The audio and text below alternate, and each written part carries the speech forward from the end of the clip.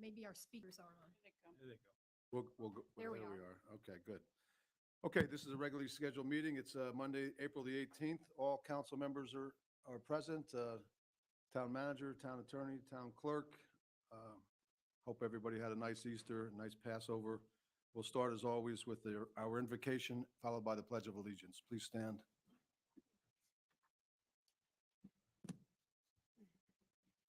We meet today to focus on the very best that can happen for our lives. Show us what we need to do this day. Give us strength physically, mentally, and emotionally. Help us to successfully meet every aspect of our lives. We ask to be inspired with creative and dynamic ideas and trust we are guided so that we can meet our lives with joy and confidence. Amen. Amen. I pledge allegiance to the flag of the United States of America and to the republic for which it stands, one nation, under God, indivisible, with liberty and justice for all.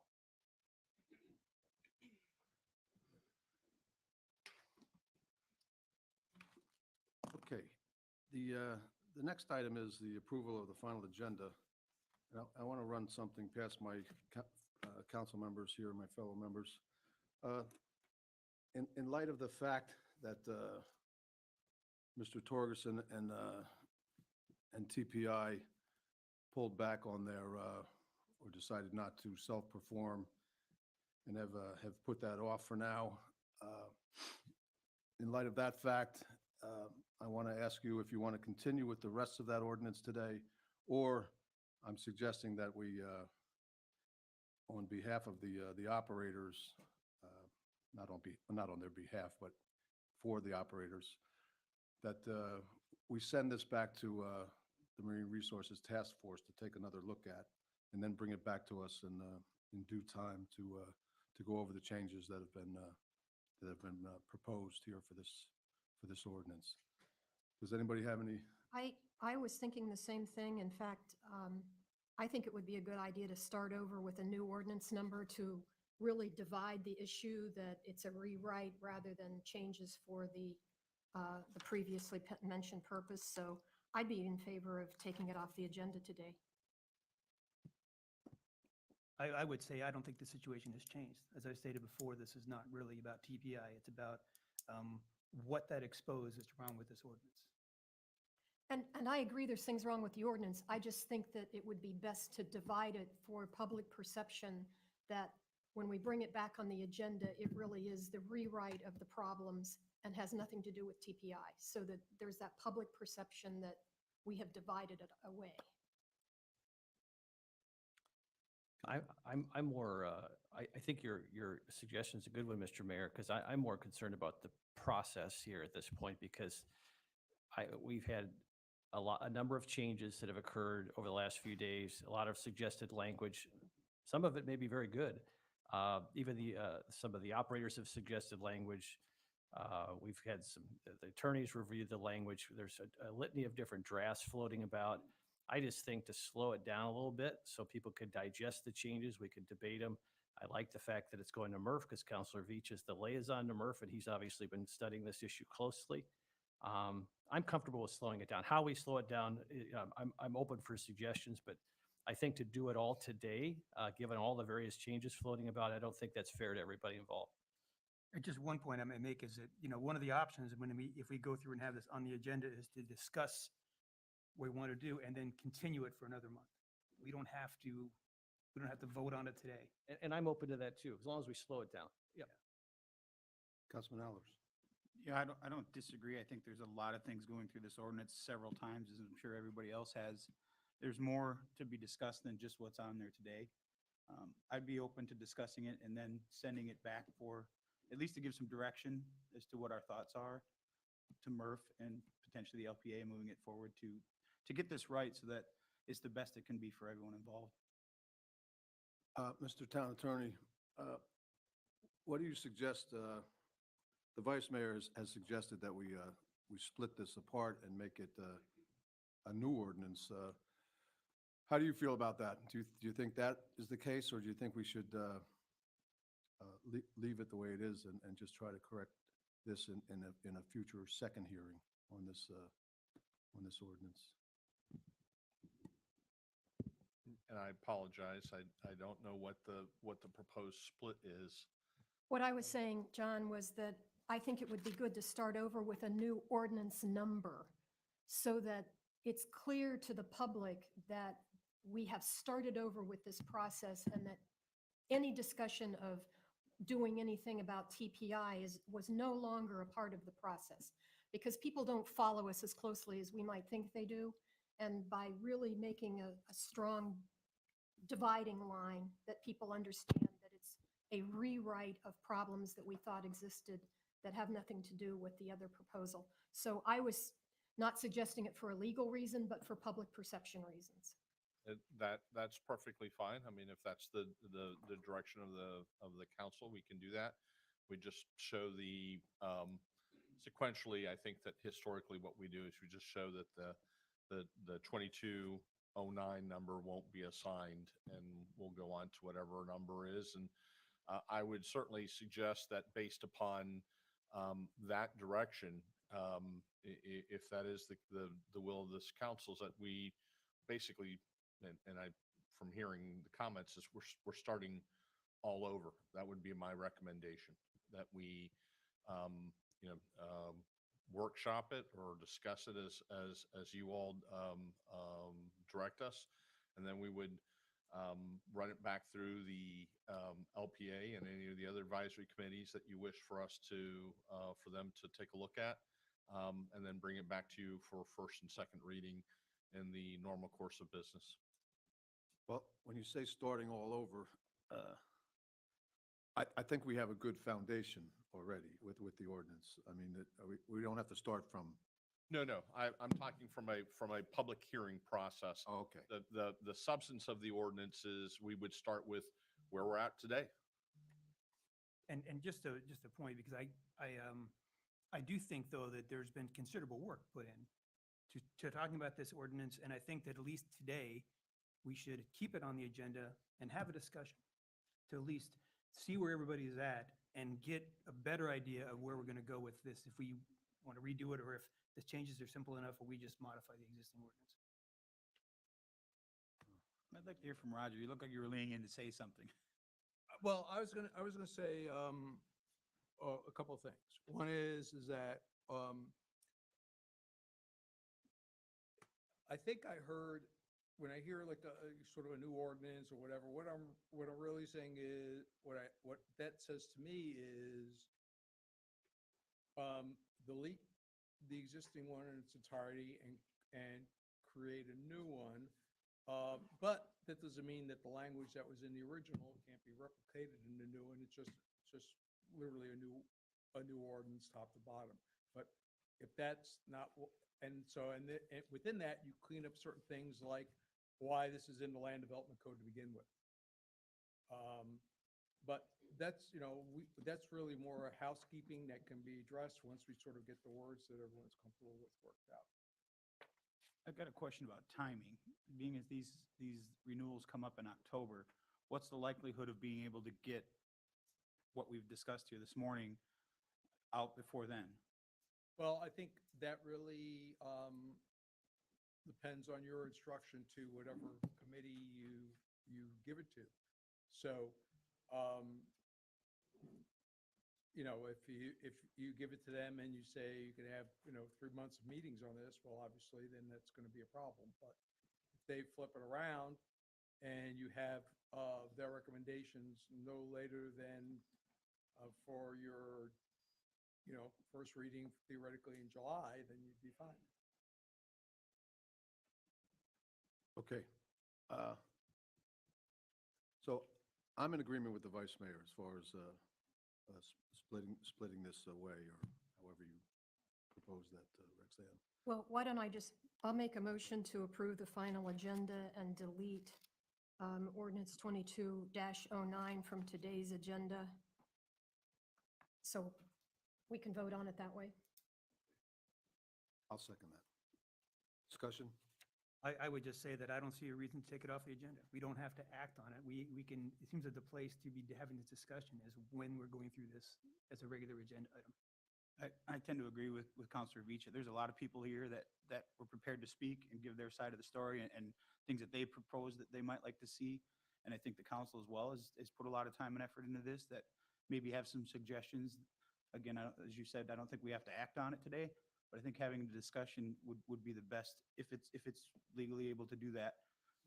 Obviously, if you remove it from the agenda, no, but what I would suggest to all those present is that if they are here to provide comments on proposed ordinance 2209, they certainly can provide those during the general public comment section of the agenda. And, we'll obviously provide that information to this council in the form of the minutes. And any notes that certainly I take as to what the discussion is. And then we can put it on as soon as we reformat it, redo it, and put it back out, then we obviously can have place it on an up and coming M&P agenda. I guess more specifically, maybe I'll direct it. Is there anything legally that would keep us from being able to discuss it and then table it? There's a difference between tabling it and what the vice mayor and the mayor's motion is, which is to remove it completely from the agenda and to direct staff to start the process anew.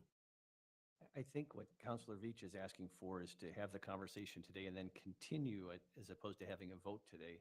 I guess my question to Counselor Veach is, there seems to be a lot of interest in having a workshop. Would you be agreeable to being part of a workshop in the interim before we have a final vote on this? Because there seems to be a lot of folks who are interested in having that kind of a dynamic exchange of ideas. Again, if I may, I'm not, if you direct staff to start this process from the beginning, to assign it a new ordinance number, we're at least, in my estimation, several months away from having a final hearing and an adoption on this ordinance. You won't see it back as 2209 for just one hearing for adoption. No, I understand that. That really wasn't my question. Is if we do what Counselor Veach suggests and we have a conversation today, and as opposed to voting on it today on second reading, we just continue it. And in the interim, we have a workshop and have some additional discussion. I guess that's my question procedurally. Yes, you can do it that way, but that's not what the motion is. I know, I appreciate that.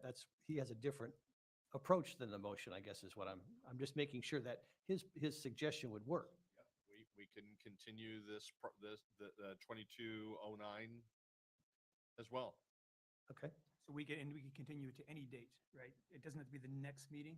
It can be That's correct. as long as it needs. Be, you could ask for 2209 to be recycled back through the advisory committee process, including the LPA, or you just take it up when you all are ready and direct us to, that you're at the point where it's close enough to where you believe a second reading and adoption is appropriate.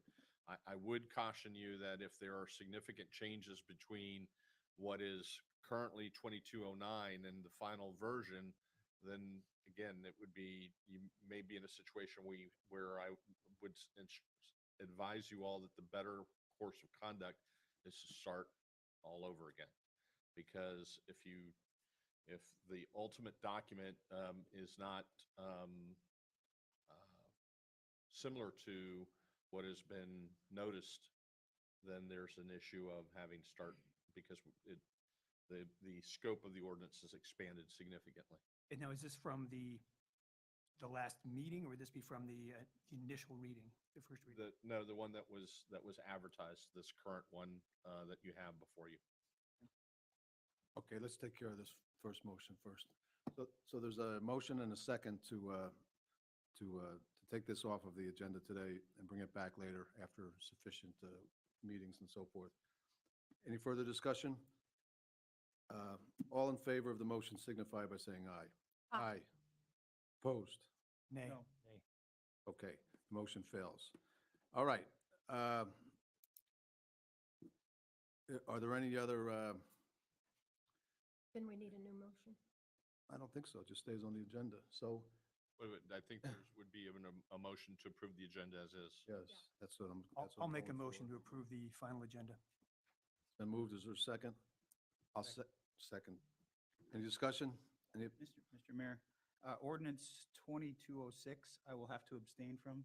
I will provide the clerk with Form 8B at the end of the meeting. It's the public hearing for the Tuckaway CPD amendment. okay? Very good.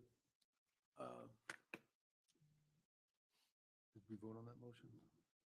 No, we haven't. No, we haven't. Okay, there's a motion and a second to approve the agenda, the final agenda. Any further discussion? Any objection? Motion carries unanimously. Okay, the next item is public comment. Madam Clerk. Richard Sabino, and after Richard is Dave Nussbaum. Mr. Mayor, Madam Vice Mayor, and other distinguished council members, thank you for the opportunity to bring my concerns forward regarding beach renourishment plans for my stretch of beach that extends from the outrigger south to the Wyndham Garden, also referred to as R200 to R203. I will begin by stating that I recognize the need for critical erosion control for a substantial portion of Estero Island and do not wish to delay efforts to relinquish or renourish those portions of the beach that are included in the current renourishment plan. However, it's also my intention to continue our efforts to maintain our property, our beach. This has been done for the last 48 years at no cost to Fort Myers Beach taxpayers. I do not want to relinquish control of my beach. It's my opinion that once Florida DEP classifies our beach as critically eroding, we will lose control under Florida Statute 161, Beach and Shoreline Preservation. The town has requested what I consider this unnecessary classification from FDEP, citing continuity of management. I believe we all agree that R200 to R203 is an accreting beach, not an eroding beach. One that does not require taxpayer dollars to add additional sand. Nevertheless, the town's beach management plan for this section of the beach includes pumping in submerged sand, regrading the beach, and in my opinion, the most important thing to me is creating dunes with plants. Under section 161.141 of the Florida statute, if an authorized beach restoration, beach nourishment, and erosion control project cannot reasonably be accomplished without the taking of private property, the taking must be made by the requesting authority by eminent domain proceedings. Now, at this point, we have only verbal assurances from the town that this will not happen, that we can opt out at any time, but we have nothing in writing. This is the primary reason for some referring to the current beach renourishment plan as land grabbing. Because once we have the critically eroding classification from FDEP under Florida Statute 161, we cannot stop the town to go forward through their entire action without expensive legal action, and I believe the town is aware of this fact. Now, furthermore, dune plants are protected from grooming under regulations of the FDEP. They cannot be cut back or removed. Moreover, according to Florida Department of Environmental Resource Management, guidelines for beach dune, the vegetation would trap blown wind sand, which collects around the plant. And as the plants become buried, new roots develop on the recently buried stems while new stems emerge from the sand. In other words, dune plants would proliferate and ultimately take our white sandy beach away from us. And there will be nothing that we can do about it as beachfront owners at that point. Now, my parents purchased our beachfront unit in 1975, and as a legacy owner, I'm here to plead with you to leave our beach alone and let my family and tens of thousands of other annual visitors continue to create priceless memories on our beautiful expanse of white sandy beach, as has been done for the past nearly 50 years. Thank you for your attention. Dave Nussbaum, and after Dave is Glenn Harris. Good morning, Mr. Mayor, Madam Vice Mayor, and the council. My name is Dave Nussbaum. I'm president of Island Winds Condominium. At the latest Marine Task Force meeting, Chad Schutz stated per his source, the cost for 0.15 turtle glass was negligible and it was readily available. This is incorrect. I have checked with vendors on the beach.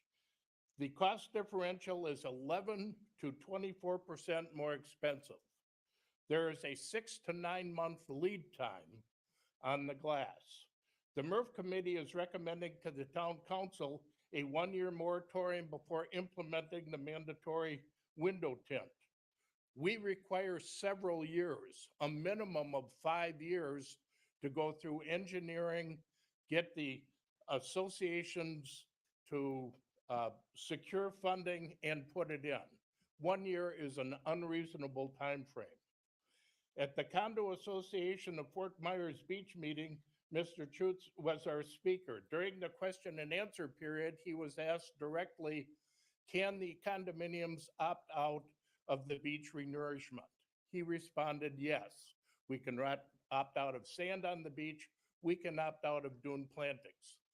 My question and others in the room said, can we get that in writing from the town? Chad said, I am not the town. You have to ask the town council that. So here we are. You've heard about section 161 that states once a beach is classified as critically eroding, we cannot, then the statute comes in. The town has the authority under that statute to come in and do whatever they wish on our beach. They can use eminent domain.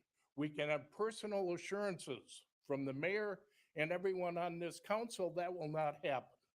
However, councils change, attitudes change, and suddenly we are forced with a long legal solution to a problem that we're simply asking if the town can give us written assurances, we will accept that. It should be at least a 15 to 20-year assurance because that's how long the critical erosion stands with Florida DEP.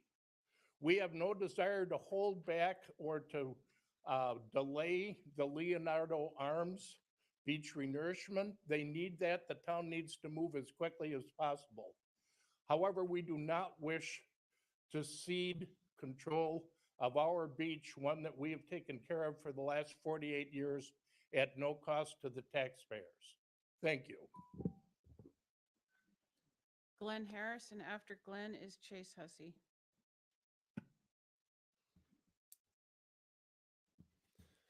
Good morning, Mr. Mayor, Madam Vice Mayor, and council members. My name is Glenn Harris of Alair Homes. I'm a native Floridian and have been building and renovating homes on the islands of Lee County for 19 years. I'm here today to respectfully request that proposed ordinance 22-05 be delayed and left open for further discussion. In the council meeting held on April 4th, a staff member was asked by the council how many homes or properties would be affected by this ordinance. Their response was that it was a very small fringe and could think of only one property, the Randy Lane property. That's a project we recently completed. And to that point, we have been told in more than one conversation with staff that the intent of the new ordinance was to use Randy Lane as the upper limit of allowable structures. Give us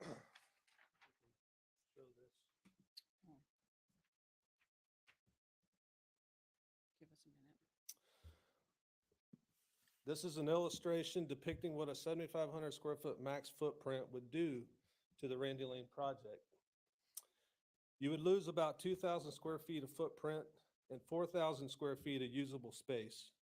There's also been this notion that this 22-01 and 05 ordinances result in minimal impact on the island. The current proposed ordinance represents the third time in the last year that residents' rights have been attacked concerning their property, and it has affected multiple projects for Alair and other builders on the island.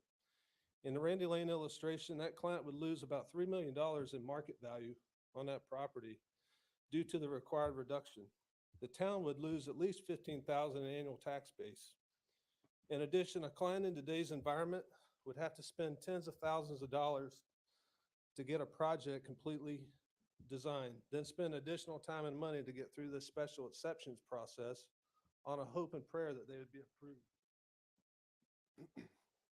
To summarize, the impact of these ordinances is substantial. I have 4 clients today that have been or will be majorly affected financially by these ordinance changes. They're all current residents of the island and have invested heavily in the future of Fort Myers Beach. They have purchased real estate at a premium, and some have spent thousands in design only to find out that they have to start over or spend thousands more to adjust their plan or go for a special exception. As a concerned professional on the island, I ask that you delay a vote on ordinance 2205 and allow the residents, builders, designers, and staff to have constructive discussions over how we can mitigate the issue in a more collaborative effort.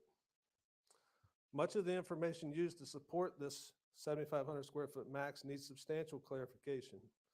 We are more than willing to contribute our time and knowledge for the benefit of a better solution. Thank you. Thank you. Chase Hussey, and after Chase is Ginger Weber. Got it? Ginger Weber, same. Mike Miller. And after Mike will be Jason Newton. Okay. Good morning, Mr. Mayor, Madam Vice Mayor, and council. My wife and I have been coming to Fort Myers Beach for well over 25 years.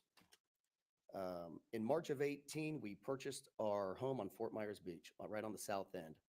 For over 2 years, we tried to acquire the vacant land next door and to be able to expand our home. Finally, we acquired it in mid of 2021. My wife and I hired an architect and a builder to start the process of building our dream home to be able to have our entire families down for the holidays and even family gatherings. This brings in thousands of dollars of extra revenue each year to the community, like restaurants, bars, gift shops, and even the city parking. We are a big supporter of local business and do everything we can to spend our money in their establishments. Since we purchased the land, Fort Myers Beach Council has not only changed the setbacks in February, but is now trying to further the limit of square footage, footprint that we can build. The setbacks alone have caused me a loss of tens of thousands of dollars in changes that I have yet to do, as losses of hundreds of thousands of dollars of valuable land that I can no longer build on. Now, the dimensional regulations amendment you plan to vote on will completely eliminate my ability to build my dream home for my family now, with losses in the millions. Many people, such as myself, have spent most of their lives working hard to be able to live their dream. This amendment you plan to enact will kill it for many people now and in the future. What is the reason for the change? Obviously, something to do with Randy Lane. Landowners should have the right to build their dream home just as long as it's within the proper area of their lot lines. From what I have heard, but I may be wrong, you can apply for a variance for a larger footprint. If this is the case, then why have an amendment at all? How do you okay one person to have it, but not another? In the end, vote no on this amendment so everyone who wants to make Fort Myers Beach home can. Thank you. Jason Newton, sorry. After Jason is Carolyn Caney. All right, Carolyn Caney. All right, Terry Kramer. You got it, Sawyer Smith? Yep, Bruce Butcher. He's not going. Okay.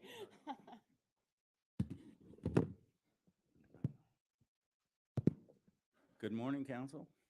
Morning, Bruce. I'm here representing the Laguna Shores Homeowners Association today. As you recall, last year, we were up here speaking with you about dredging our channel.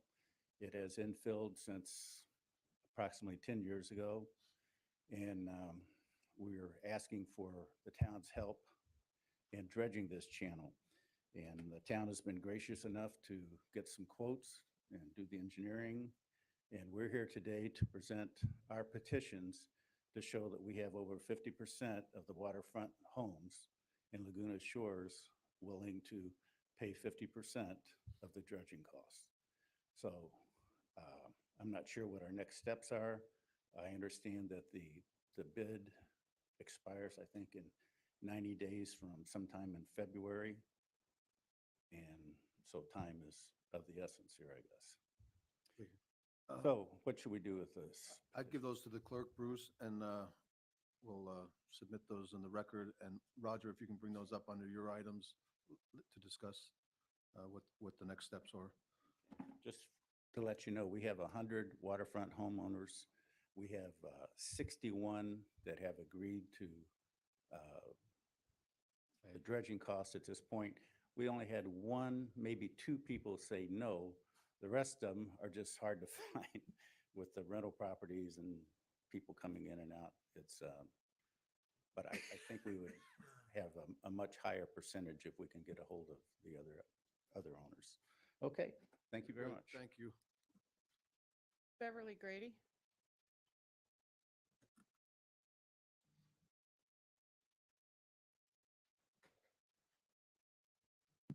Good morning, Mr. Mayor, Madam Vice Mayor, members of council. For the record, my name is Beverly Grady, and I just want to speak on process and transparency. In December, this council held a December planning and management meeting, and it was on the issue of beach vendor. And what was said at that meeting by council, as well as the town manager, is that you were going to meet with the vendors.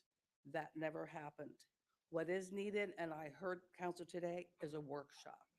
And the participation of the vendors, there's quite a history, and which has not really been provided to council. This is a land use regulation. This needs the LPA. This is major revisions that are being proposed. And we also would ask that when you advertise an ordinance, that it be ready to be distributed for inspections so that your citizens can be prepared. Thank you very much. Thank you. Next, That's all I have signed up. is there anyone else that wishes to speak before we move on? Seeing none, we'll move on. The next item is local achievements and recognitions. We'll start down here. Councilman Beach, anything? I've got nothing. Nothing this morning, Mr. Mayor. Thank you. Madam Vice Mayor.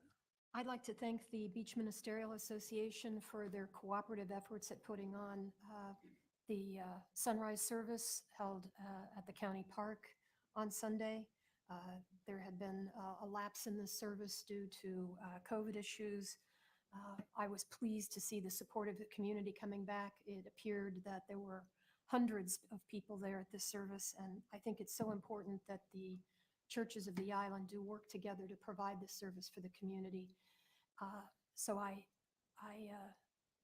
thank the pastors involved, the Beach Ministerial Association, and all those folks who came.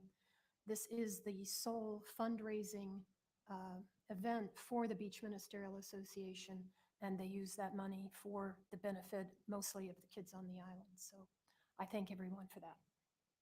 What did they do? Pass the basket? They do. Councilman Allers. Yeah, I'd just like to thank Allison Geeson and her staff. They put on an excellent Easter egg hunt on Saturday at Bay Oaks for what seemed like hundreds of kids and adults. I know there was a lot of work that went into it by the Community Foundation as well as the Women's Club in stuffing those eggs. And the countless hours that were put in to put those eggs out for the kids to find, which took about 30 seconds. It was like going to a Greyhound track. The only difference was the bunny was at the back. So congratulations on a great event, and I look forward to it next year. Well, of course, we want to thank you for being that bunny. There may be believers out there, Mr. Mayor. I'm sorry. Well, I don't think they're watching this morning, but a bigger bunny I never saw. But anyhow, you did a fine job. I won't take that. Take it in the intention meant. Okay, the next item is advisory committees. Steve Johnson from MRF is here.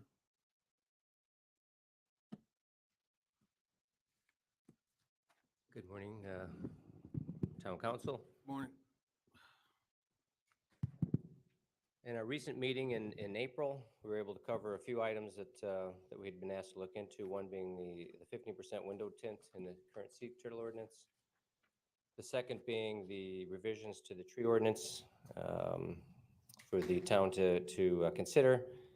And also a notification to Town Council regarding the broadcast herbicide spraying down at the Carlos Beach and Pearl Bird Nesting Beach. So first, the recommendation for the 15% window tint in this current sea turtle ordinance.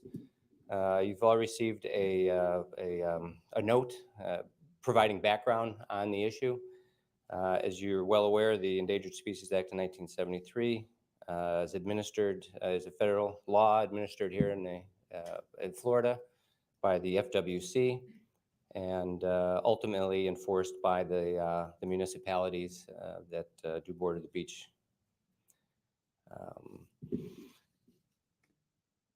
When in 2020, staff and MRF recommended a rewrite of the Sea Turtle Ordinance, essentially an adoption of the model ordinance.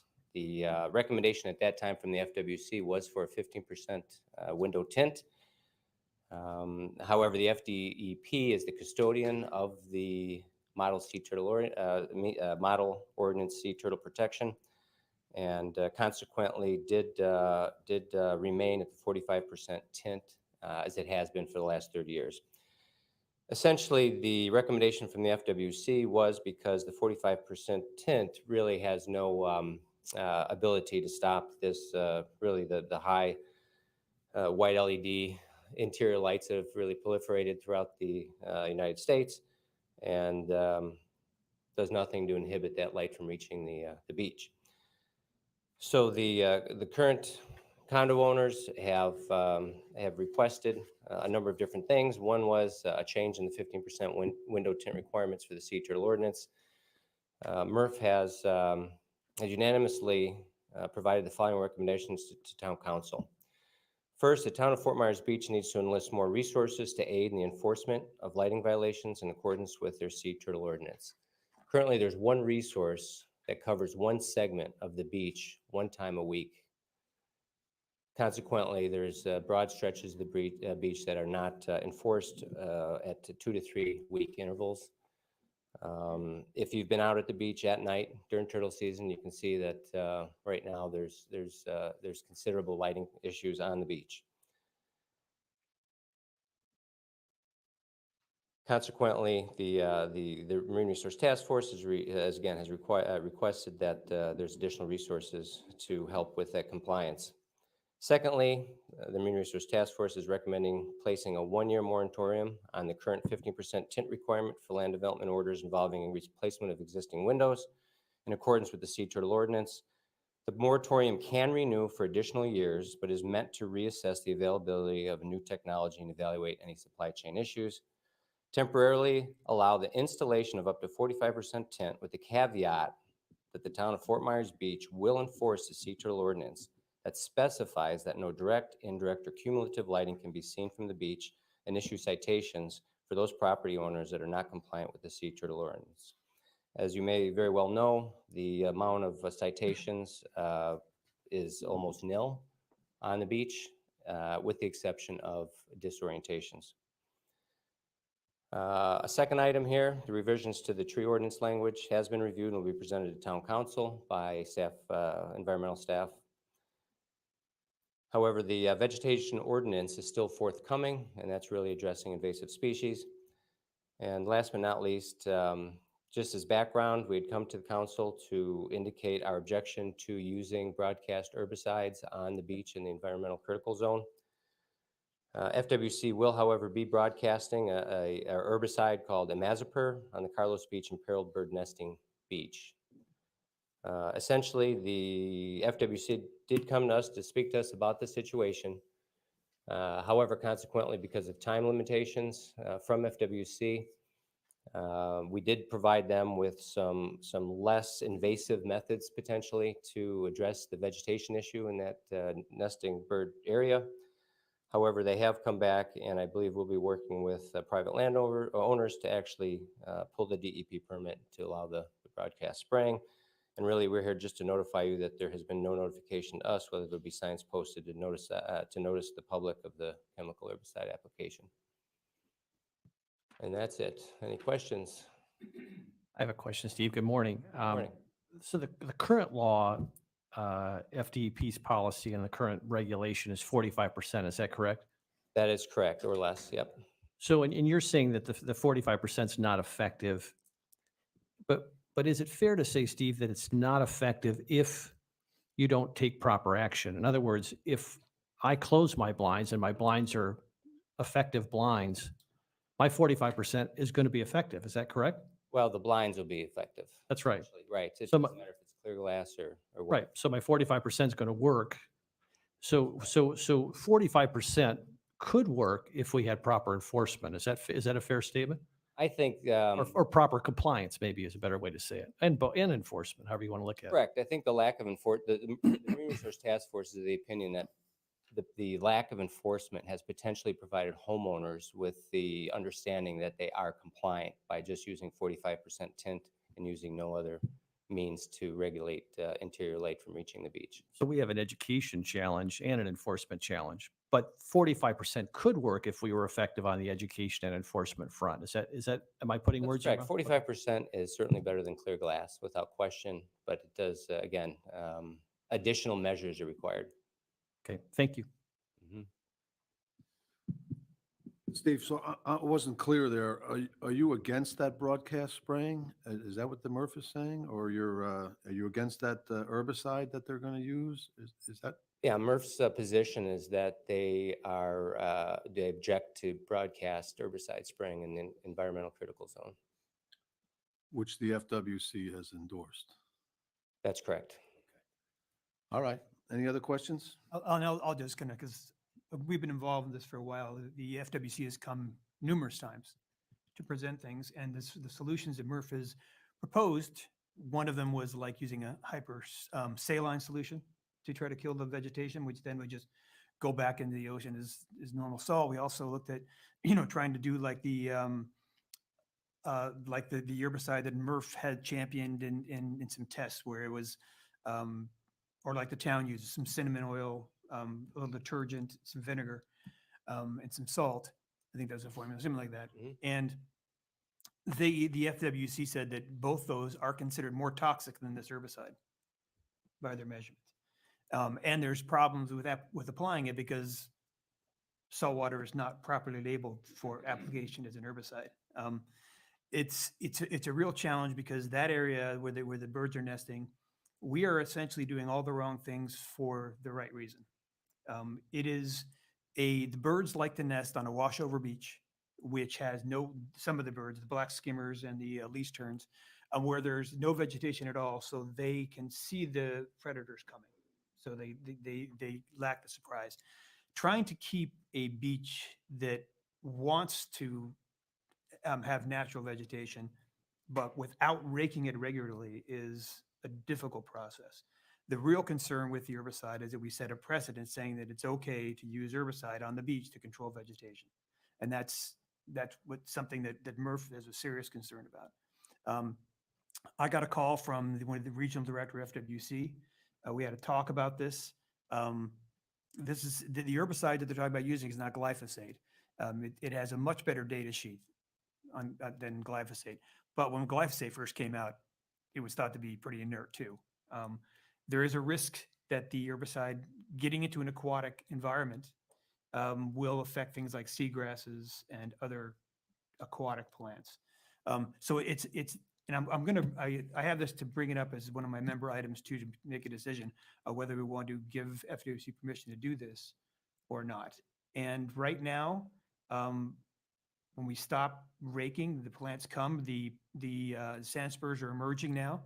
And they had a 30% mortality on the black skimmer chicks.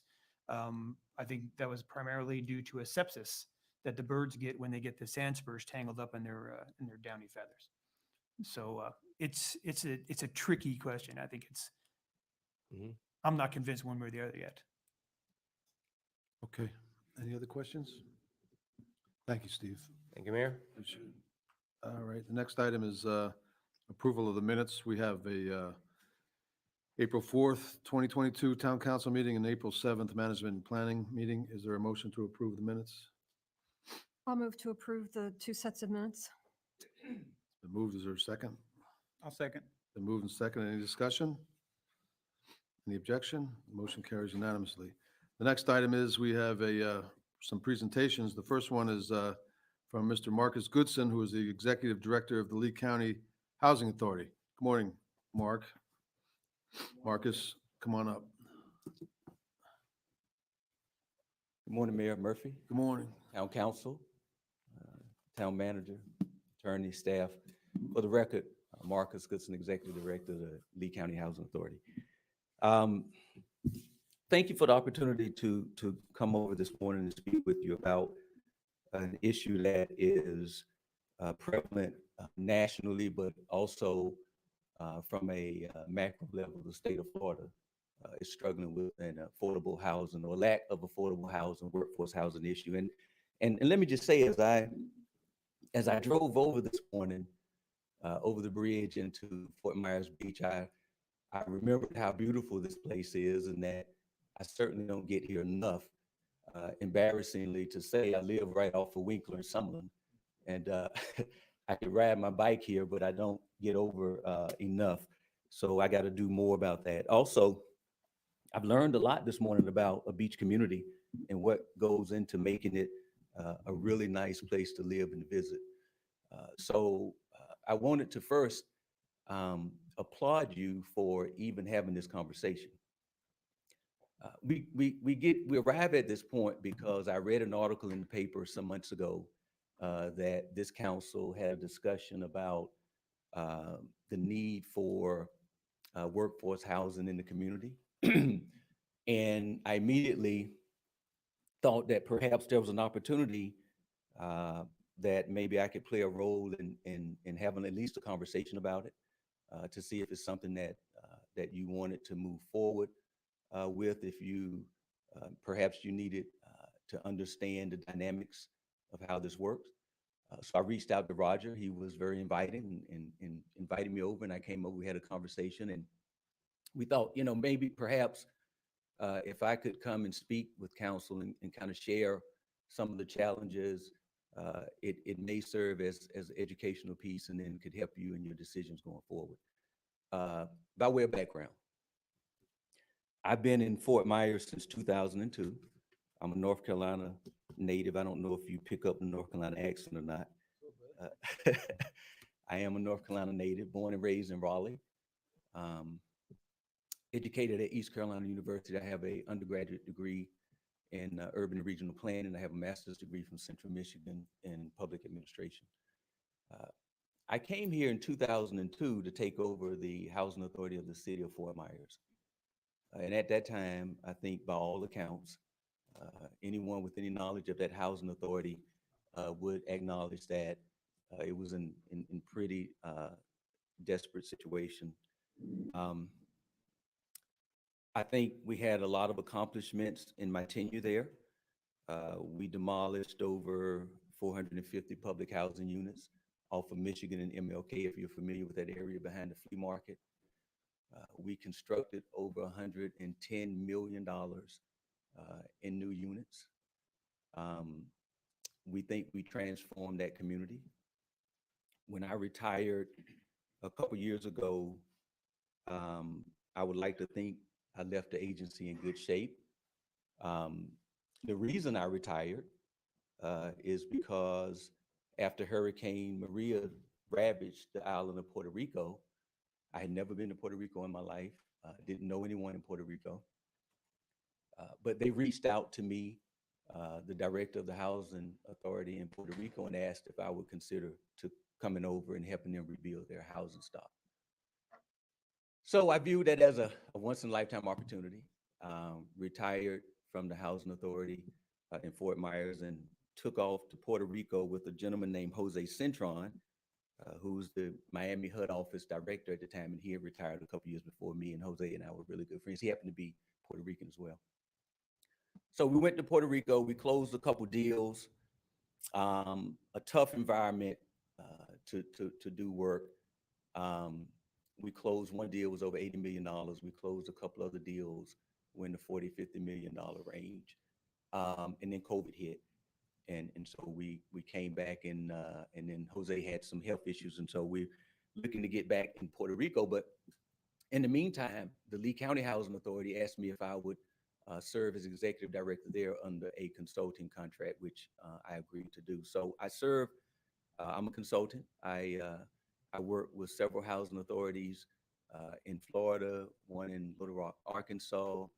And currently we've got working with 2 projects. We haven't broke ground yet. 2 projects over in DeSoto County, 3 projects over in Polk County with the Winter Haven Housing Authority. So affordable workforce housing is sort of in my blood and what I tend to do.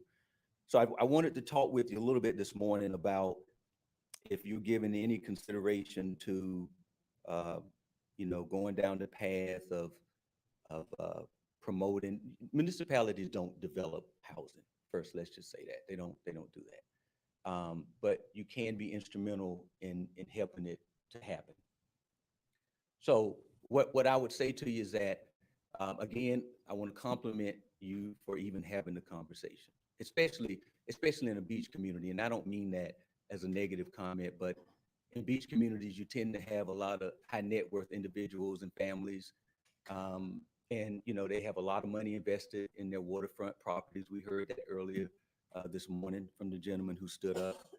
And so there's a concern when someone begin to talk about affordable housing, how will it negatively impact my investment, the home where I live? And so there's a misperception, sometimes misconception about how this works. And so I'm respectful of everyone in the room and everyone's investment in the community. But I think we all know that this community runs as smooth as it does because of people who work in this community. And a lot of those people who work in this community can't afford to live in this community. So that in itself, I think is sad, but it's not germane just to Fort Myers Beach. It's a national problem. And so I didn't want to kill you with data. We certainly, planners can do that. But I didn't want to do it this morning. I just wanted to talk a little bit about what's going on, from a macro level. The state of Florida is in a tough situation with the lack of affordable workforce housing. We currently have 795,000 low-income, cost-burden renter households. And I'm going to explain that in a second of what that means, because that's important when a family is living in a home and they're cost-burdened, okay? Florida has 23 affordable rental units per 100 households. So you can see right off the bat, there's a big deficit there. A housing unit is considered affordable if gross rent plus utilities costs no more than 30% of household income. Households paying more than that amount are considered cost burden. All right, let me drill down on that for a second. So if you're cost burden, and I'm going to give you renter household data because that's what we're talking about here, rental units. In Lee County, this is more of a micro conversation we're having now. In Lee County alone, there are 18,731 families that are paying more, that earn 0 to 50% of the AMI that are cost burden. That's 27%. Between 50 and 80% of the AMI, there are 11,000 households in Lee County that are cost burden. Now remember, cost burden is paying more than 30% of your gross income to rent and utilities. Over 80% AMI, there are 4,800 homes in Lee County currently. Those numbers bear out that we've got some work to do to increase the affordable housing options in Lee County. Locally, Lee County's in-migration numbers are about 25 to 30,000 new residents per year that are coming into Lee County. And a lot of those families are going to join that cost burden list. Marcus, not to interrupt, but do we have this presentation that can Yes. move along with it? Oh, am so I we can- supposed to be controlling that? I saw you flip the page I and I can't- thought it might be I better. didn't think, I didn't think he started his PowerPoint. Yeah, I can't multitask. What I just point this thing this way? There you go. Oh, okay. There we go. Oh, well, a lot closer.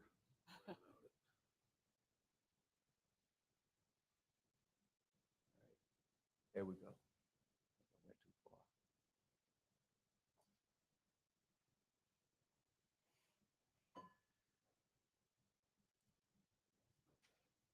far. And what you're getting at, I just have a question on something you said. You mentioned, you said that municipalities don't develop housing. No. The projects you're talking about, that, how is that not developing housing? Local government doesn't get involved at that level to develop housing. So, housing authorities develop housing. Local government typically will add a local government contribution to the project, maybe a land donation. But in terms of a local governments don't typically develop housing.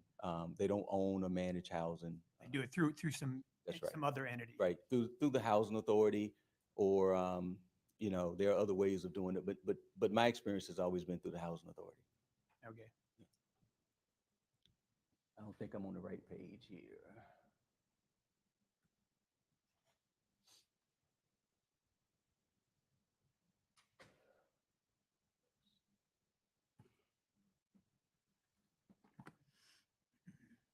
Takes a second to come up, I think. Right.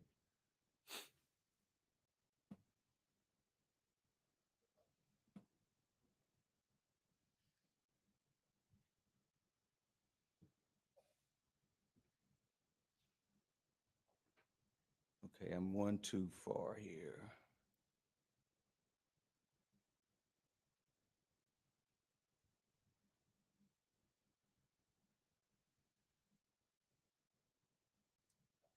I'm trying to get this thing. I don't know how to get it to where I need it to be. Let's see. Let me see if I Don't can. worry about it. We're following you. Yeah, we're following. Just use your notes, You Marcus. say That's fine. change the slide. I think, can you change the slide inside, Jason? Just say next slide and he'll change it. I'm on page 3. I'm on page 3. There you go. Thank you, sir.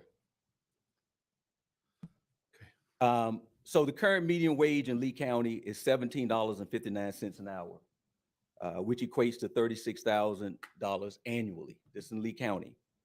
To put that into context, 75% of working individuals in Lee County are earning $55,000 per year or less. Again, we're speaking of Lee County, where we all live, and in the community that we love. The required wage to afford the average apartment in Lee County and not be cost burdened is $47,880 after taxes, and not be cost burdened. About 25% of all households in Lee County are renters, which 50.9% of total renters are considered cost burden as we speak this morning here in Lee County, 50%.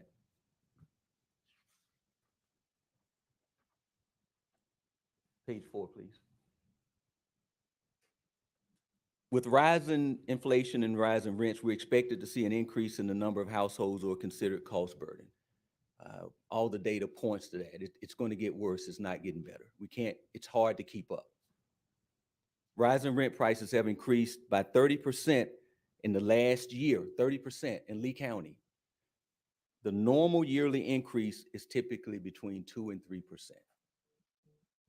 And it's risen 30%. Go try to rent an apartment in Fort Myers, a market rate apartment, 2-bedroom, $2,300 per month. That's a mortgage for a lot of people.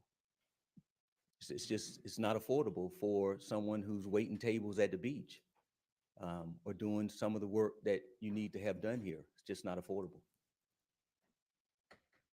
Workforce housing is defined by the Urban Land Institute as housing that is affordable to households earning 60 to 120% of every median income. Workforce housing is thought of as housing for public employees, teachers, police officers, firefighters, and others who are integral to the community, yet who often cannot afford to live in the communities they serve. And I certainly don't want to put words in anyone's mouth, but I would like to think that that's probably the concern of the council here, is that we need to do something to try to create some workforce housing in the community or close by the community.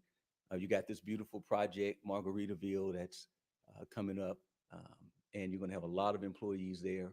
And just based on the data that we have, I don't know what they're paying, but just based on the data that we have, I guess the working assumption is many of those employees may not be able to afford to live in the community. And by the community, I expand that. Even Fort Myers in market rate, it's $2,200 per month. Beautiful developments, but just not affordable to most people. just as a definition, HUD does not distinguish between affordable and workforce housing. I know, page 5, please. I know that, as I said earlier, I've been in this business now for quite some time, and there's a public distinction, although it's not much of a distinction, but there's a public distinction between workforce housing and affordable housing.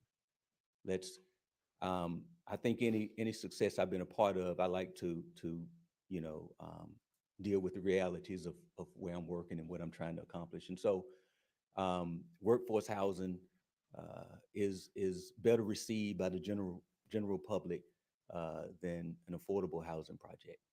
And so we understand that, and we try to work within those parameters, understanding fully how it can be perceived in the community. Just a quick clarification. So I know, for example, what Sanibel does is they have a grading system. So you have to be employed in the municipality, and the longer you've held the full-time job, the more points you get. So that would be a distinction between workforce housing and affordable housing, right? It's not just the percentage of the AMI, but it's some kind of test. I think you may be right there. Sanibel has a housing trust, I believe. I'm not too familiar with it, but Sanibel has a number of units on the island that are designated affordable.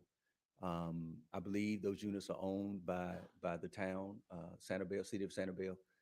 Not sure. They may not be. Okay, yeah, not sure. I'm not terribly familiar with that. They have a nonprofit organization that owns it. They also have a trust. Okay, yeah, I know there's a trust there. I've never done any work out of Sanibel, but I know they have some efforts to address their affordable housing needs there. Because that was going to be one of my questions too, is what's your interaction with Sanibel as far as, is there any funding that's available that the county gets that can go to you know, a town initiated project? Absolutely. We have a project that we're currently working on over in Cape Coral. It's called Civitas of Cape Coral. You may have seen it in the news. It's garnered quite a bit of press. It's a 96-unit development. It's an affordable development. We've got 4% tax credits. It's a CDBG DR. DR is a disaster relief funding program as a result of one of the hurricanes that hit this area some years ago. So we applied, we received funding. We just received a commitment in housing trust funds from Lee County government up for $1.5 million. So yes, you can get support from Lee County, which if this council at some point decides to move forward on a project, I would certainly recommend to Roger that you certainly approach or pursue county assistance with some of their funding. They've also got the Rescue Plan Act money, which currently as of a month ago, there was about $48 million that was unbudgeted in their plan. So as I talked with one of the county managers, assistant managers, I tease them about, you got all this money unbudgeted, let's do some real big affordable housing stuff. And I'll tell you, Sarasota County committed $20 million. There are several counties in the state that have committed, and I didn't bring those notes, that have committed a tremendous amount of their rescue plan funds to affordable housing, a tremendous amount. So it's good to see that local government has recognized the shortage of affordable housing and the need to try to do something to address it. Now, without sharing too much of my conversation with the town manager, we did look at some areas that may be suitable, recognizing that land is extremely scarce on the beach. And even if you found land on the beach, it probably would not be affordable. You've got to be able to get the deal to a closing. And land is one of the largest single costs to a project, and land can also derail the project. I've been in one project that was derailed because we had a purchase sales agreement for the property, and once it came up for an extension, the landowner chose not to extend the purchase sales agreement. So we lost about a $24 million project over in North Fort Myers. That was last year. In all honesty, the Civitas project is in a tough situation because of the land. So you got to make sure you've got the land under control, and the owners are committed to working with you and sticking with you until you get to a close. And this is a long process. Sometimes other people come in and offer more for the land that your PSA that you have under contract. And then once that first deadline comes up, they don't extend it because they've got someone else waiting, willing to pay more. So it's a bit of a struggle to get this done. But I don't want to, I know you've got a lot of people waiting to talk. But you can develop this housing using 9% tax credits, which is what we use most of the time to develop. 4% tax credits as well with bond financing through Phil Burnett Shop in Fort Myers, which is Lee County Housing Finance Authority. But it just takes a lot of different funding sources to make it work. It's certainly doable. Again, just having the conversation is encouraging. And so I would say, after you've had time to digest some of this, if you have any questions of me, even now, I'm happy to answer those. If you want to follow up through Roger, that's fine.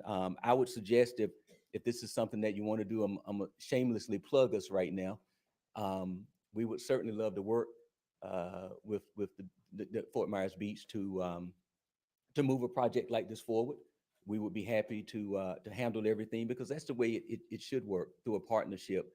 And then we would handle the RFQ, bringing in a co-developer partner with deep enough pockets to make this project work, because you've got to have developers who can put the money up front and make these things happen. But you know, I think given land cost in this area, some kind of local contribution would be something that would help move the project forward. Certainly Lee County government, we would go to them as well. So having said that, I don't have much more to add, and I don't want to take up your time unnecessarily. If you have any questions, I'm happy to answer those at this time. I don't have a question, but I have a couple of comments, and I'm glad to see that Lee County has expressed, by having you as a consultant, their interest in doing affordable housing. But I'd just like to say, for the record, my disappointment in what I see to be their commitment to this issue. They recently agreed to accept funds from a purchaser of an apartment complex to release them from their obligation for those units which were already committed to be affordable housing. That was a big disappointment to me, and I'd just like to say that for the record and have you convey that back to them. That now our stock of affordable housing in Lee County is actually smaller than it was previously, in exchange for money, which is not going to be quickly turned back into affordable housing. The other thing I'd like to convey to you, I have some specific knowledge of affordable housing because I serve on the board of a nonprofit, which is currently adding buildings to a nonprofit, or to an already affordable housing that exists in Lehigh Acres.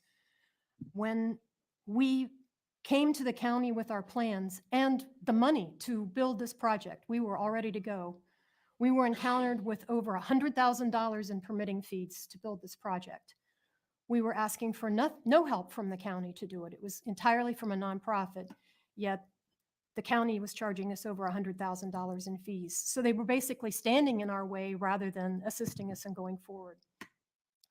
I think if the county really has a commitment toward affordable housing, one of the things that they could do would be to contribute by lowering those fees substantially or getting rid of them altogether for nonprofits who are ready and willing and able to step forward to do this. So I just wanted, for the record today, to convey those things to you, if you can take those back to the people that you talk to. Having said that, I look forward to you assisting us with our future efforts in this area. I think it's one of the biggest problems that this entire county, and especially this community, has right now. We are not going to continue to function. People cannot get people to come in and do work on this island for them unless we have places for them to live. So I thank you for your efforts in this area, and I look forward to your assistance in helping us. Well, Councilwoman, let me say it's always refreshing to know that you're speaking to an audience who understands your business and what you are working in. And if if it makes you feel any better, maybe it won't. I will share this. The money that you're speaking of, so what happened is that there was a private developer who built a development in Lee County. And that developer got certain considerations to set aside a number of units for workforce affordable housing. That developer realized that the market to purchase market rate units from these big real estate investment trusts from New York and different places was more lucrative than the assistance he got from the county. So he chose to default and to turn that money back into the county. So all of those units in the development would now be market rate, which raised the value of his property, which he sold. Okay. If it makes you feel any better, Councilwoman, the money that was turned back in, or he paid to get out of the agreement, was the $1.5 million we got for the Civitas project in Cape Coral through the Housing Trust. We still lost those units, I get it, because we probably would have gotten the 1.5 out of the rescue plan money. But those are the same funds that are coming to the project in Cape Coral. So I understand your frustration. My experience with Lee County has been a lot better than yours, based on your testimony there. We typically get considerations when we go there for affordable housing projects, a lot of cooperation, a commitment of $1.5 million on another project. So if I can be of any assistance to your nonprofit, I'm happy to help there as well. And I appreciate your time this morning. I think this is doable. Roger and I have had conversations, and we recognize there's a land issue, land availability issue, and we're looking at some options. But if you choose to move forward, we're certainly ready to help get this ball rolling, and I think we could be instrumental in getting something done. And that takes time. If you say it's something you're interested in, we may not break ground for 3 years, but we got to start somewhere, because this is a tough area to do workforce housing. It really is. Well, we appreciate you coming down, Marcus. Invite me down more often. It's a beautiful place. I need to come down more Yeah, often. well, you're close by. I am. Traffic should get a little easier now. Come on down. Thank you so much. Any other final questions? Just a quick question, Marcus, just to follow up. You said that $48 million that was unallocated or through the relief fund. What was their response? Well, sort of a little snicker. And I said, just so you know, Glenn Slayer, Assistant County Manager, I met with him and some of his senior staff, Mickey, a couple other people, Jeannie Sutton over at Human Services, Roger Mercado. They've been really good to work with. That's why I'm just surprised that they didn't open the doors for you on your project. And it's disappointing as well. But I've written a letter, and I'm happy to share that letter with Roger, and he can share with you all, where we asked for several $1 million for affordable housing in Lee County. That's an official request outside of the 1.5 from the Housing Trust. You know, at our meeting at the Horizon Council last week, this was the number one thing that was brought up. Glenn, you mentioned Glenn, he was, the county understands, and Commissioner Hammond was there, and the entire economic community, if you will, that was there. This is going to be discussed heavily at the next meeting. Perhaps you could reach out to Glenn, and maybe you could come in and speak at that, because you seem to know an awful lot about what you're talking about. And they made it very clear that the county is looking for dirt-ready projects. So if you could, that would, you know, I was going to bring this up at the end, but since you're here. I'm happy to. And the reason they mentioned in dirt-ready projects, because the money that they've received from the federal government has an expiration date on it. And if it's not obligated and then expended within a certain amount of time, they lose that money. And you never want to send money back to Washington. I think we all can agree on that. So we try to go to them with shovel-ready projects. And Glenn has been good, and the others that you named. And I'm happy. Glenn knows, all of the people in the county know what I do. And I've been around for almost 20 years now, so they know what I do. Do you ever work with like repurposing buildings instead of building new housing units, to like take commercial or retail spaces and convert them into housing? I haven't done that personally. You see a lot of that in places like Atlanta, Georgia, and more urbanized areas. You see a lot of repurposing of buildings. Here, we tend to demolish more than repurpose. I know even the old News Press building, there's a lot of coverage of that. And I'm not sure if they're going to repurpose that or demolish it, or what may be the case. But you don't see a lot of that here, because you know, you have a lot of flat land, and you do, other than down in this area, there's quite a bit of land available if you can afford it. It's so expensive in Lee County now, but if you can afford it, there's land available. Again, thanks for coming down, Thank you. Marcus. Thanks for We inviting me. look forward to continuing this conversation hope- with I you in hope the so. future. I Maybe- appreciate it. Maybe by the end, we'll understand some of those acronyms. More acronyms. Thank you so much. Thank you so much. Thank you, Marcus. Okay, the next item is continuing the discussions. We have a discussion of roadway safety lighting. We have some engineers here and FPL folks. Raj, you want to start us out on this and get us on the path here? So, so this is part of our series of discussions on the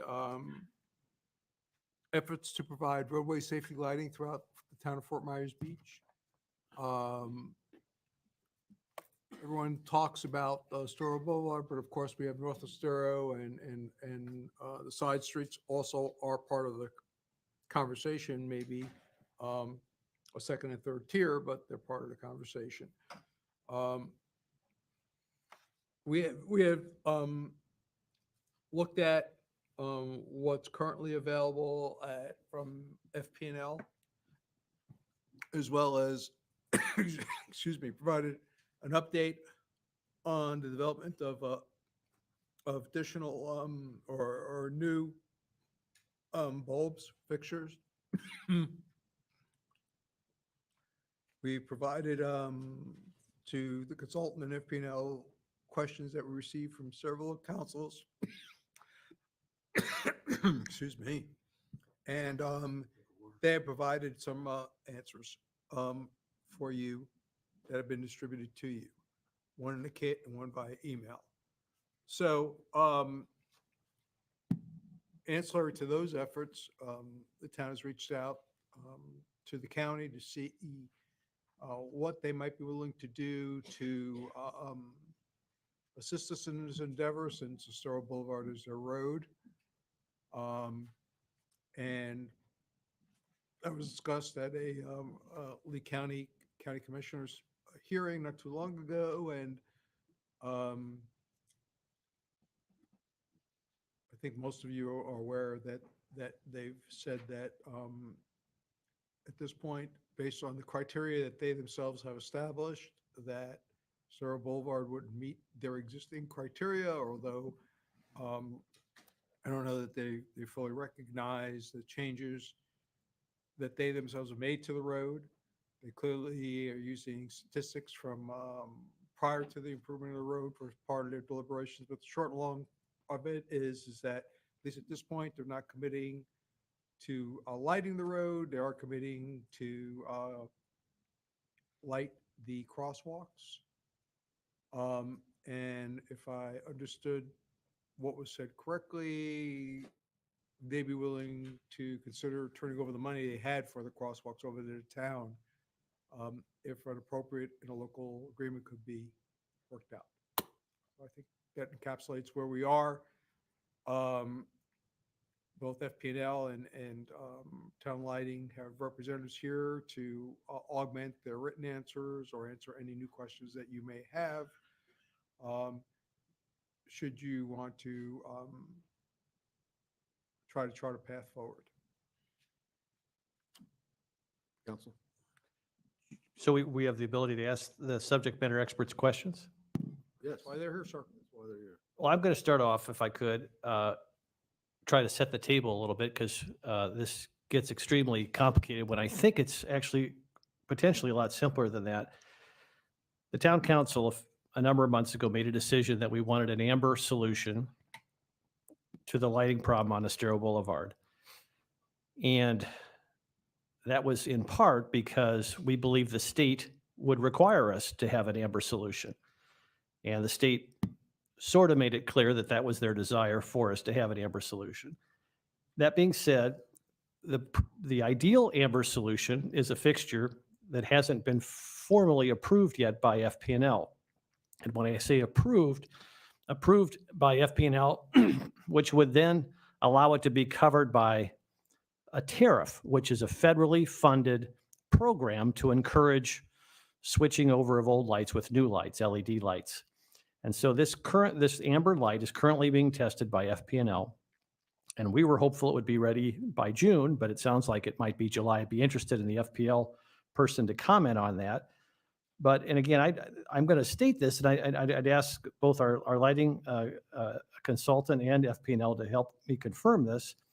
If this light passes muster with FPNL, and I'm hopeful it will, and I, again, like to have an update on what that testing timeline is and how that's going. I understand that Visionaire light to cost the town to do Estero Boulevard at $1,482,000. I also understand that the county has pledged for us to use at our discretion funds of $1,400,000 for lighting on Estero Boulevard.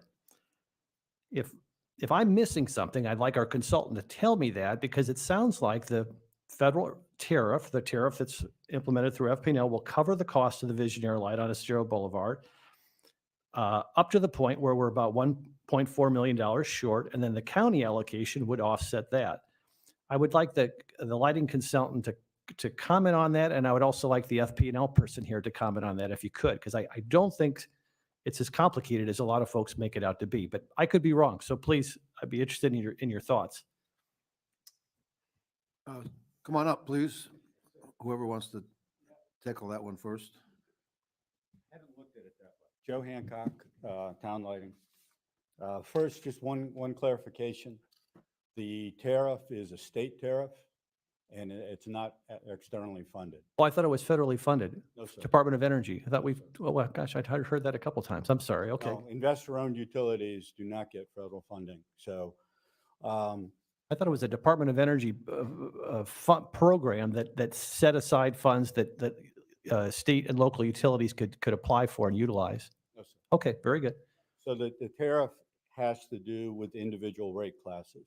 Okay. So, and they can elaborate later, but in simple terms, the cost to provide residential service is paid for by residential customers. And it's an incentive by the utility to help us upgrade our lights to make them more energy efficient, in essence, correct? Aren't they incenting us to put in LED lights or to upgrade our lights? No, sir. The LED tariff stands on its own. The cost of LEDs have gone down. The cost of HPSV, the legacy, has gone up. The federal government has instituted some price pressures on the legacy technologies, causing them to go up. LED, the efficacy has been going down year over year. So the two crossed a couple of years ago.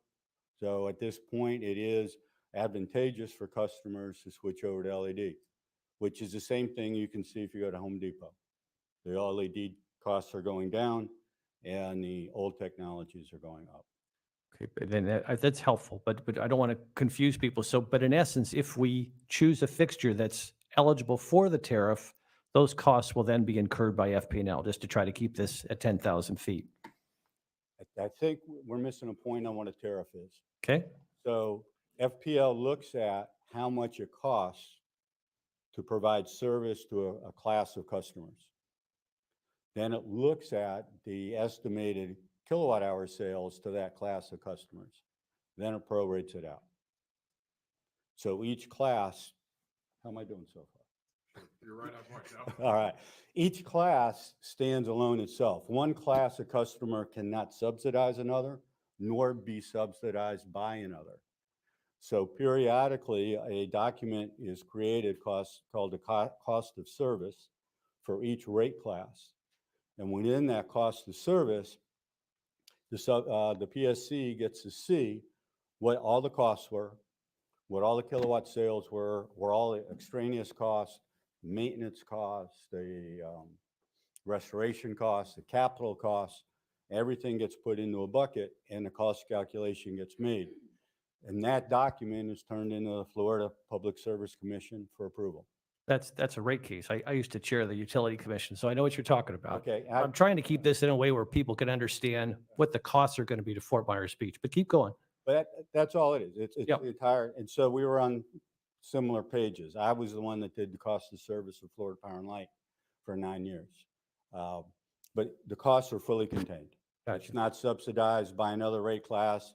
There's no subsidies from the federal government or any outside entities. It's wholly contained. This is why they're waiting for the Visionaire fixture to pass through the testing, understand what it can and can't do, what the manufacturer is willing and not willing to warranty before they can put a cost tag to that and put it into the price structure. And Joe, is it fair to say that that 1.4 million is correct? That if the Visionaire is approved, that's what it will cost us after the tariff covers its costs? I would have to dive through the numbers. That's kind of a, Look that's at it that way. kind of, that's kind of why we're here this morning, is try to get a sense of what this is going to cost the town after the county's input. Should we utilize this all amber solution that we've been talking about now for about 6 months? That's kind of our hope this morning, is to accomplish that goal. And just so I'm getting a little confused now with the whole tariff versus upfront cost. So my understanding, then, you're saying there's no like incentives or subsidies that goes into the cost, that the tariff is, you take the cost of the equipment, the amount of electricity it's going to use, what the expected maintenance is going to be, you put that into something and do like a lease purchase kind of agreement where you're basically paying that over time instead of paying it all up front. Now, and that brings up a good point. Anything that is within that tariff, that is a tariff item, is paid for by the month. A streetlight only pole, underground conductors, the fixture with the bracket. If it has a tariff listing, it's a monthly fee. Things like typically make-ready that are not a monthly rate are paid up front. And you'll see CIAC, contribution in aid of construction, for those items. The most glaring one is Estero Boulevard is a hardened feeder by Florida Power and Light. If we need intermediate poles to be able to get proper lighting, get RP8 level lighting, then that intermediate pole that FPL would need to set would be a tariff item, or could be a tariff item, because it's not a monthly fee. So Joe, just as simple as we can do it here. Yes, sir. What is the cost estimate for the town of Fort Myers Beach should the Visionaire fixture be approved for Estero Boulevard? That is on this, do you have this? Do they have this sheet? Just give us the number. B is Visionaire, FPL. Initial cost I have at 1.8 million, 30-year lifetime, 6.2.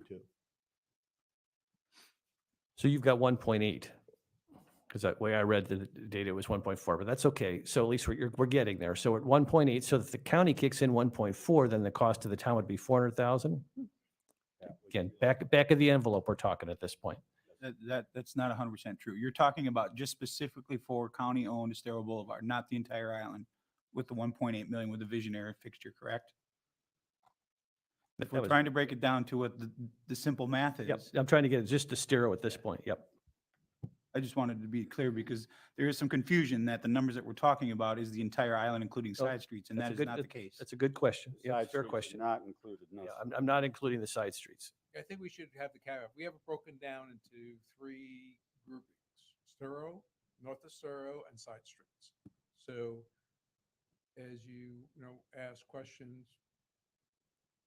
let's try to be clear as best we can, whether we're talking about one of those 3 or the sum of all of those 3. Well, and I think just in the case, just to help speed things up, to Counselor Adderholt's point, it comes down to essentially 3 options. You have the Visionaire that's going to cost this much. You have the current approved tariff pre-fixture that's going to cost this much, or you have a 3,000 or 4,000 Kelvin temperature light that's going to cost this much. I think our direction is we just want to know the numbers so that we can inform the public and let them help us decide what's going to be the best solution for the island. I would just counter that really we have 2 options, because FWC said it will not support. FWC has to, it's their part of this. We need a DEP permit. They get advice from FWC, and FWC has said they will not support anything but an amber solution. I have the letter. So we're only talking 2 options. If we want to keep it simple, we're talking 2 options. And just to clarify things, because there was some question about Estero Boulevard, I would prefer that we concentrate our efforts today on Estero Boulevard. Not that the entire island isn't important, but the safety issue is on Estero Boulevard. I think we need to prioritize that first and keep our discussion to just that. That would be my preference. And I'll respectfully disagree with that because it has been very clear from our committees that they want to look at the island solution as a whole. They have an issue with different light sources on different streets. And if we're trying to talk I'm not about. saying to change the options. I'm just saying for understand, but- this year's budget, which is going to be coming up, let's concentrate on Estero Boulevard and get that done. I'm not saying I don't want to do the others, and I want to do them right, but let's chop this off to Estero Boulevard so that we can work it into this year's budget. I guess I don't understand the hesitation with presenting the public an entire cost of the island. If it doesn't get done right away and it has to be down the road, we still need to give them a cost. There's a lot of polls. If you look at the diagram they provided us, there's going to be a huge amount of money that the town has to pay out for this. And I think it's in the best interest for the community to know what that number is. I understand your position to want to focus just on Estero Boulevard because that's the hot button, but we have to look at the entire island and we have to let the people know what it's going to cost or potentially cost with the decision that we make. Excuse me. To answer your question, Suzanne is available. On the screen. Suzanne on the screen. All right, On the screen? You want me to restate the question, Suzanne? No, I Oh, just want to let you. Oh, I have the question. So I understand that the question now is like, what is basically the upfront cost to the town of Fort Myers Beach for getting going with implementing lighting for Estero Boulevard and possibly for side streets. So hopefully in your packet, there's a table that shows that, but the numbers that we're talking about, the 1.8 million, the initial costs due from FPL, and FPL can speak to that, the basis of those costs, they're based on our pre-design estimates of the infrastructure that's going to be required to implement lighting. And if the county goes ahead with their commitment, then for the upfront costs to get lighting implemented for Estero Boulevard, yes, that 1.8 million, you know, however the town wants to implement its financial picture. Suzanne, If why the, don't you just say, yes? can you just say what the numbers are? So we, you know, so just to simplify things, can you just say the numbers that it would cost to implement the 3 options for the 3 different areas? Just quickly summarize those for everybody's sake on that were on a piece of paper. Yes, when you talk about the 3 options, are you talking about the FPL currently available, the Visionaire that is being tested now, and White? All 3, let's just get them on the table so that we're all working with the same numbers. So the Cree and the Luminaire. Okay, for the Cree and the Visionaire, there are 2 initial costs for the Cree Amber, and the first is a design deposit for North Estero is $37,000, and then for Estero Boulevard, see, I have these broken out in a table. Do you have a table of that I forwarded for the costs? We have a table that breaks down only the Cree. It doesn't talk about the Visionaire, and it doesn't talk about any White. It just has the proposed pre-design estimate for just the Cree, and we have that table twice. Okay, so the Cree between North Estero and Estero Boulevard, the pre-design engineering deposit due to FPL is $37,000 for North Estero and $217,000 for the county-owned portion of Estero. And then subsequent to, prior to the final engineering design, the contribution in aid of construction due to FPL for North Estero for Cree, $703,000, and for Estero Boulevard, the county is $4.1 million for the Cree. Could you do us a favor? Is this on an Excel spreadsheet? Can you just total that for us so we don't have to do the math? Yeah, because the numbers also seem different than the table that we have in our packet.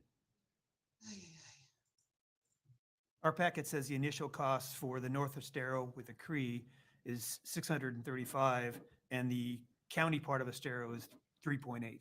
Bill, what page are you on, please? 21. 21. Then I'm with you. But the table that's not in here that was from September also has has the numbers that for like 5 different options.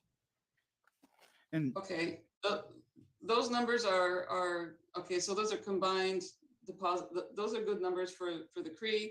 The Visionaire numbers are, hold on. And Bill, while she's working on that, on page 2, number 6 does give you the numbers for the white light that you were mentioning.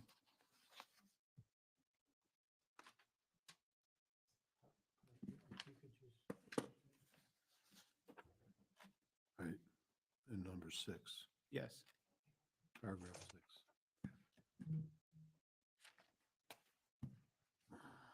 6. We did send something over on Friday that has the table summarized.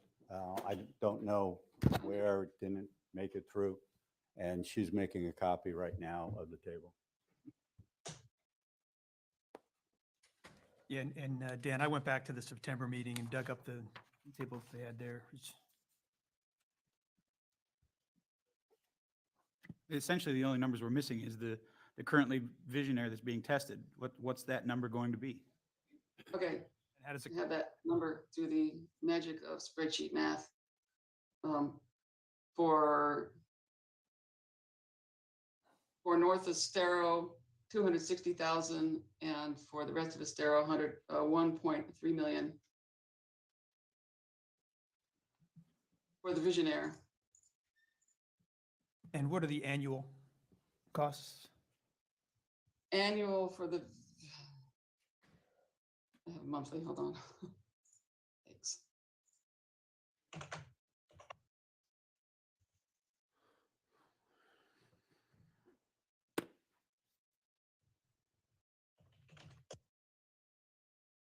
You know, this is a little frustrating, I'm going to be honest. Yes. I think we've been very clear what exactly we're looking for to both staff and you as the consultant, and yet we're all sitting here twiddling our thumbs, waiting for a number that should have already been ready.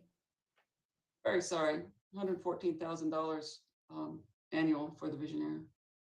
And again, these are pre-design estimates. Okay, now, And is that number for the North Estero or the county part of Estero? it's for the entire Estero. And that was, it was 200 and, what was the number again? 114,000. And again, these are pre-design estimates. That's for both. Yes. Okay. Another question, just is trying to get the numbers for comparison here, is what do we pay currently?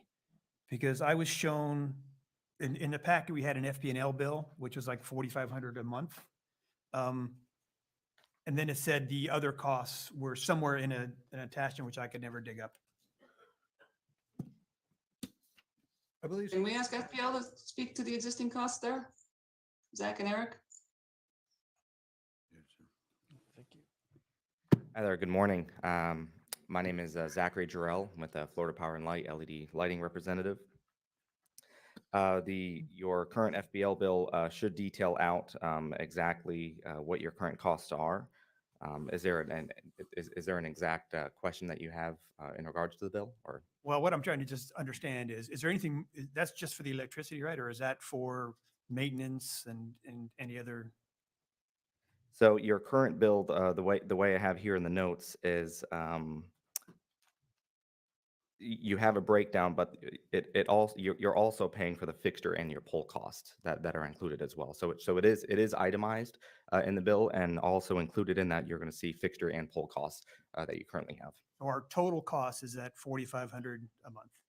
Yes, that is correct. Counting everything. Currently. Right. And what would the I see you have it roughly $8,000 more, 12,000 something with the CRE fixture that's currently in the tariff program.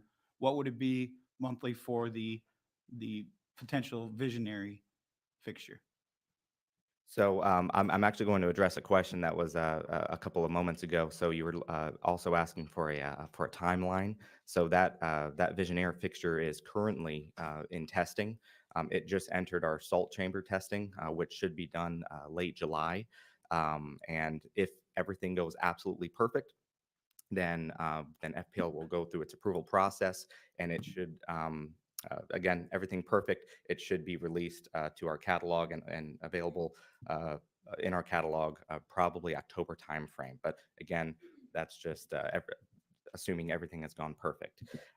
Being that it has not gone through testing, there is no official cost yet. It's not part of our catalog officially. It could fail, and this could be, really a waste of a conversation. However, we do have estimate. The estimate right now for, and again, this is just an estimate, it is about $25 monthly per Visionaire fixture. Can you just, since you commented on that, I want to interject real quick. Can you, is the Visionaire already passed certain quality control standards and is just now in the last phase? Is it, in other words, are things going well? Yes, it just entered the salt chamber, so far things are going well with it this time around. But there was some preliminary testing as well before it went to the salt chamber, right? And it passed those? So far, yes, correct. Okay, thank you. And just so that the public is aware, it's in our packet, but potentially they haven't read it. There are no other current amber fixtures currently being tested besides the Visionaire. That is the only amber fixture currently being tested by FPL, correct? So there's one other thing that I think needs to be clear. In a perfect world, this will be ready September, October, but that means that they have to be manufactured. This just means there's a check in the box. Well, that was one of my questions. You replied to one of the questions that I sent in to you that, as you said, best case scenario, it could be available as soon as October.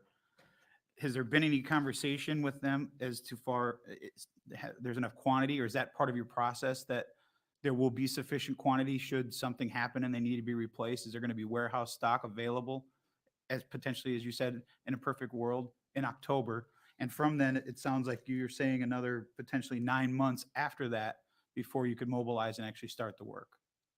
Yes, that's correct. So, if everything does go perfect in October, this will be part of the. This could be part of the an added fixture in our FPL catalog. We will work with the manufacturer directly.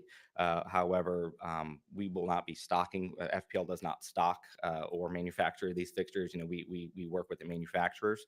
So your time frame, as soon as you guys approve the deposit, it is that 7 to 9 month time frame that you just mentioned. So what does FPL require from a manufacturer as far as the amount of product they have to have readily available? Are they just going to say everything in the perfect world goes through and the Visionaire is ready to go in October?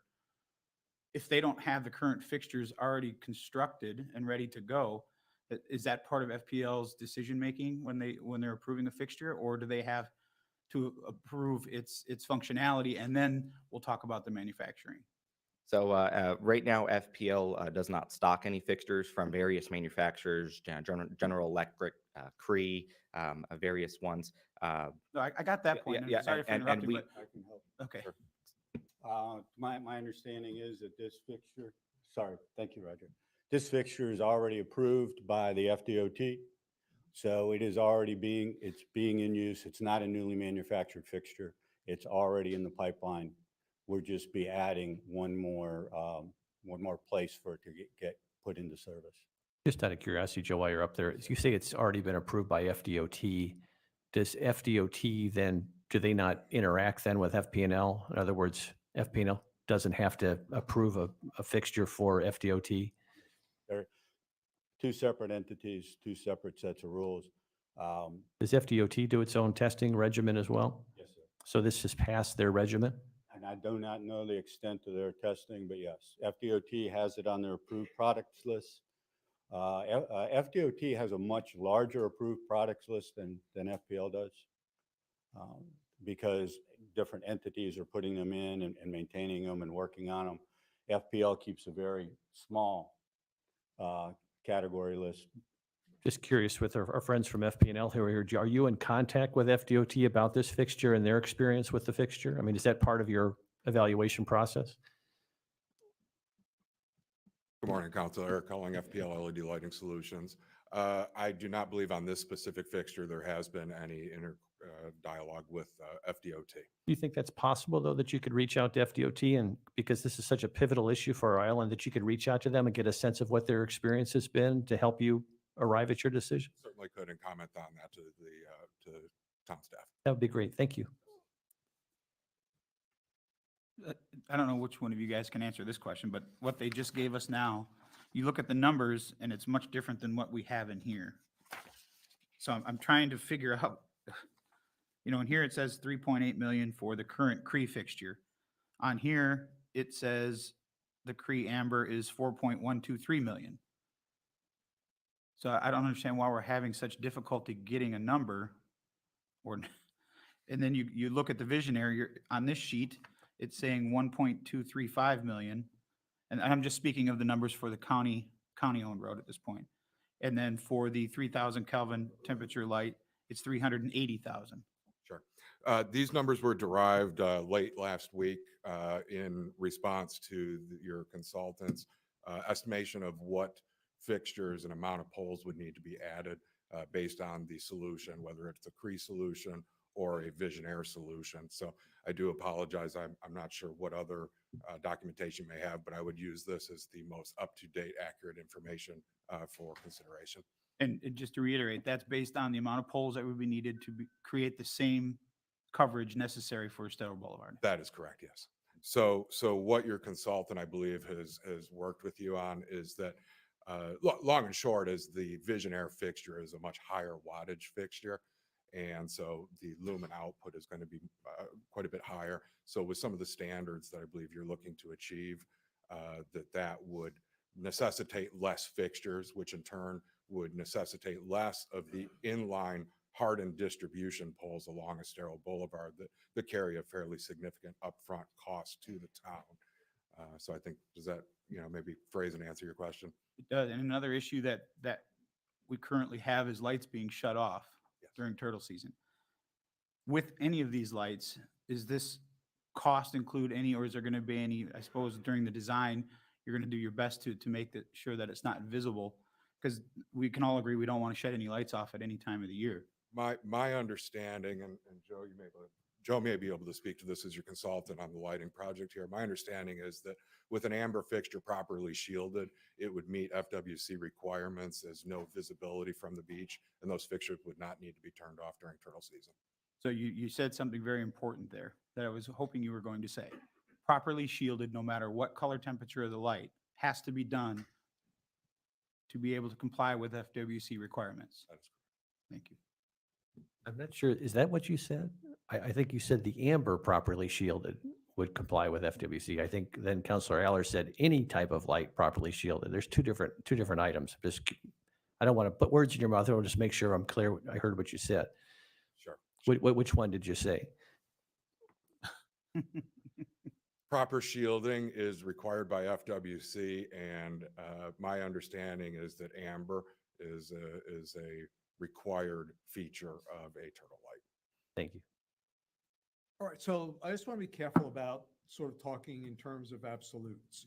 So whether it's, whatever the light is, if we shield it and it's still visible from the beach, we're gonna have to turn it off.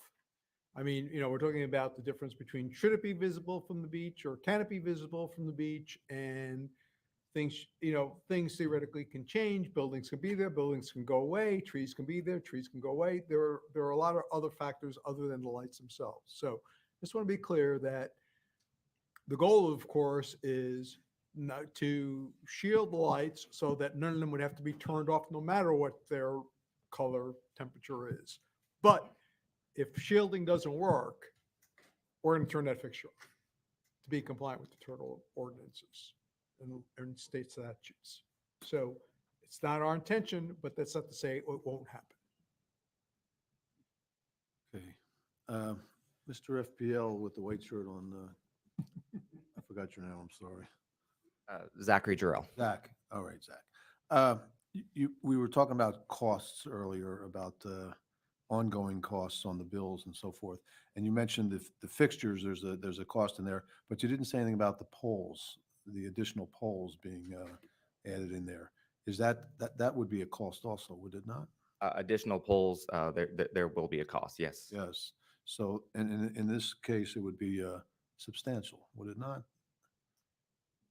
Whichever way we went. I mean, even if it's just the Visionaire that we're talking about, which is 65 new poles. That's a lot of poles. I'm going to defer to Eric on this one. Okay. Council, the additional poles would be hardened inline distribution poles. Those would be just a one-time upfront cost to the town, in difference of, if you look at your existing bills, if you have a dedicated pole which is there to support solely a street light or luminaire, then there is a monthly charge associated with those poles, but the town would not pay the upfront capital associated with installing and purchasing that pole. So now, the main line going down to Estero, if we need a light where there is no pole now, do we have to put up one of the hardened poles, or is it another pole that we can put there that is not hardened, that just has a light? There are setback requirements that we have, and we've discussed that with your consultant. If you should move forward with any of these directions, there may be an opportunity to meet those setbacks and avoid the inline distribution poles, which again do carry a fairly significant cost. But as you all are aware as well, there's very limited room from a right-of-way perspective as well as with the existing infrastructure, and we have to have those safety setbacks requirements from the existing distribution. So there is that opportunity, especially in case by case. You know, there are some areas where the setbacks are almost, they're very, very limited what's available. But we're looking at, I think, a 6-mile stretch of roadway. I think there are going to be applications where you could potentially have a dedicated street light pole, not necessitating one of the hardened inline distribution poles. And so is that, because I know now when we did the Estero project, that now the poles are at the very edge of the right of way. So is that because where the road is too wide that you don't have enough reach with the dedicated light only poles to get the light where you want it? It's not necessarily that. It's just having physically the real estate in order to, within the right of way, but also maintain the setback requirements from our existing distribution facilities. Oh, I see. Okay. It's literally, it's a real estate issue. As you said, the road's very close these days. So the lighting concept is from back of edge of sidewalk from one side of the street to the other side of the street, not onto the private properties, but just from the edge of sidewalk, road, other sidewalk. It is the area that we're trying to light. I have one more kind of question here, just because I'm really kind of want to get down to some of the actual dollars and cents that we're talking about here.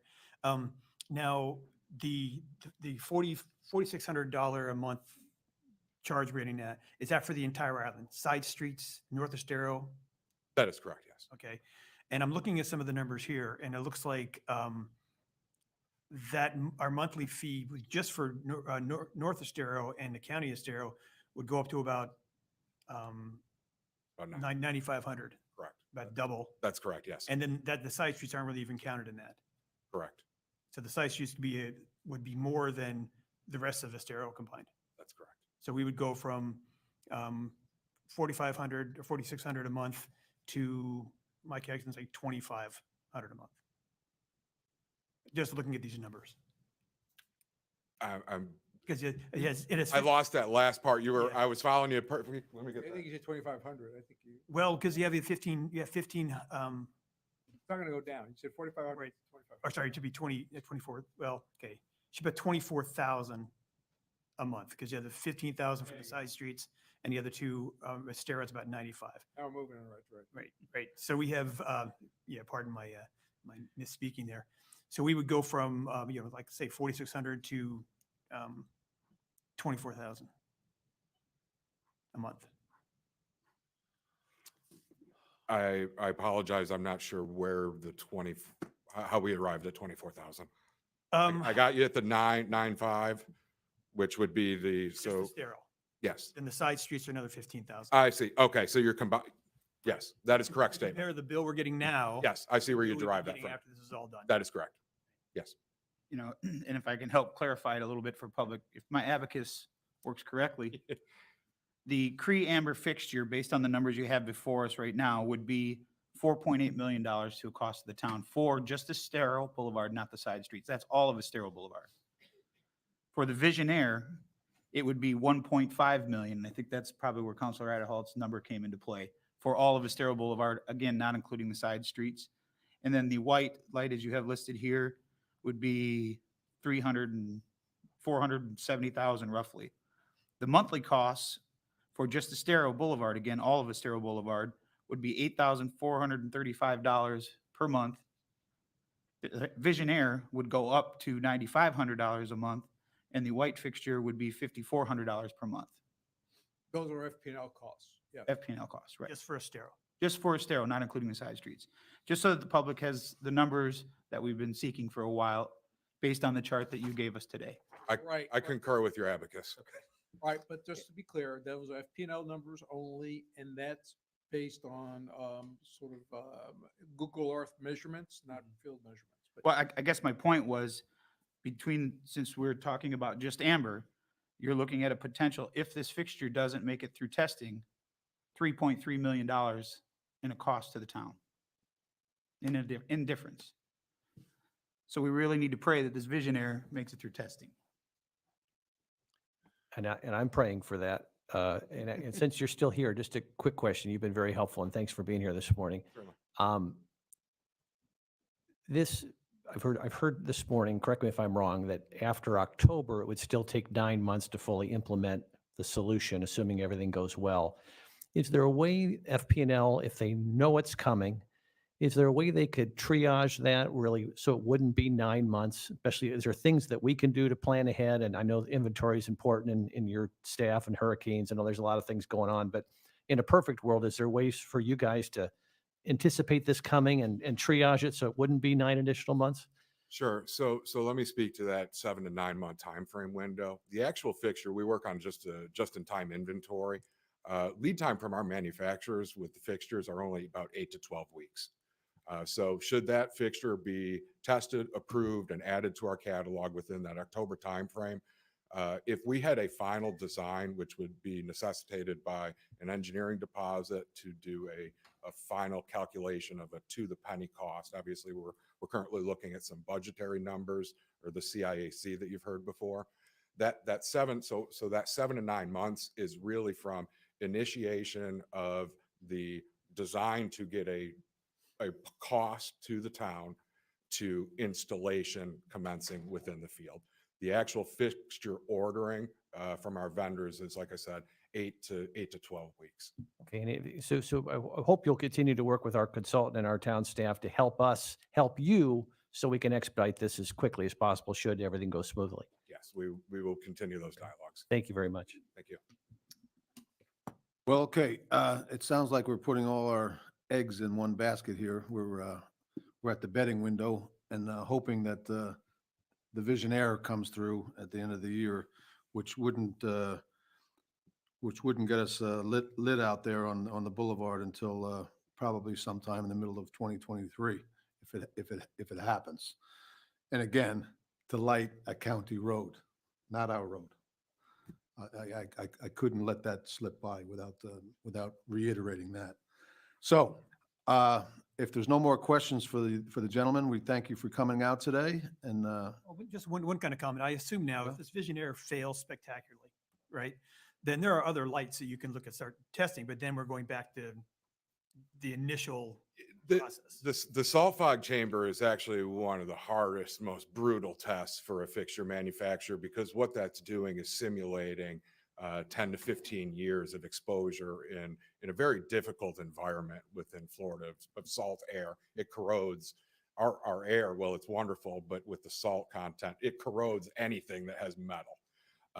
What I can say is that we've had manufacturers that have not passed our very rigorous testing standards go back to their R&D departments and then resubmit for a testing procedures again. Just the nature of that salt fog chamber, it is a long testing procedure. So I don't, and to answer your question, there could be an opportunity for any manufacturer to come back with a reworked product and submit it to that testing procedures again. Since you brought that up, just real quickly, with this Visionaire fixture, in that salt testing, does it include wind? I know these fixtures are close to 100 pounds apiece.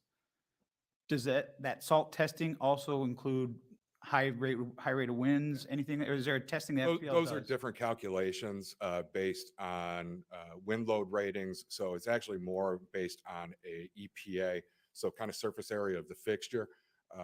More so with that, it's can the pole support that from a structural standpoint, and those have been taken into consideration. The salt fog chamber really is a corrosion test.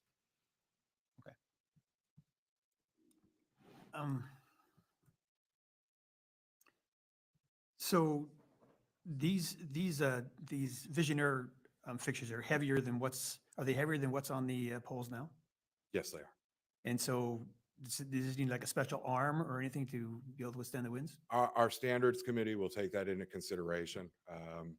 It has been taken into consideration that we will probably have some limited pole offerings. If you look at our catalog, we do have a fairly robust offering of poles. We may be limited on some of the poles that we can use for this particular fixture, but I think there's a high level of confidence that the existing infrastructure that's in place would be able to support that luminaire. And also I think it's the arm, really. I mean, the pole. I mean, it's important too, but obviously the arm is going to bear the weight because that's what's being extended outward. Right, and most of these are going to go on some pretty beefy poles anyway for the other ratings. So the process now, if we agree, then pretty much all the studies about the lighting is done from FPL. So your lighting engineers figure out how many lights are needed, not ours. No. We will look to your consultant to identify the specific locations that lights are requested, and then we will design our infrastructure to support those Okay, locations. they do the lighting part of it and you do the That is correct. implementation. That is correct, yes. Thank you so much. Thank you, Council. Okay, thank you very much for coming. Been very informative. Okay, Roger, if I may, Mr. Mayor, real quick while we're on this, and now we have some closer numbers. To the average taxpayer out there, how would these numbers based on the two amber fixtures be achieved? I know I've asked it before, and if we have to go with the CRE or decision is to go with the CRE, that's going to require a tax increase or potentially a path of increasing the taxes. But with the Visionaire, with the numbers that we see now, how would that affect the current millage rate, or would it? Well, I will tell you right now, we do not have money budgeted for this project. So we would have to do our typical exercise of seeing what cash we have on hand, how we do in the current fiscal year from a revenue and expenditure standpoint, see if we have any carryover funds, and then apply those to any new initiatives that the council has, such as this project. And where those savings, if you will, can't cover the cost of an initiative, then that rolls over into a tax increase that the council would have to consider. So to the extent you're interested in seeing that information, when we have our beginning of our budgetary process for the upcoming fiscal year in May, we'll give you our best estimate of what it would cost millage-wise if that's what we have to do to support this initiative. I appreciate that. Thanks. And I do, looking at the numbers here, I think it's a little bit, I don't know, maybe deceiving to say they will get a certain amount of county money and that'll cover the upfront costs, because most of these costs are really borne on a monthly basis from here on out, right? So we go from, $50,000 a year to 280. So we have an extra, $238,000 a year that now we've got to come up with. And that can translate to, you could translate it to a property rate increase, just by that number. Right. So, well, clearly, I think everyone understands there's a reason we're going through these types of things with FP&L, because clearly sort of lump sum upfront costs are more difficult for us to plan for than ongoing monthly costs. So while they both present challenges, the harder of the two challenges is sort of these lump sum type of cash upfront type deals. okay. We're going to move on. The next item is the consent agenda. There's only one item, and that's Resolution 22-13, which is an interlocal agreement with Lee County regarding hazardous waste enforcement. And this is to adopt Resolution 22-13, approving an interlocal agreement with Lee County for hazardous waste enforcement and authorizing the town manager to execute the interlocal agreement and expend budgeted funds on behalf of the town. Is there a motion to approve the consent agenda, thereby approving the resolution? I'll move to approve the consent agenda. I'll second. Been moved and seconded. Any discussion? Any objection? Motion carries unanimously. Okay, we're going to get into the public hearings part of the meeting now. The first item, and again, Councilman Adderholt has filed papers declaring okay, conflict here. Okay, this is ordinance 22-06, which is the Tuckaway Cafe CPD amendment. This is the first reading and public hearing for proposed ordinance 22-06, an ordinance of the Town of Fort Myers Beach, Florida, replacing Town of Fort Myers Beach Resolution Number 12-07 and amending the schedule of uses for the commercial plan development zoning for the property located at 2301, 2307, and 2311 Estero Boulevard and 111 and 121 Mango Street, Fort Myers Beach, amending the master concept plan for the restaurant use or uses, providing for revisions to conditions of approval and other clarifications as necessary, providing for conflicts of law, Scrivener's errors, severability, and providing for an effective date. Okay, we'll open the public hearing. Mr. Attorney, do you want to? Yeah, yes, Mr. Mayor, this is a site-specific rezoning matter, so it is quasi-judicial. So anyone who's going to testify concerning this or give any testimony regarding this matter should stand and raise the right hand. Do you swear to tell the truth, the whole truth, and nothing but the truth? Do. Also, Mr. Mayor, it would be appropriate for you all to disclose any ex parte communications. And last but not least, the appropriate advertisement for the public hearings has been placed in the local newspaper. Councilman Allers has excluded himself. So, Vice Mayor? Regular site visits. I've had none. Councilman? Regular site visits. Councilman? Yeah, I've been there. Well, I've been there. I mean, but, all right. Sarah? Good morning. Sarah Probst with Community Development. Trey and Amy Gillette, owners of 2301 and 2307 or /2307 Estero Boulevard, also known as Tuckaway Cafe, are requesting an amendment to the existing commercial plan development zoning to allow brewing of beer for consumption on premises.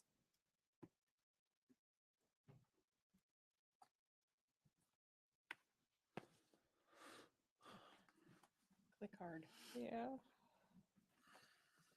There we go. The property is in the Boulevard Future Land Use District and is zoned CPD. The restaurant has a 2 COP and it has had that since 2017 with indoor seating between 7 a.m. and midnight and outdoor seating from 7 a.m. until 10 p.m. The town has no record of noise complaints from the restaurant. Sorry, I'm one slide behind apparently. No, I'm ahead. You can tell Jason. There we go. The applicant is seeking a CMBP license from the state.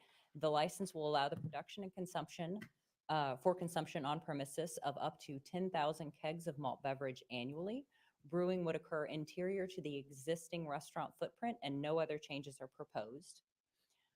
Staff feels that the request meets the findings and conclusions found in section 34-88 of the LDC. There are no anticipated negative impacts as the current consumption on premises has generated no negative impacts that the town is aware of. The original CPD included 8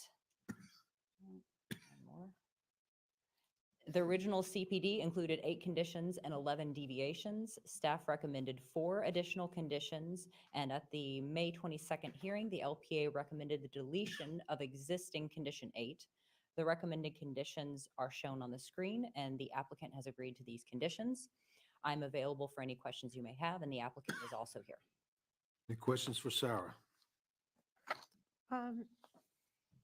Sarah, Exhibit A, which is page 98, is the exhibit to be attached to 22-06 upon its passage? Is that the master concept plan, or that's the list of deviations and conditions? It is, Schedule of allowable uses. Okay, yeah, that's the schedule of allowable uses, the conditions and deviations. I believe. right. But Yes. we are modifying it, and it is going to be attached as the new Exhibit A to Ordinance 22-06? Yes, that's correct. Okay, then my question is, it still refers to it as Big John's Boardwalk Eatery. Should we be modifying that to the name of the current owners?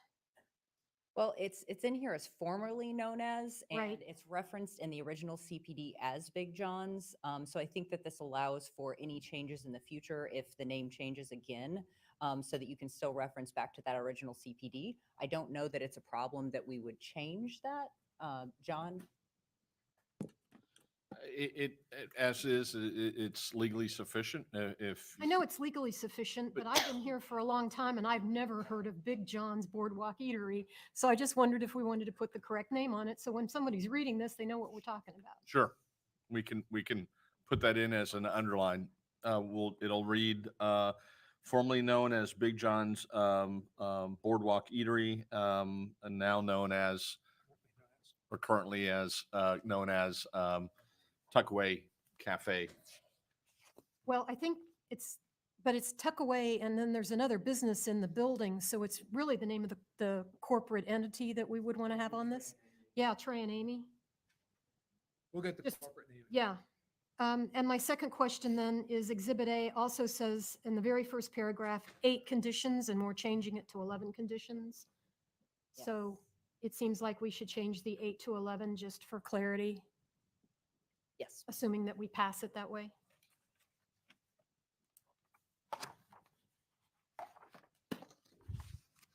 Anything else?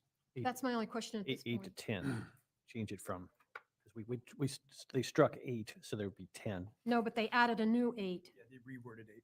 There's 11 on page 99. Oh, I didn't, Anybody else for? oh, I didn't see that, Sarah? okay. Anyone else? Thank you, Sarah. Thank you, Big Bad John.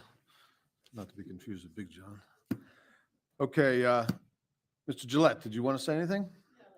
Come on, stand up.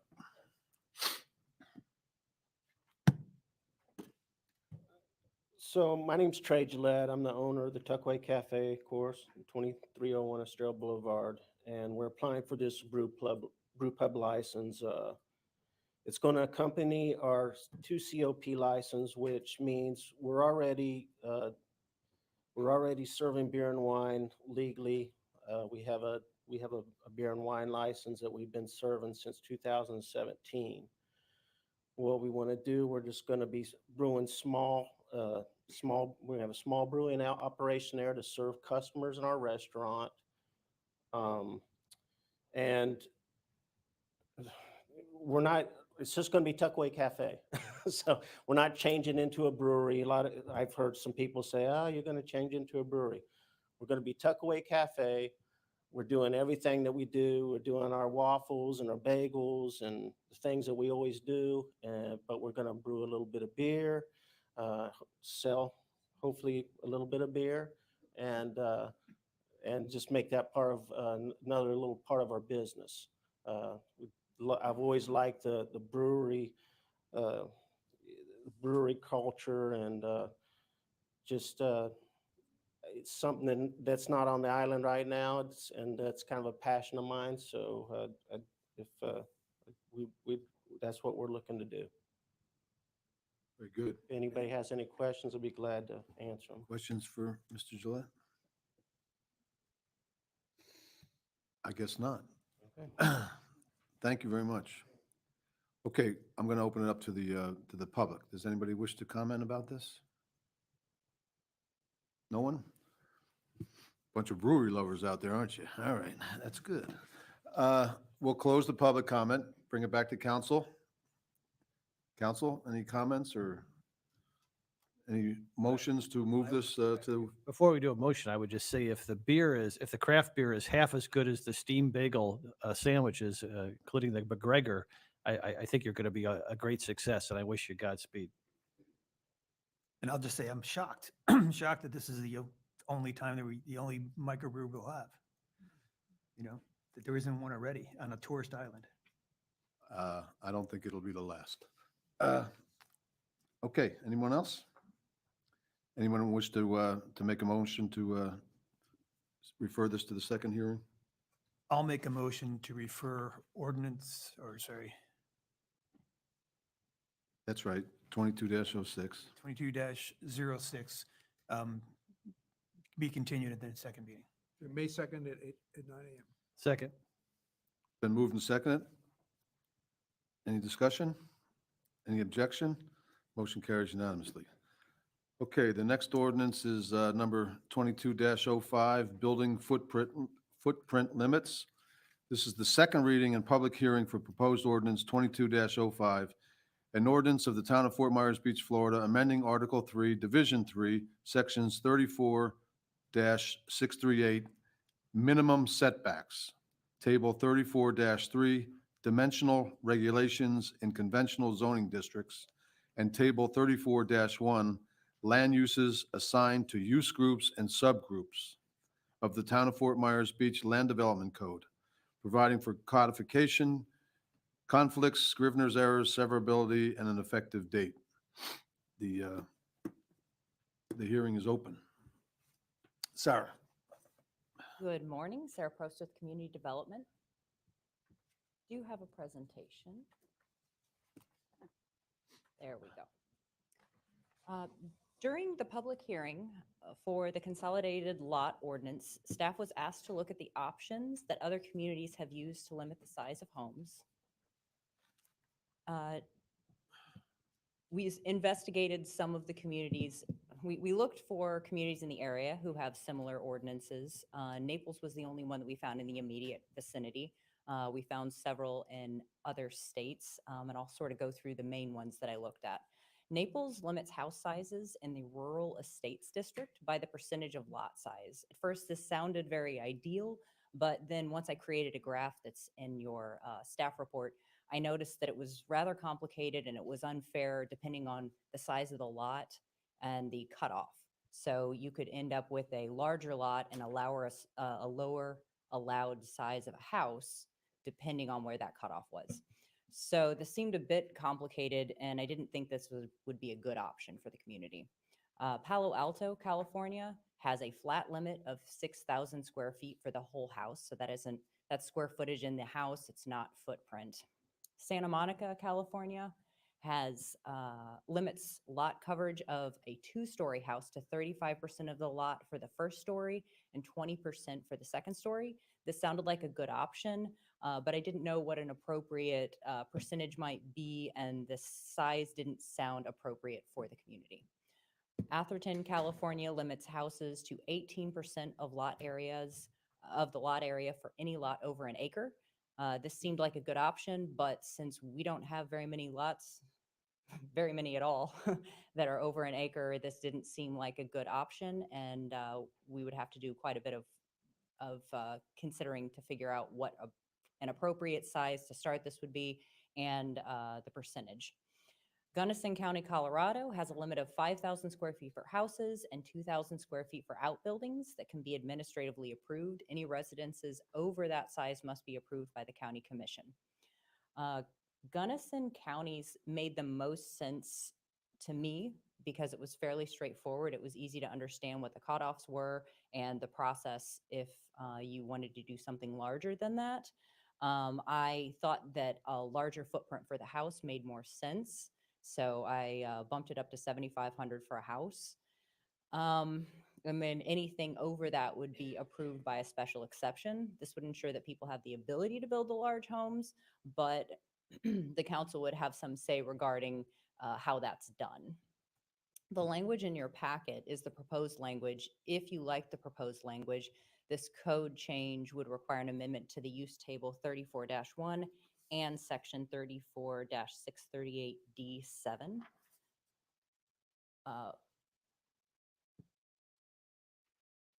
Following the March 22nd LPA hearing, an email was sent out to all the single-family and two-family builders and our permitting system to notify them of the proposed changes.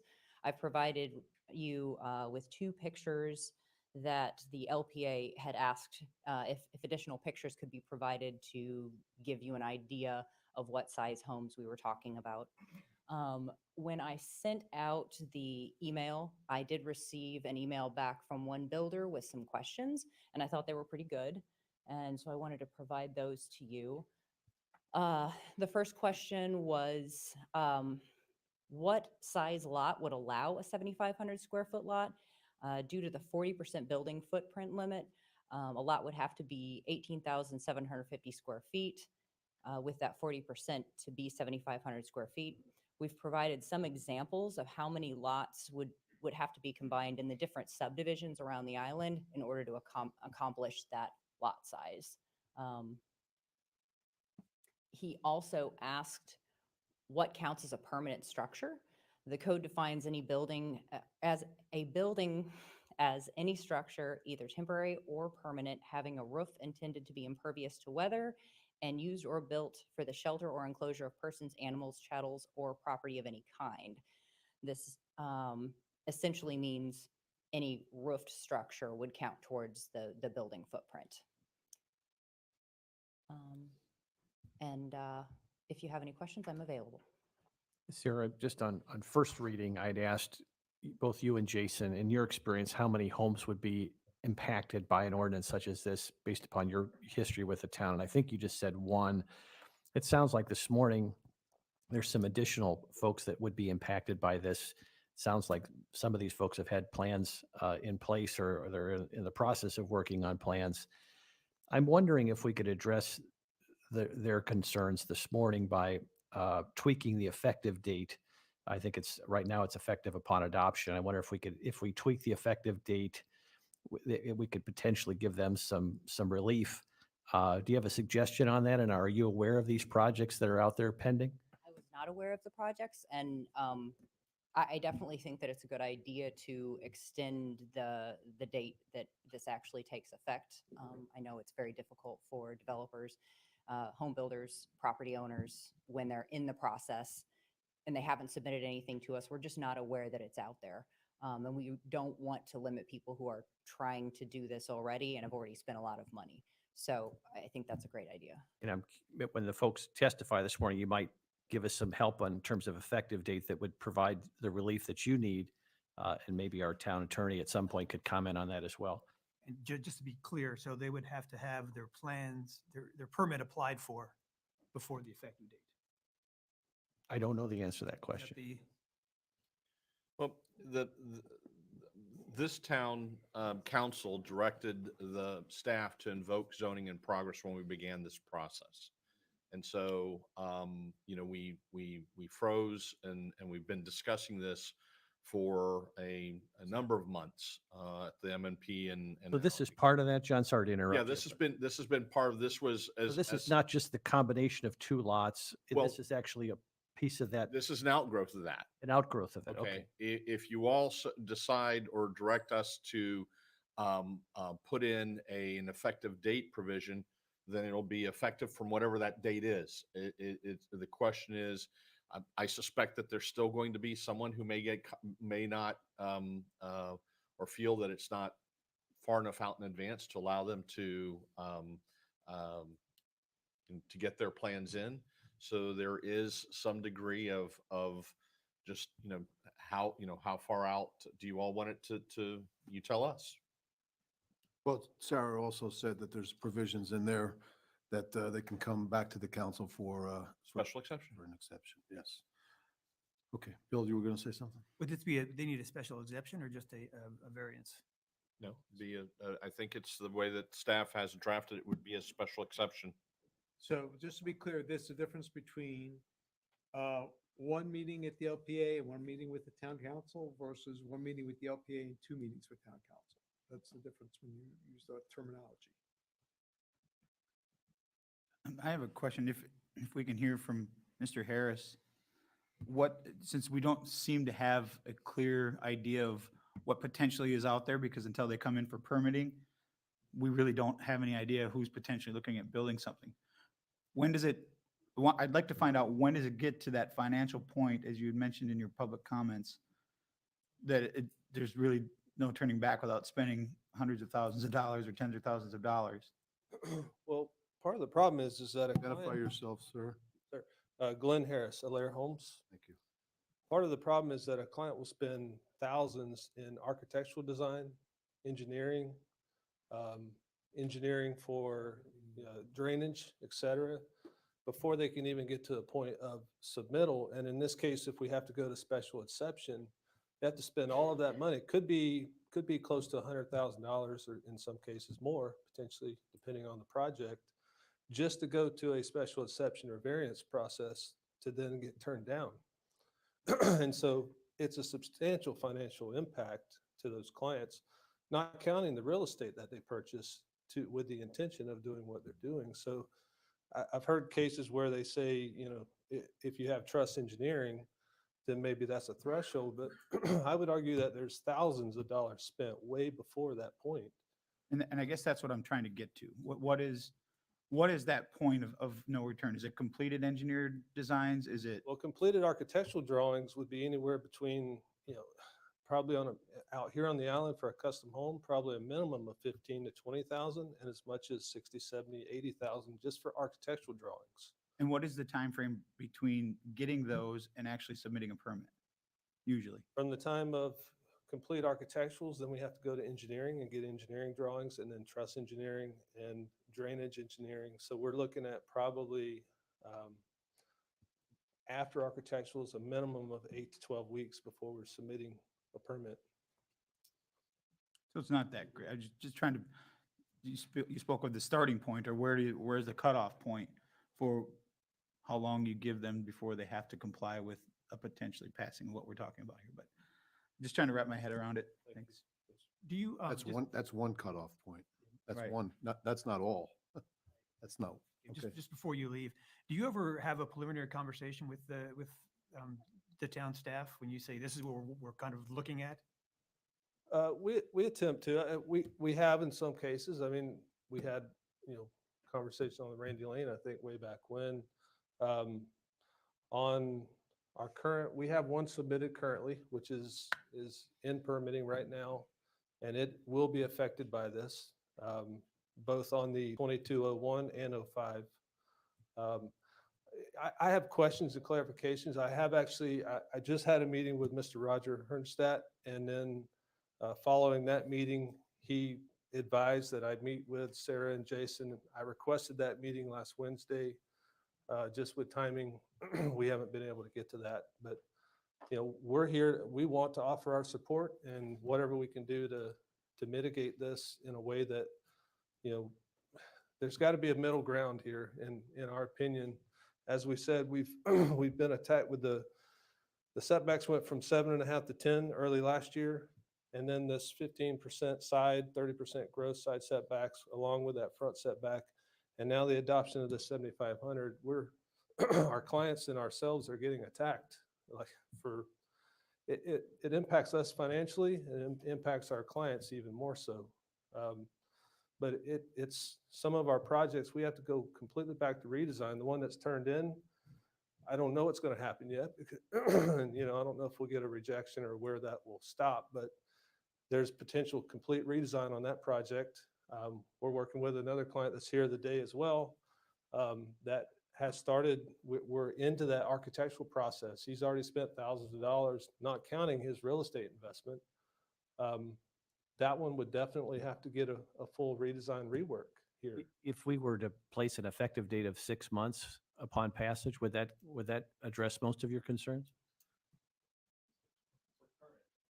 For what we have current, yes. It doesn't play in for anything going Right, I mean, forward. Yeah, we would certainly want to not be retroactive and punish people that have already started a process. At least that's my personal opinion. But I mean, at some point, we've got to draw the line if we're going to make a policy change. But the goal would be just to not be punitive and retroactive against folks who have already started the process. And our preference too would be to, I understand that there's public notice on this stuff, sometimes many months back. But the first time we were truly notified was when Sarah gratefully, I'm glad that she did, but she sent an email out to us just recently. And that's when, now we're getting involved because now we're hearing what's going on and the devastating impact that it'll have on us and our clients. So we'd like to be part of the process. There could potentially be other ways to address a concern here without adopting what's on the table today. And that's our approach, that there could be other forms of regulatory, ordinances that we put in place that could, maybe it satisfies what we're looking for the intent, but doesn't go this far with what we have on the table today. So When did you say you got that email from Sarah? that was the one you put in it was leading up to the April 4. 'Cause I'm finding it very hard to believe that we're here at a second hearing today, and this is the first we're seeing or hearing from you. I mean, Yes, sir. Well, I would have loved to. I mean, I'm not this familiar has with been this going on process for, as this a has been whole. going on for months. Okay, Sarah, did you want to add something? I wanted to say that there were 2 weeks between LPA and council, and I sent out the notice the week after LPA. So it was 1 week before council. Now, how long ago was that? What was a week before the last? So let's just be clear. So this process started with the council before September 21st. It's September 21st, you invoked of 21. You invoked zoning in progress. Now, people may not have known about it, or people may have chose to say that, well, I'll deal with this down the road if it makes it all the way through the process, whatever the case may be. And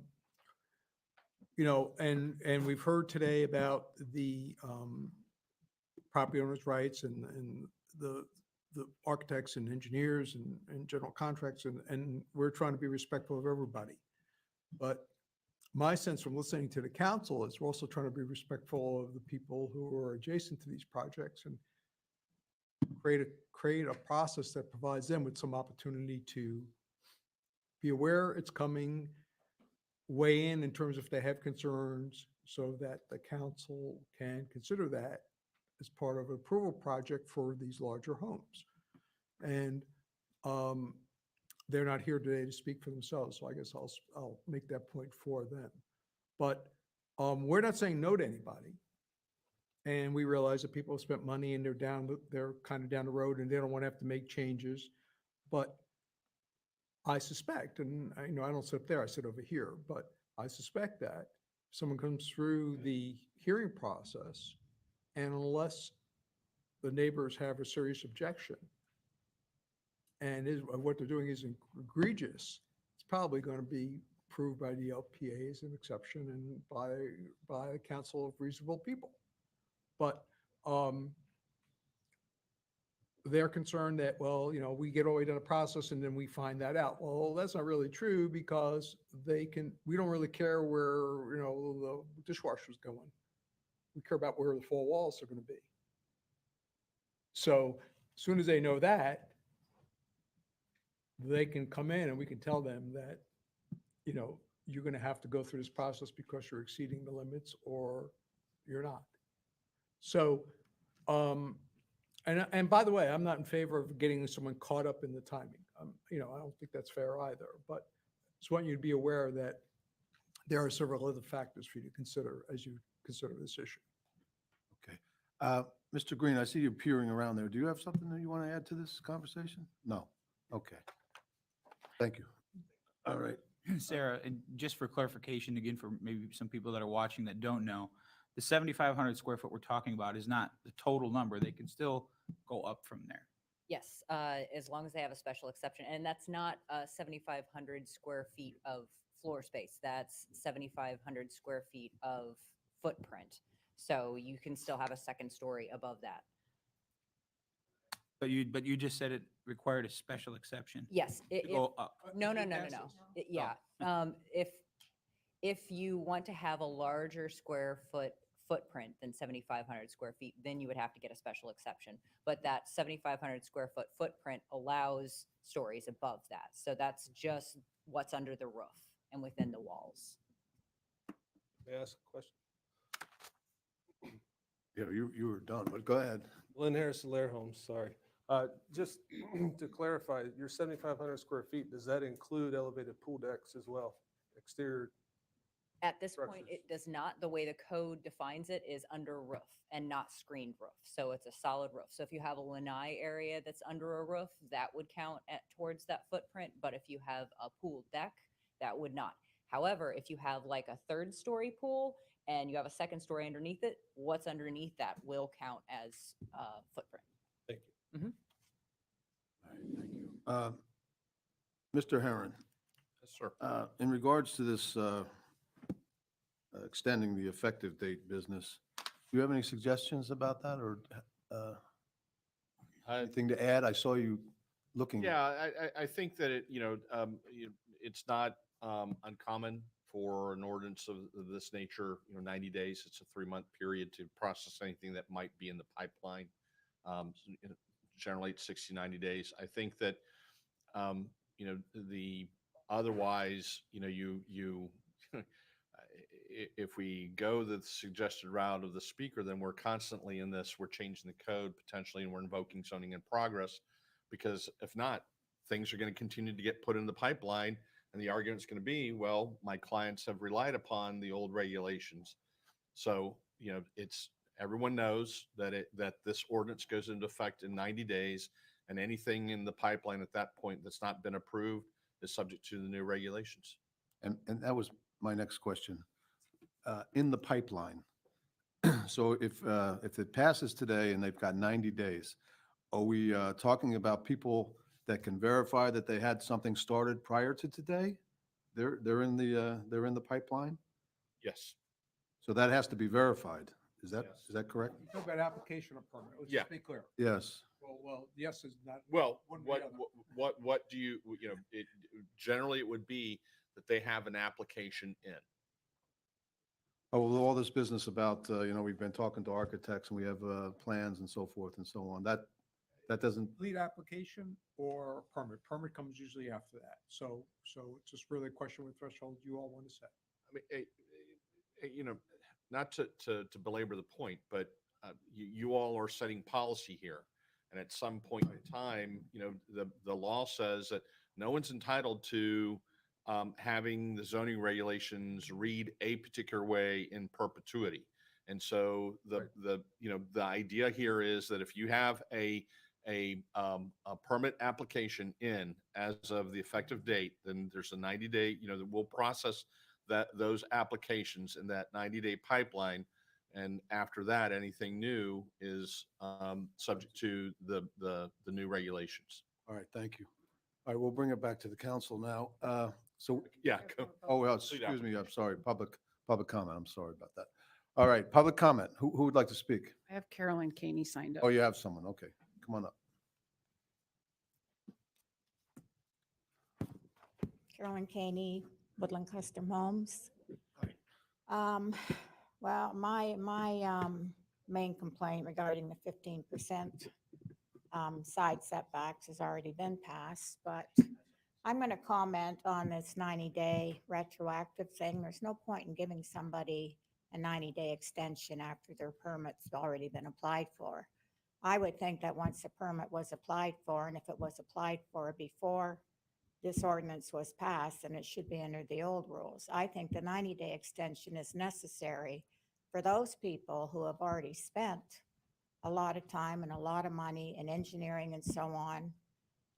Being a builder, I know how long it takes to get something ready from permit. From the time a customer comes to my office and the time I can apply for their permit, it's generally as long as 6 months. A lot of that is due to people are busy due to COVID. The architects are backed up. Truss engineering takes 12 weeks to get. You can't complete your building engineer plans until you have truss engineering. And a 90-day after you submit for your permit is really of no use to anybody. It should be 90 days from the time, if you're going to pass something like this, from the time you pass the ordinance to time of building application. And if something like this was granted, then I think you should consider making it retroactive to the 15% side setback rule. It's pretty much all I have to say. Does anyone have any questions for me? No, no, we don't do that. Thank you very much. Anyone else? Yes, sir.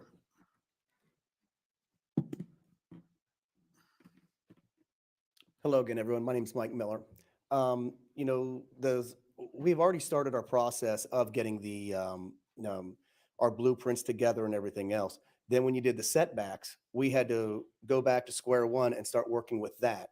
And so we've got blueprints in progress and stuff like that, but we don't have a chance of, if you want to do 30, 60, 90 days, such as like you just mentioned, we don't have an application in because I could be more than happy to put this application in right here, which is basically some words in a blank piece of paper. It's going to get denied. What you guys want is the full set of blueprints, including, the electrical, the plumbing, structural, everything. In order to do that, it takes time. And, I've put a tremendous amount of money in the real estate that I've got currently. And like I said, I want to build my dream home. And in order to do that, we need a little bit of time to be able to get those blueprints to you. We've even modified the front of our home so that, because you guys, the town would like, instead of the cookie cutter, the way it always, these square boxes. Okay. So we've got this massive architectural design that we're doing in the front of this house, and we've got to put it all on paper, and then submit it to you guys. And it just takes time. And, I'm pleading for you guys, just give us time to get, or certain people to get this thing completed.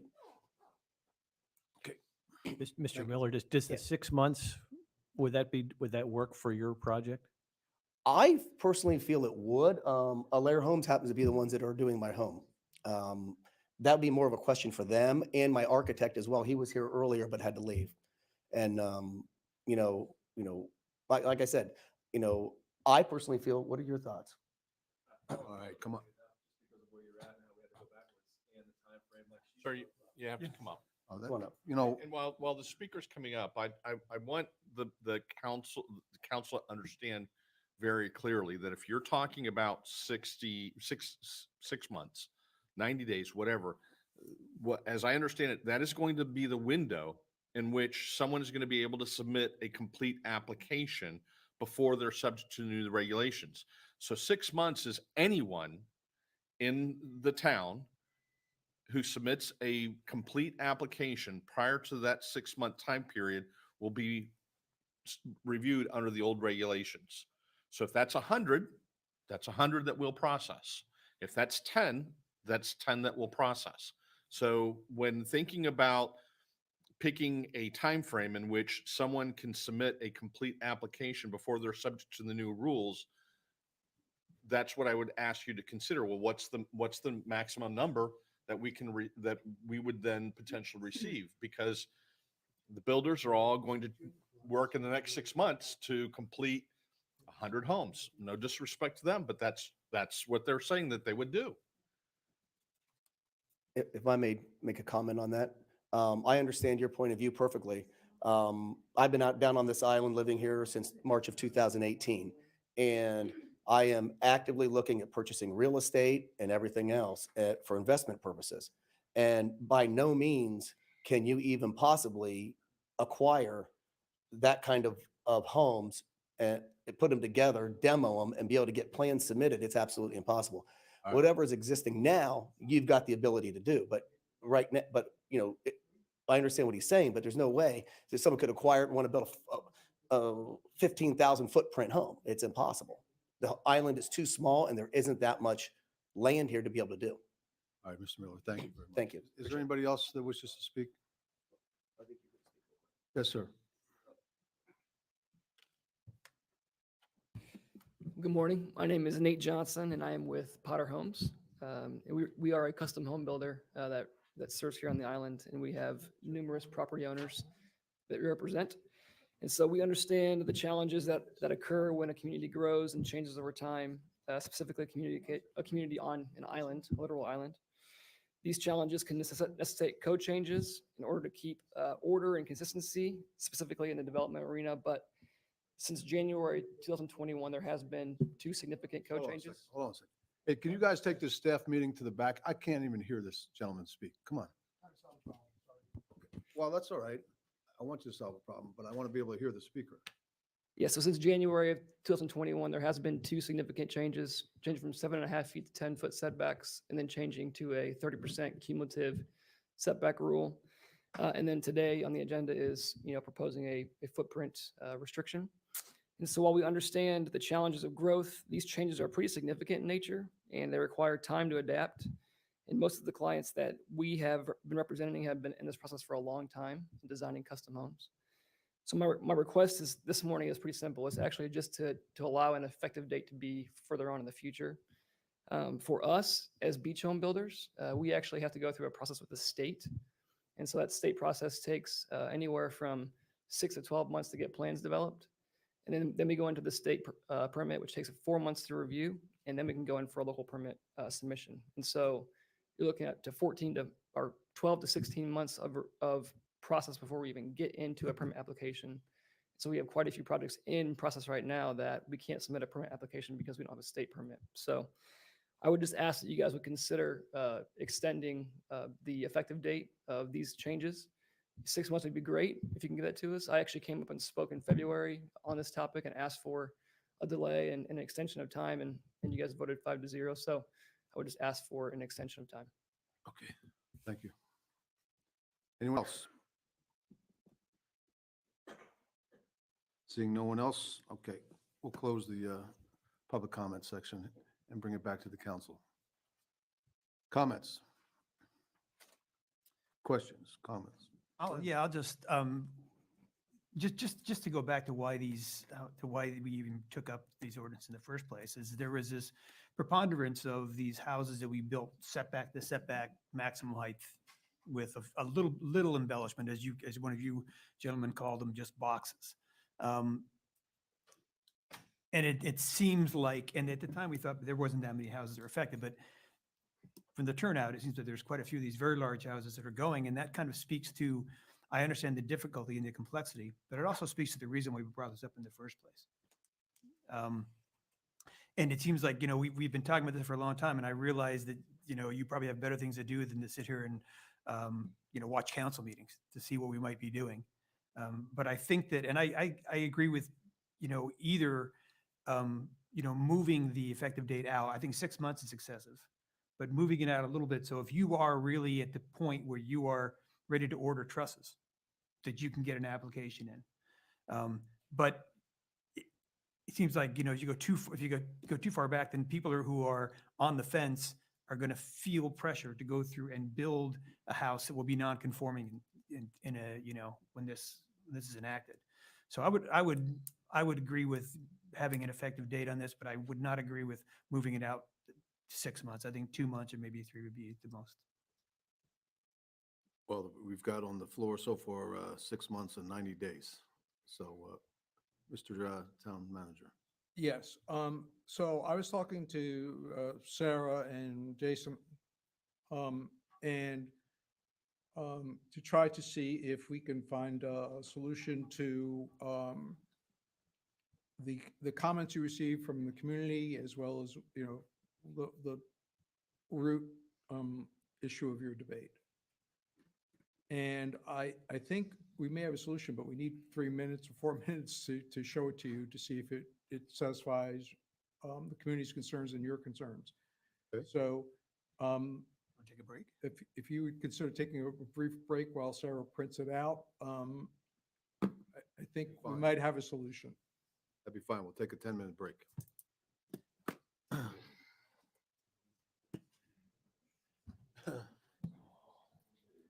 Lying if I said it wasn't Jason, what was our survey? The outline of the house? I finally got up and left because I had to pick this back an hour ago. Plans and everything else in, but as long as they say they're gonna be this far away from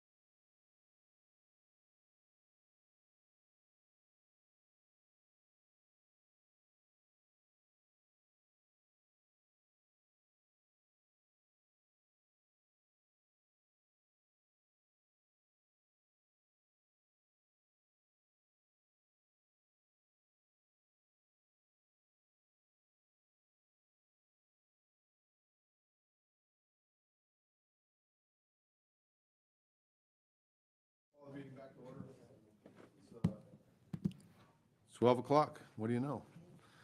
Okay, Mr. Mayor? staff have something to report. Okay. Well, we were trying to think on the fly, and you may remember when you passed a prior ordinance on the setbacks that's already in place, that, and you saw a drawing that looks like this, and I'm going to have Amy put it on the screen. Right. You may recall that. Yes.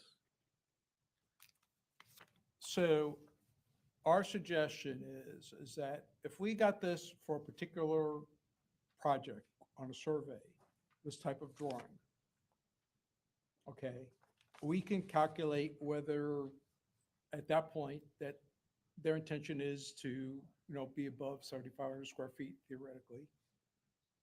And in a very short window, say, okay, if you don't, when you turn in your final plans down the road, as long as you don't move your walls out beyond this, you're good to go. And then the second part of that would be just how much time you want to give them to actually submit for their building permit. So they can very quickly reserve their place in line. If that's what you want to do, give them some latitude to do that. But they would still have to follow through and diligently get their permits, but this aspect of the issue of the 7,500 square feet would be satisfied, that they're gonna. I guess my comment to that would be that I would want to add to it an outside date that they then must file for their permit, because I don't want someone to turn in a drawing and then 3 years later come back and say, I agree with you wholeheartedly, Vice Mayor. Clearly, we want someone who is truly so far down the process that it'd be very difficult for them to reverse gears at this point. If I may, Madam Mayor, I would just making a suggestion, 30 days to submit the drawing. That's a fairly simple drawing to prepare. And 60 days to submit and obtain their building permit. Now, are we talking, because the setbacks there was a previous ordinance, right? We're not talking about the setbacks there. We're talking Just for about this, just for the 7,500 square feet. Setbacks, or the setback ordinance is in effect already.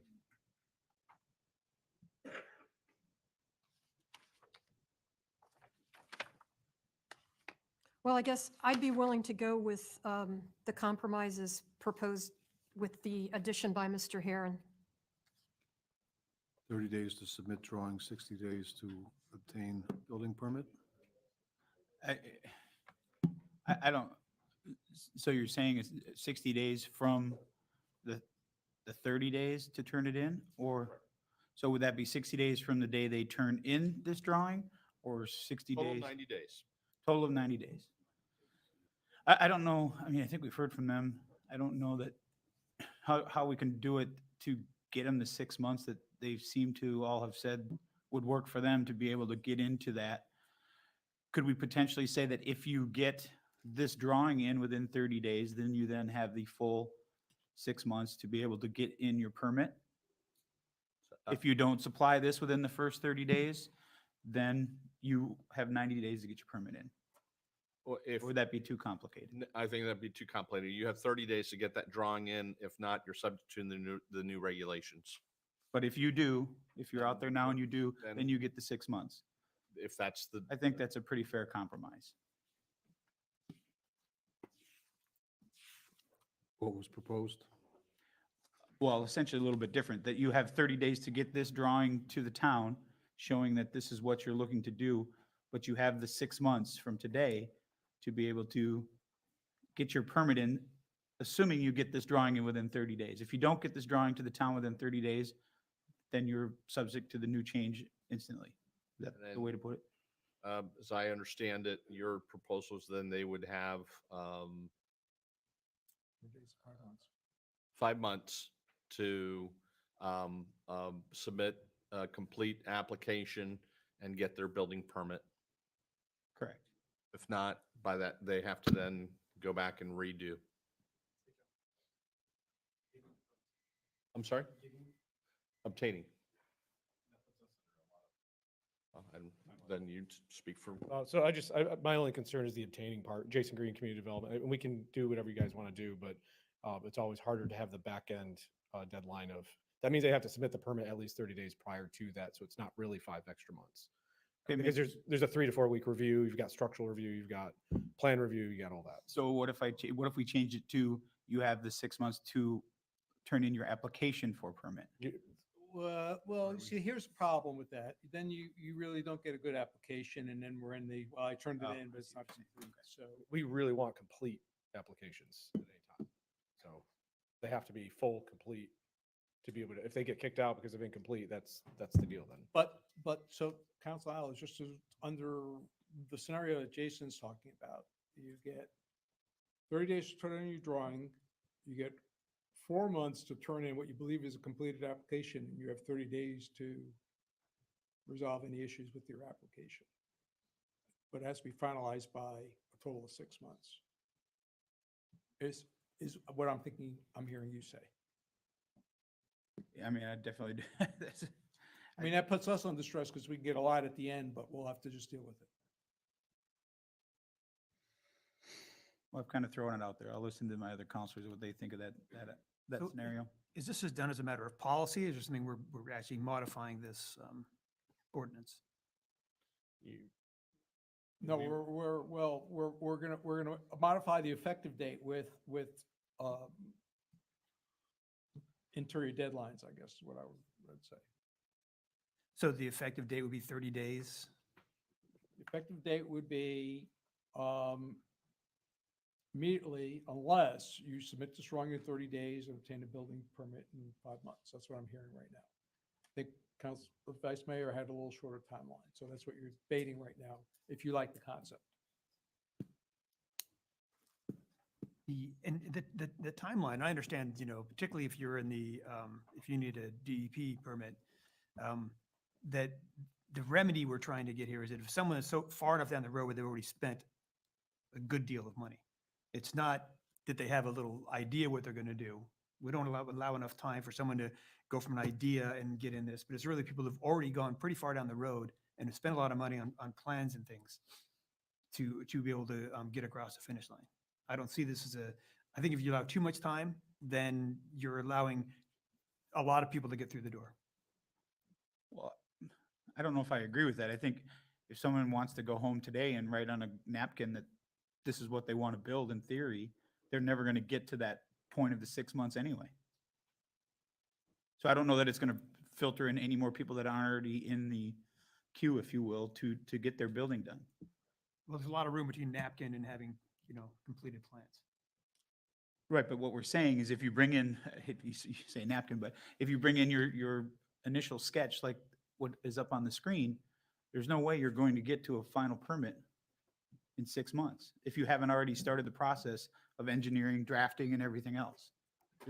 What about saying that maybe, maybe they've gone a little ways down the road, but they haven't got the big expenses, which is, the final bit of the architectural plans where you're designing trusses and, that kind of thing. Well, we could what if this to death, but I think we've heard from all the people that have spoken in public comment that 6 months seems like a realistic number that they could, maybe a stress on them as much as it's a stress on the staff to get it done, but it's something that's a workable thing that's already there. But someone that hasn't even started the process has no chance of getting to a final application in 6 months if they haven't already started the engineering drafts, the trust draft, whatever they need to get this all done.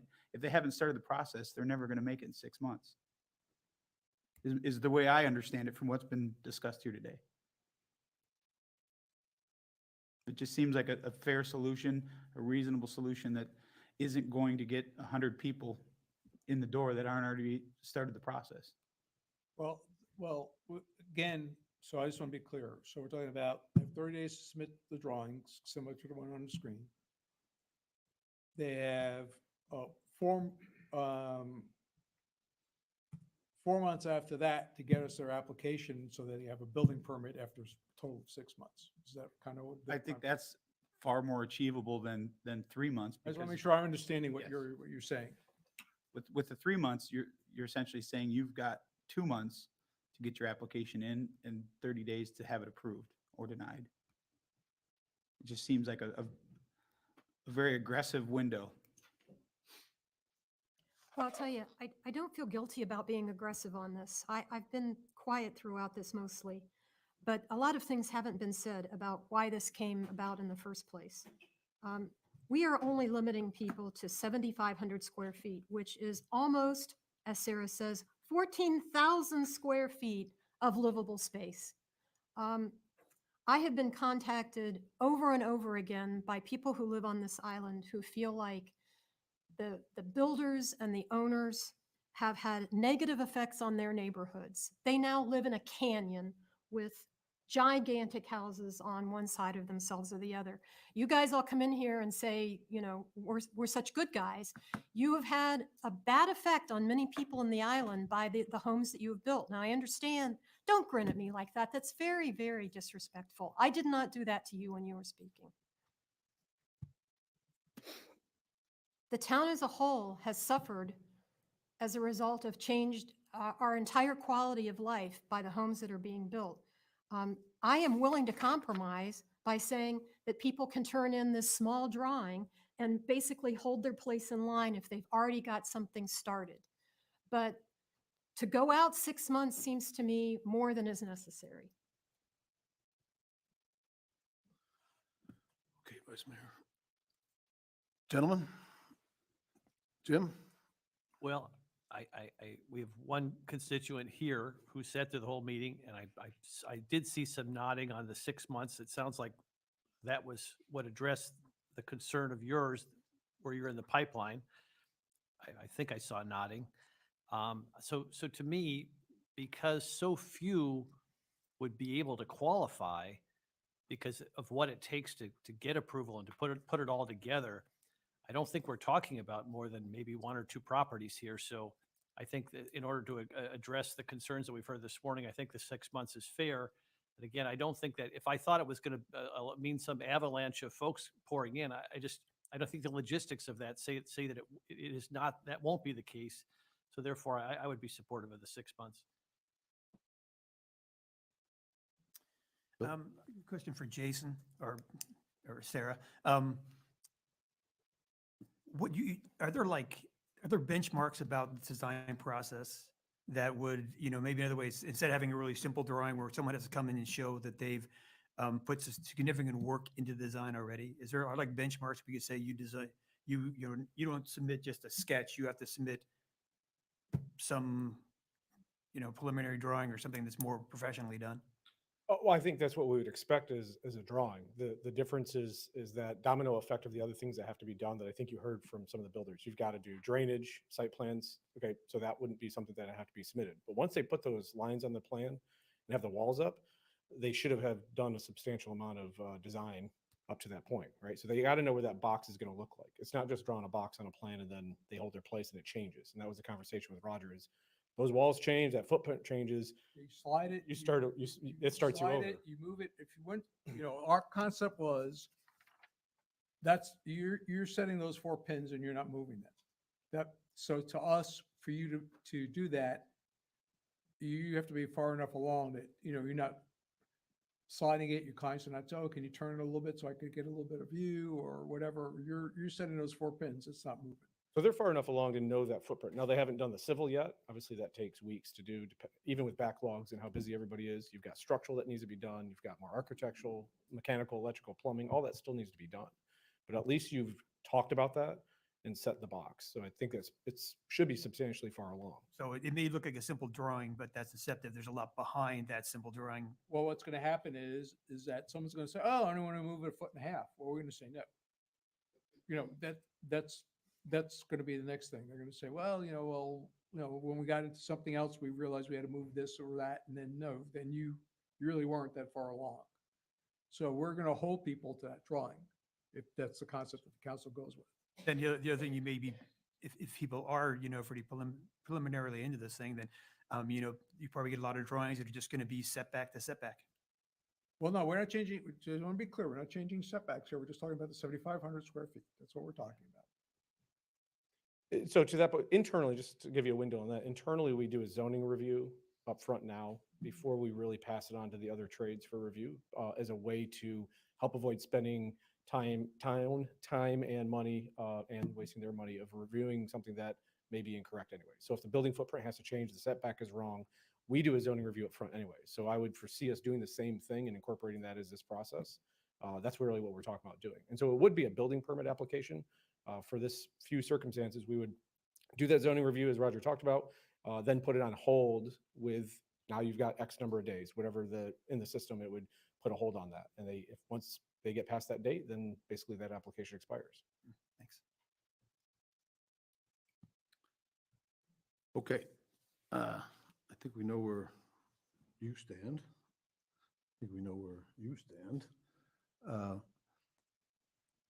Question to the Vice Mayor and Councilman Veach is there anywhere in between that 90 days that the staff has proposed and the 6 months that the others are proposing that would be acceptable We've already compromised by coming here, by coming to this? by coming to the 90 days. That's already, we've already made a step forward. Okay. Is that your feeling as well, Councilman? You know, I think that given that if we put the town in the loop, you know, the getting the permit and then getting it approved, then I think the 90 days might be not, it's really like 30 days, right? Because they have, you know, 30 days to come up with their box, and then they'd have to have an application in 30 days to have an accepted permit by 90 days. So you're willing to go up from the 90 days? I would a little bit, I think, yeah. Jason, can you come up for a minute?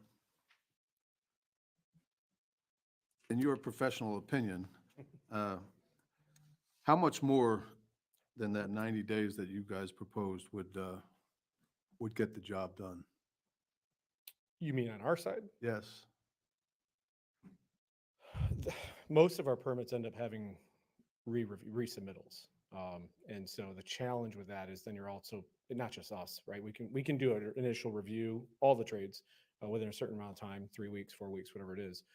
But it's also putting pressure on the applicant to then turn around something in a week to be able to get back into a re-review for 3 weeks. So I'm just always cautious about get it done by a certain date. But I understand Roger's point about the concern of having incomplete applications. We just have to make sure that they are thorough and complete. I'm not answering your question. I'm sidestepping a little bit, but it's 2 Mr. months. Mayor, let me try to help Jason here for a second. It's very simple.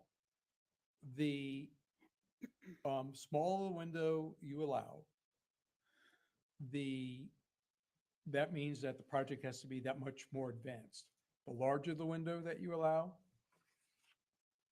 those are for projects that are not quite that far advanced. So that's what you're wrestling with now, where that is. And if you're really looking, you know, you're talking 90 days, you know, versus 6 months, and we'll see where you know, when you call the roll, where it lands. All right. Yeah, I think, Mr. Mayor, if I may, I think Jason was pretty clear that 6 months seemed pretty aggressive in itself as far as getting a finalized permit. But I think that compromise also puts a great amount of pressure on the builders and the people that are getting these homes to make sure they get their application as close to correct the first time so that there's not a mistake that could potentially cost them in the end. That's why I think it's a fair compromise. There's a lot of pressure on both sides, the town and the applicants. That's a fair statement on our side, yes. You don't agree it's fair on the other side? No, I'm just saying we're willing to do whatever you guys direct us to do. That's the end of the day. But Okay. All right. Well, anybody want to craft something? Well, without knowing where you stand, it's hard to make a motion. Well, I thought like we could arrive at something between the 90 and the 6 months. You know, I don't know.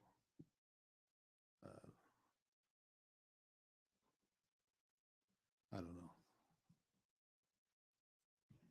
and I'll just make a motion and then you can decide then. How about that, Mr. Mayor? That's fine. I'll make a motion to approve ordinance 22-05 with the 6-month time frame, 30 days in which to get the initial drawing as described into town, and the 6-month time frame to have the completed permit permit, To obtain a permit. to obtain a permit.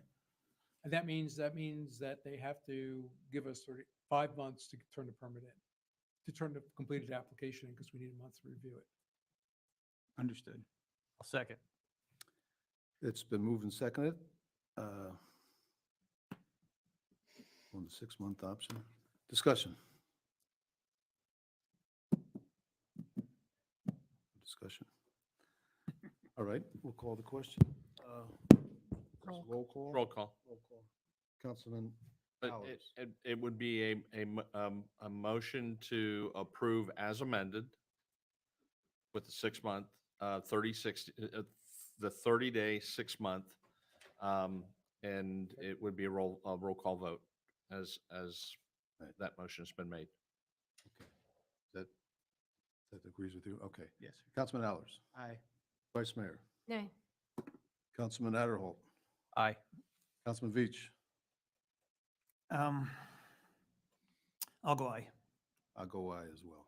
Okay, so the motion carries. Okay, that's done. And, But I think it's important that if anybody's closer, to get your permit in as soon as, your application in as soon as possible. Because everyone comes in the door in 30 days, it's, 30 days until that day, it's going to be tough. okay, it's 12:24. I'm going to ask the council if they want to break for lunch, or you want to keep plowing through here? I'd like to break for lunch. Like to break for lunch, okay. Gentlemen, is that all right with you guys? Okay, we're going to take a, probably about a 40-minute break here for lunch. Is the food here? Yay. All right.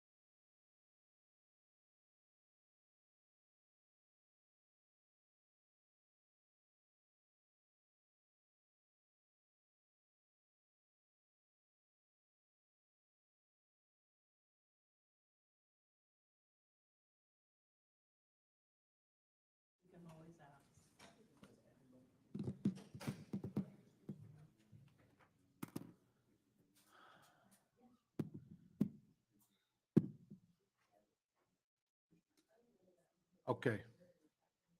All set in the back? We'll reconvene. It's 1 o'clock, 1:01. Okay, the next item on the agenda is ordinance 22-09, which is the PWVL/PAL ordinance. This is the second reading and public hearing for proposed ordinance 22-09 entitled An Ordinance of the Town of Fort Myers Beach, Florida, amending Chapter 27, Personal Watercraft and Parasailing, Section 27-45, Definitions. Section 27-49, Regulations and Locations for Personal Watercraft Rentals. Section 27-52, Personal Watercraft Vendor License and Parasailing Activity, License Applications and Regulatory Fees. Section 27-53, Personal Watercraft Vendor License and Parasailing Activity License Renewals. Section 27-55, Transferability of PWVL and PAL licenses of the Code of Ordinances, Town of Fort Myers Beach, Florida, amending definitions, amending operational requirements and license renewal requirements, providing a limited exemption to the cap on the number of annual licenses, providing that personal watercraft vendor licenses and parasailing activity license that are not annually renewed or are inactive for 1 year or more shall revert back to the town, establishing new requirements for the sale and transfer of PWVL and PAL licenses, providing for codification, conflicts, scrivener's errors, severability, and an effective date. So the public hearing is open. Mr. Tony? Mr. Mayor, just for the record, this has been properly noticed and before you on for second reading, if you so decide to move forward with adopting it today. I also, for the record, want to say the same is true for the ordinance that you heard just prior to this, before your lunch break, which was 2205. And I'm omitted to say that, so I just wanted to make sure that got on the record. Okay. Mr. Mayor, members of the council, as we have been discussing for some time, this ordinance, this proposes various changes to Chapter 27, as outlined in the title of the ordinance. There was discussion at first reading and the distribution of proposed additional changes by Councilmember Veach, which the council said to go ahead and make, and those are reflected in the draft ordinance that's before you. The changes between first and second reading are double underlined, so you can follow what those changes are. But they do relate to adding definition of, sorry.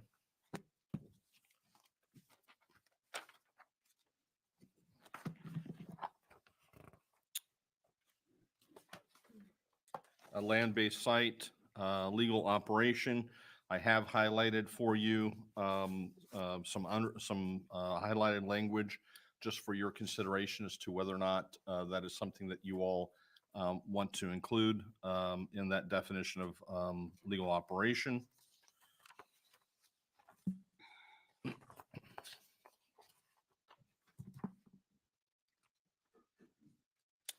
The additional changes between first and second reading.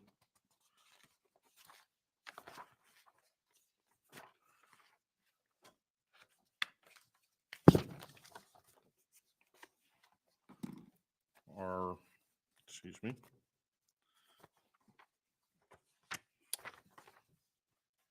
On page 10 of the ordinance. Yes. No personal watercraft, the paragraph 21 has been added. No personal watercraft vessel rental business shall obstruct the general public's right of parallel or perpendicular travel over that portion of the beach commonly used by the public. The use of personal watercraft vessel launching equipment shall be limited to the initial placement of the vessels in the morning and their retrieval at the end of the business day. That was to minimize conflicts with users at the wet sand water area. We added in on page 13 at 2751 E1 there was a reference specific prior in time to the prior ordinance 9626, which we've replaced with just simply regulations.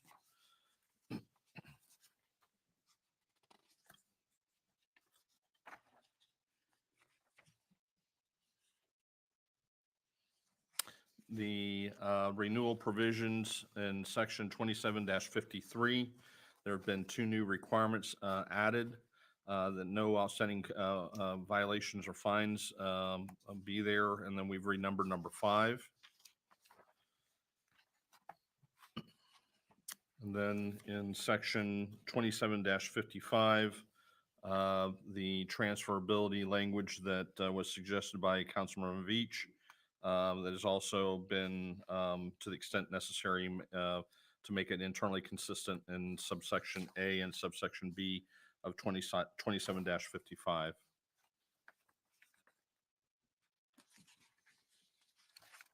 That's it. All right. Councilman Veach, you have some comments you want to make? Sure, and is Daphne available?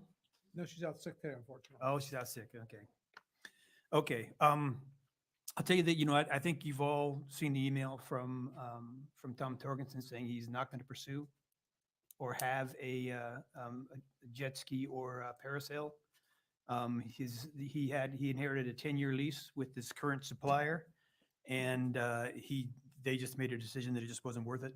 And so now what this, as I said before, this really wasn't about TPI, but TPI certainly illustrated some of the problems with this ordinance. And what my understanding of is going to happen now with that property is that if Tom doesn't use the vendor, and if we also limit it to a year, that means that there will, as long as Chapter 27 remains as it is, there will never be a jet ski or parasail vendor in that location because it's a non-conforming location. So I think and I did talk to at least one vendor. I know that, and heard in the public comment from some that the transferability was an issue because they felt they didn't have any control over when they could sell their property. So the changes that I'd recommend, and we can decide to continue this, or we can decide if it's enough that we just want to start over again as part of the discussion. What I would recommend is a mechanism that instead of try to keep the number of licenses consistent and avoid proliferation. That instead of limiting the transferability in number 3 and 4 on page 20, is that we come up with a new mechanism, and that would be that all the licenses, instead of being in perpetuity, would expire every, let's say, 3 or 5 years. And at that time, the vendors reapply, and it's a point system for awarding the permits. And so someone who has a lot of violations or safety issues would get dinged for those points. So it would put it in the control of the vendor that if they have a clean operation, they can get a license renewal. If there's more applicants than there are licenses, then the people with the worst record are the ones that are going to risk losing their license. Because that way I figure it's under the control of the vendors and it's not by timing about whether or not there's a license available. Okay. You have more? I would like to hear that's kind of the big one. I'd like to hear what other counselors think of that idea. Comments? Well, I guess I'll go next. I've got, as I said at the last meeting, I've probably learned more about this personally, parasailing and jet skiing than I ever thought I would. I also have met with a couple over the past several months with a couple of the vendors, recently with one, and spent a couple of hours going through some of the things that are in the ordinance. I think we both agreed that there are things in here that need to be changed. I certainly do not want to inhibit someone from being able to profit on something they've worked so hard for. But I also feel that I don't want to do that to any property owner that's worked equally as hard to get the property that they own. And I think that some of the wording that's in here now, we all understand that it was put in place for safety, but if you actually go through line by line and section by section, there's quite a bit in here that I think through negligence on the town, if we're being honest, to uphold, as well as the providers of the services, that we've created kind of a mentality that there's an entitlement that isn't necessarily there. You know, the town, as we know, owns the licenses, but does not own the business. So whether changes are made or not made, or gets sent back to be completely redone, I think that needs to be made clear that although the town doesn't own the equipment that performs the licenses, they do own the licenses themselves. And it's, in my opinion, not the town's responsibility to make changes or uphold things that one specific business is profitable on. All that being said, I do think that this needs to go back through the LPA process and maybe through MRF or however we need to do it to look at several things that are in here. I provided, you know, a document, this ordinance that I had printed out for my fellow council members and highlighted some of the things that specifically wanted to talk about that I don't know that are being done. And again, I don't know if it's from the town not following through, doing what they're supposed to do. You know, we talk a lot about safety, but I couldn't find anywhere in here, in anyone that drives these boats, I have great respect for because I'm a captain as well. And I know that it's a lot of hard work to get your captain's license. Your number one job is to make sure that everyone on that boat and the vessel is safe. Jet skis, however, you can teach them and talk to them, but the minute they get out on that water by themselves, you lose all control. So safety is a very, very big thing.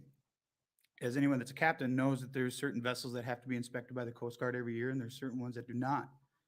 But I could not find anything in here, and maybe I missed it, that the town requires something from probably the highest skilled and the most knowledgeable people in the land, the Coast Guard, to be able to inspect a vessel and tell you every year that that vessel is safe to be operated.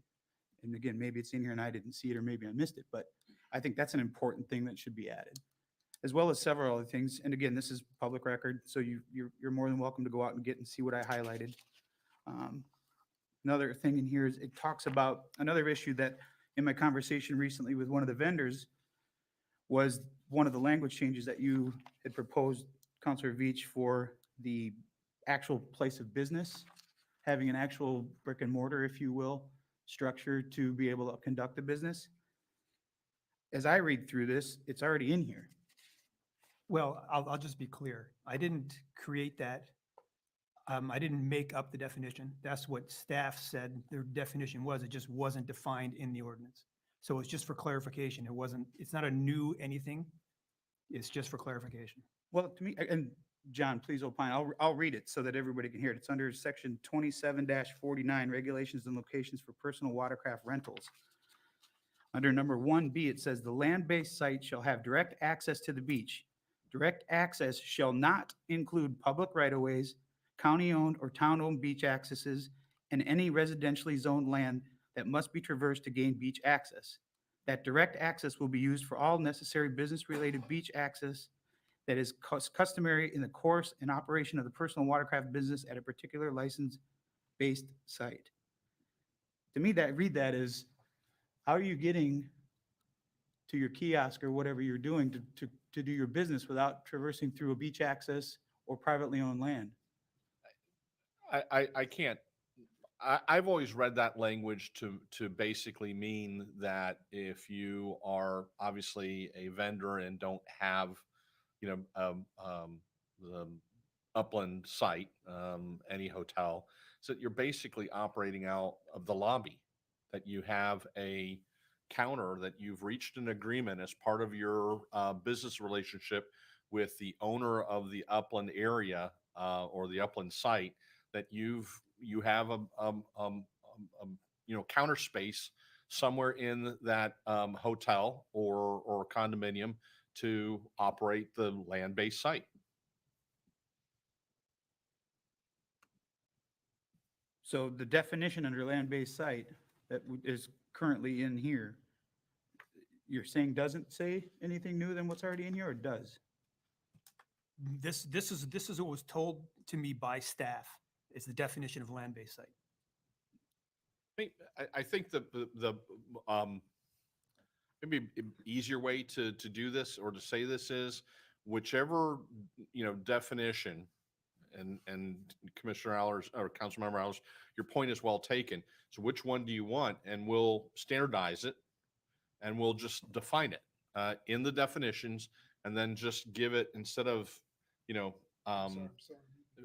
instead of reading in 2740, wherever you were reading that it has to have, we would provide that in the definition and we just simply land-based site as a defined term. But I would comment though, as we go through this, and this is one of the changes that probably makes this a pretty complex undertaking, is I'm not really sure about the necessity of needing the land-based site. I mean, that's something that we could either define, well, maybe not define differently, but in today's day and age where so much is done by credit cards and cell phones, I'm just not sure what benefit requiring a land-based site You has. need to have the land-based site for service of process, should someone want to sue them. They need to have a place they can be served. So I think for clarity, that's what we need to say. It's for, the purpose of it is.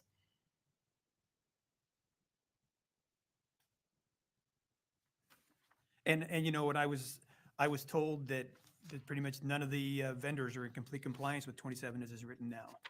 And mostly because of that land-based site, but a few other things too.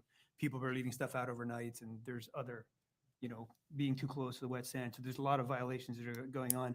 And I think that's what you were alluding to, wasn't it, Councilman Allers, about just a lack of consistent enforcement. Well, that's certainly part of the problem. I think admittedly by the town staff at the last meeting that's an issue. When I had the meeting with one of the vendors, I asked, when's the last time any of these things that are in here were actually someone came by and checked? And the answer was, well, today. I said, well, okay, other than today, when is the last time? And there was really no clear answer as to when it was. So that tells me that in order for it to be safe, there has to be someone checking on it to make sure that it is safe. There's a section in here that specifies specifically the type of life jackets. I gotta find it.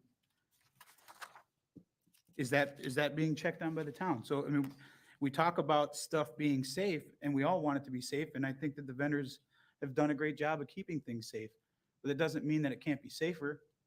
So I look at this and I think if this has got to be brought up to what I think it needs to be, that it needs to be gone through again. There needs to be input from the town. There needs to be input from the landowners, and there needs to be input from the vendors to be able to, I mean, it's worked, sure, for 25 years, but I wouldn't want to tell someone that bought a house for me, if I lived there for 25 years, that they still have to use the same roofer that I used from 20 years ago.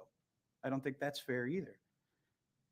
And I don't know how, I'm sure we'll hear from the vendors that are here, based on the comments that I've made, but I think that I don't know that we necessarily have to scrap the entire ordinance and start from scratch, but I think going through it and letting the committee and letting the LPA work it out, whether it's a town meeting, maybe we have to have a town hall meeting with them, whatever we need to do to make sure that we get this right for everyone that's involved.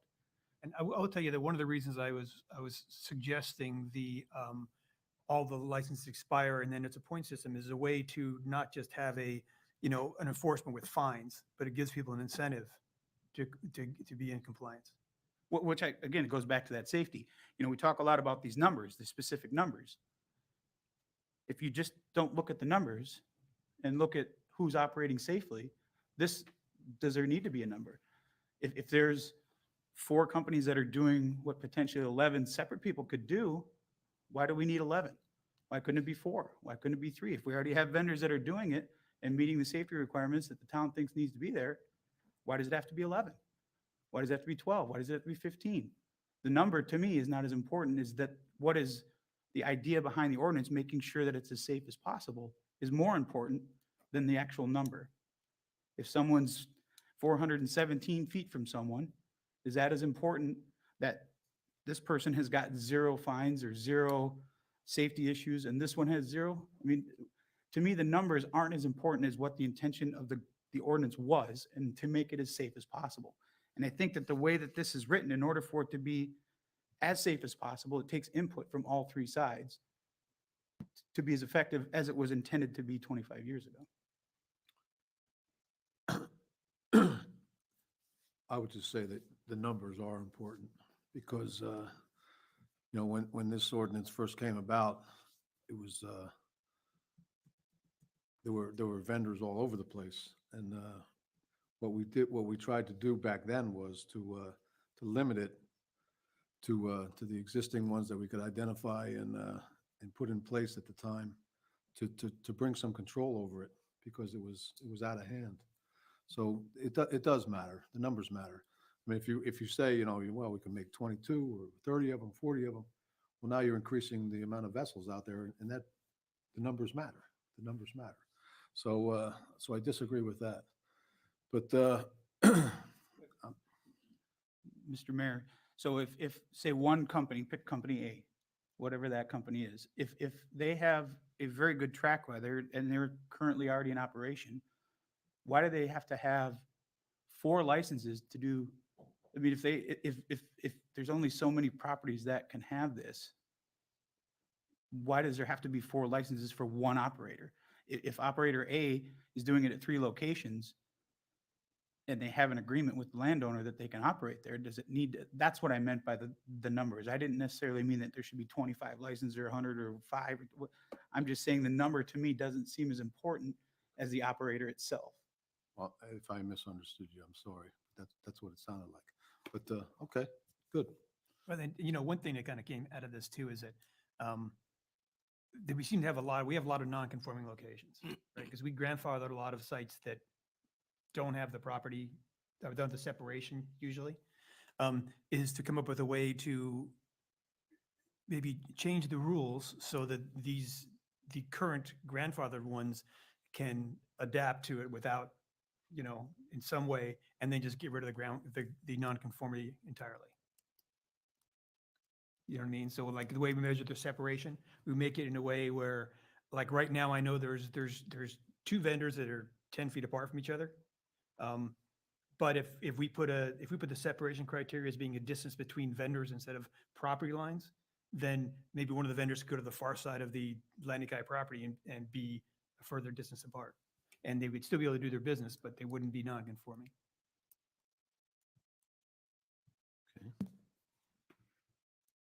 Okay. The other thing I've noticed going through this, I think is, and tell me if I'm wrong, but it seems like a lot of the business, and we certainly had a death recently, were from jet ski tours. But is there any code in here specific to jet ski tours? Not that I'm aware of, no. That's something I think that would be worth looking into too, because I've got complaints about tours and circling dolphins. Also, that person who was killed, like a week before that, I was on a fishing charter, and my very prudent captain, we were going down the channel, and a tour went in front of us. And first the guide went through, and then somebody else went through, and nobody was slowing down or turning, and we had to just come to a full stop and let all these jet skis go across the channel. And that was kind of a similar circumstance to where the person got killed not far after that. It's like we have a tour leader who was going very fast, and I appreciate the need for speed. And the people behind them, then sometimes they're not as well, they're usually not as well qualified to ride in the jet ski, but they're just trying to keep up so they don't get lost. And I think that kind of action creates a bit of a situation that could be safer. I'm just going to reiterate here what I said earlier at the beginning of the meeting. Councilman Veach, you have several concerns and additions that you'd like to talk about. Sounds like Councilman Allers does, and I know darn well that the industry has several. So to me, this warrants continuing this, giving it back to the MRF or the LPA, whoever is involved with this, getting all the minds together, coming up with some recommendations and reworking the ordinance, and then bringing it back to the council. Because we'll be here till 6 o'clock if we go through every paragraph in this proposed ordinance. So that would be my recommendation today. Does anybody agree with me? Yes. Does anybody else? I think I do, Mr. Mayor. I think I guess one of the things I've been hearing from a lot of folks is that a workshop would really be helpful. Are you thinking that maybe the workshop would be under the jurisdiction of maybe one of the advisory committees? Why not? I mean, they can have a workshop, they can, then they can, then the committees can have their hearings about it and go on from there. It could start off with workshops, bring everybody, put everybody in a room, start hashing things out and throwing ideas back and forth to each other, and then take it to the next level. And then bring it back to us eventually, rather than try to beat everybody up here over something. I'm not opposed to that. And I'll tell you, I'm not either. I just didn't want this removed from the agenda because I wanted to have the conversation. All right. We've been working on it for a while. I was planning on at least continuing it anyway, because it's a complicated beast, and it's more important to get it done right than get it done right now. Exactly. Now, Mr. Town Attorney, excuse me, Jim. What do we do here? Do we just continue this particular one, or we get rid of this and hope that we're going to have something put together later? What would your recommendation be? Give us the pros and cons of each. I don't think that there's either way, you're in the same situation. It's going to have to, in all likelihood, be re-advertised, re-noticed. And the only difference is to the vice mayor's point is you're wiping 2209 essentially off the books and giving it a new number and starting fresh. Thank you. Jim? I just a question for Counselor Veach and Counselor Allers. Your language that you just suggested just a few minutes ago, that's not in this draft, is that correct? It is not. It would be a new section Okay. about the expiration of the licenses and then the renewal of them. Yeah. Okay, and then Counselor Allers, your comments, do we have those? Did you see, you submitted some stuff some concerns? Is that in our stuff? No, what was advertised is what this is. I just highlighted some of the areas that I had questions over that are, I think personally, I've witnessed some of them not being enforced So when you from say both the vendors and from the town. highlighted for your comments today, we don't For have. my comments, yes, there's no word changing in here. I'm also in favor of sending this for more discussion to make sure that it gets done the way it needs to be done between the town, the landowners, and certainly the providers of the service. But my only concern is if we send this back, as I said at the beginning, what are going to be the consequences or lack thereof come October, should this not be through the process and either voted on or denied by the deadline or by the application? Well, we'll still have an ordinance in effect. We still have an ordinance in effect, do we not, Mr. Attorney? That's yes. The existing regulations are in effect, will continue to be in effect until you either replace them with a new set of regulations or you replace them with an amended set of regulations. Now, my next question is, do we continue it from here and take public input here today, or do we? I think that just as a matter of common courtesy of the people who have the way I been feel. waiting is to take their public comment and it be part of the record, whether it's this ordinance or a replacement ordinance, but to give them the ability to speak. Can we also just say, though, that we will have a workshop? They will get a chance to contribute to the process? We just did say that. And Just want people to know if you're going to make a public comment. yeah, I mean, if It's their choice. the public, you guys can say whatever you want to say, you know that. But if you're going to be redundant, there's no reason to be, because you've pretty much got the gist of where we're heading with this. But with that being said, we will open it up to the public right now and take public comment. So, Madam Clerk.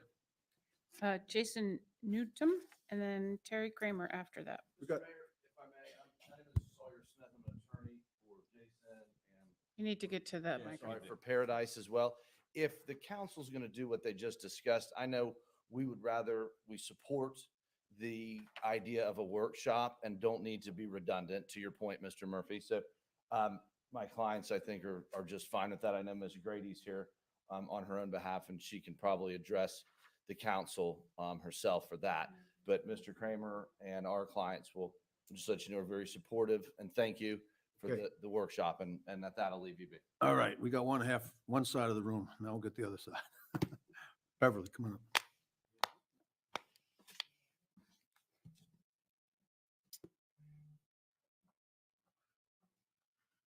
For the record, Beverly Grady on behalf of Mid Island Water Sports, and I want to thank the council because I think you're giving us a message that there will be a workshop and there will be opportunity for the vendors to participate and speak.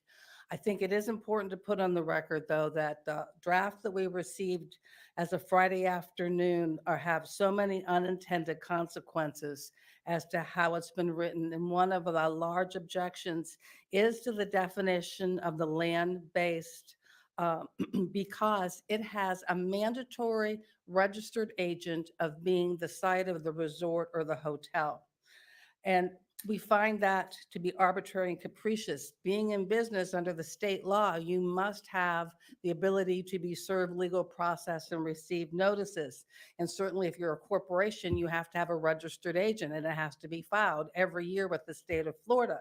Nowhere else do you mandate, not even the hotels or the resorts, they're not required that they use their physical address as their legal address for notices or being served a notice of process in any lawsuit. Only this industry, not marinas, not restaurants, not parking lot operators, not hotels, not resorts, suddenly just for this industry. And these are basically usually tenants. So you don't mandate that your landlord be the address where you have to receive service of process. We would also say to date, your staff has not responded to council's direction regarding what parcels you were contemplating being added as vendors to be parasail and personal watercraft activity. Also, your rules exempted at the CPDs from some of the license requirements. They don't have to pay fees. They don't have to have CPR verification. They don't have to meet the 500-foot separation. There's no consideration if they have outstanding fines or code violations. They don't have to renew. That was never in this ordinance. It's like a perpetual approval that you were considering to grant. We highly object to the transferability because if anyone was proliferating, it was the council by increasing the number. And then you put a prohibition on these vendors from being able to sell or transfer their license. And by you increasing more CPDs, eventually you would put many, most, all out of business. And that's how that language had the potential of working. So those cause grave concerns, as you can imagine, with the vendors. License is a property right. It requires fairness and due process. We don't believe that that was applied in your renewal section nor in your transfer section. And we are pleased that you're having a workshop. We hope it would be with the LPA. We hope it would be with the council. Thank you. Thank you, Counselor.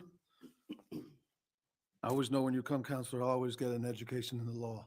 I appreciate that. Okay, anyone else? Any of y'all want to come on up, Chris?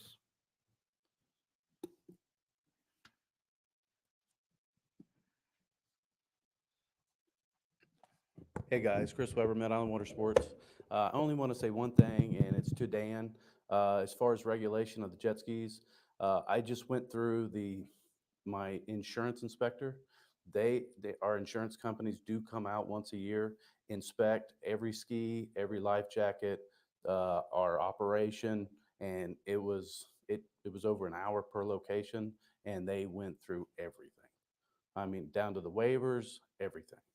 So I just wanted to correct you on that. Thank you. Thank you. Anyone else? Last chance for now. Okay. Oh, Tracy, come on up.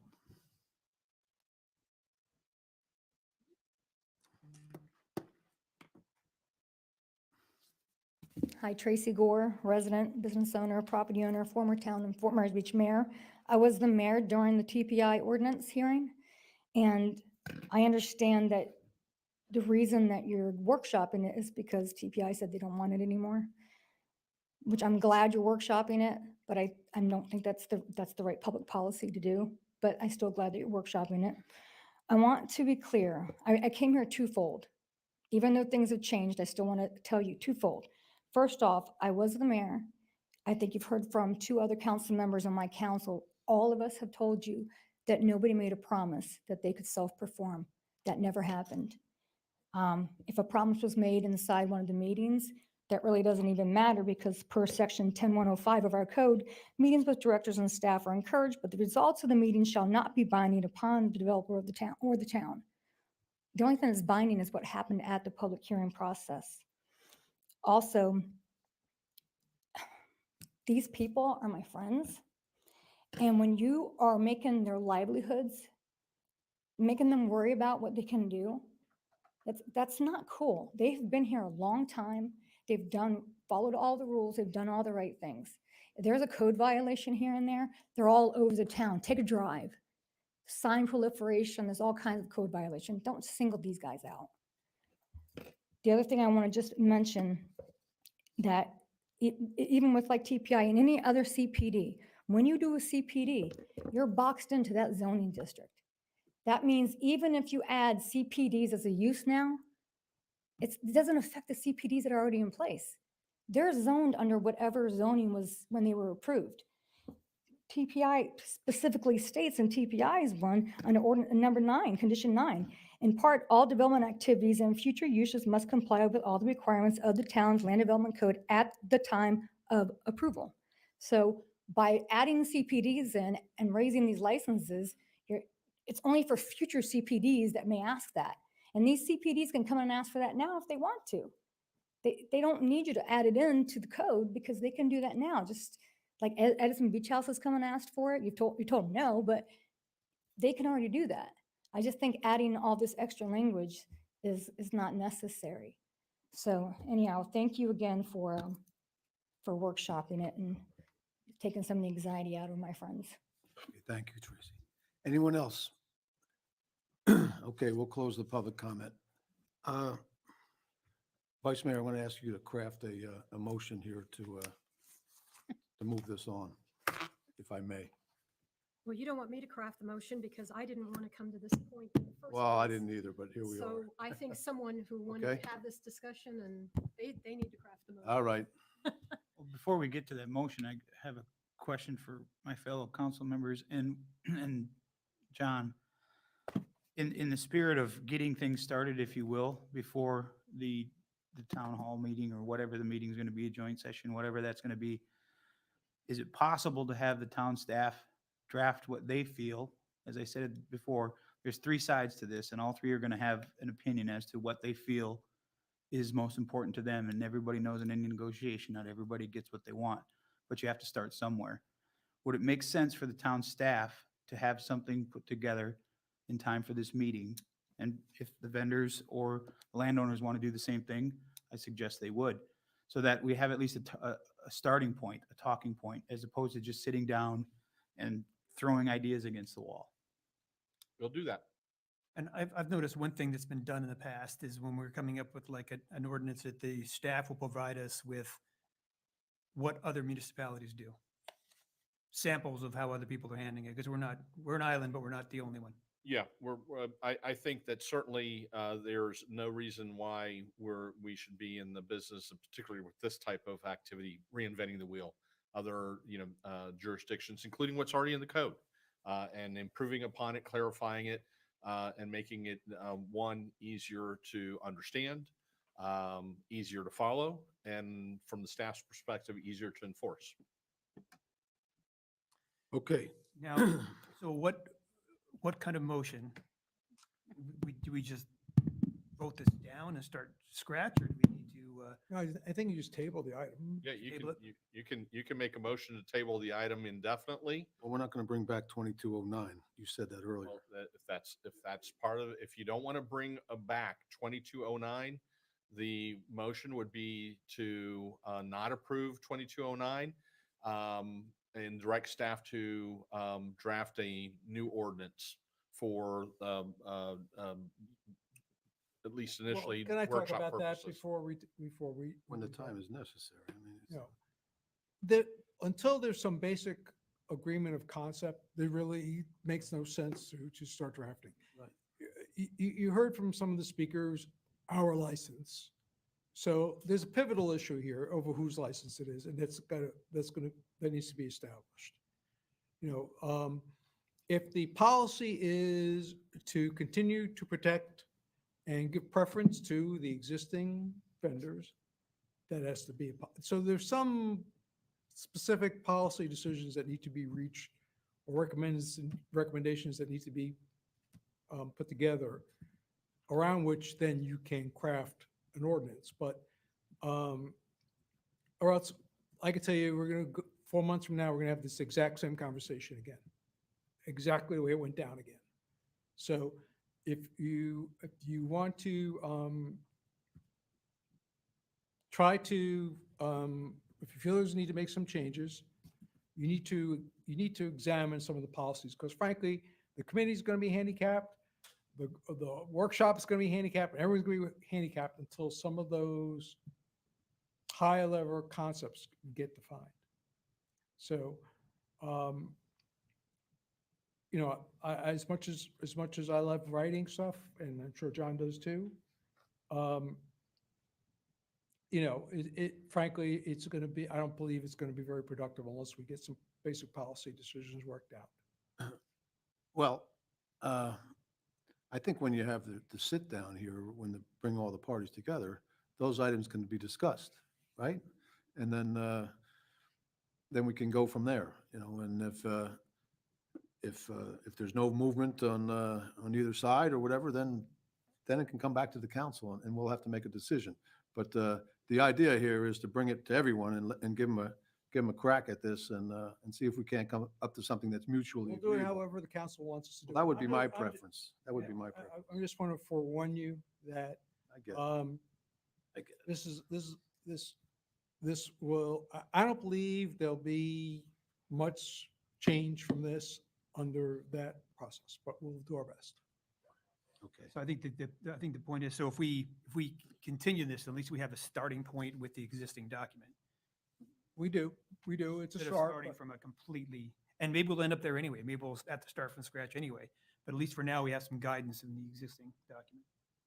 Well, Bill, if Well, you're we have going to, if you're going to continue to use chapter 2209 or ordinance, proposed ordinance 2209, and continue it, then I think that you need to give direction to leave out those sections that we're going to open this up to people who had a CPD, et cetera, all the stuff that was going to be for TPI.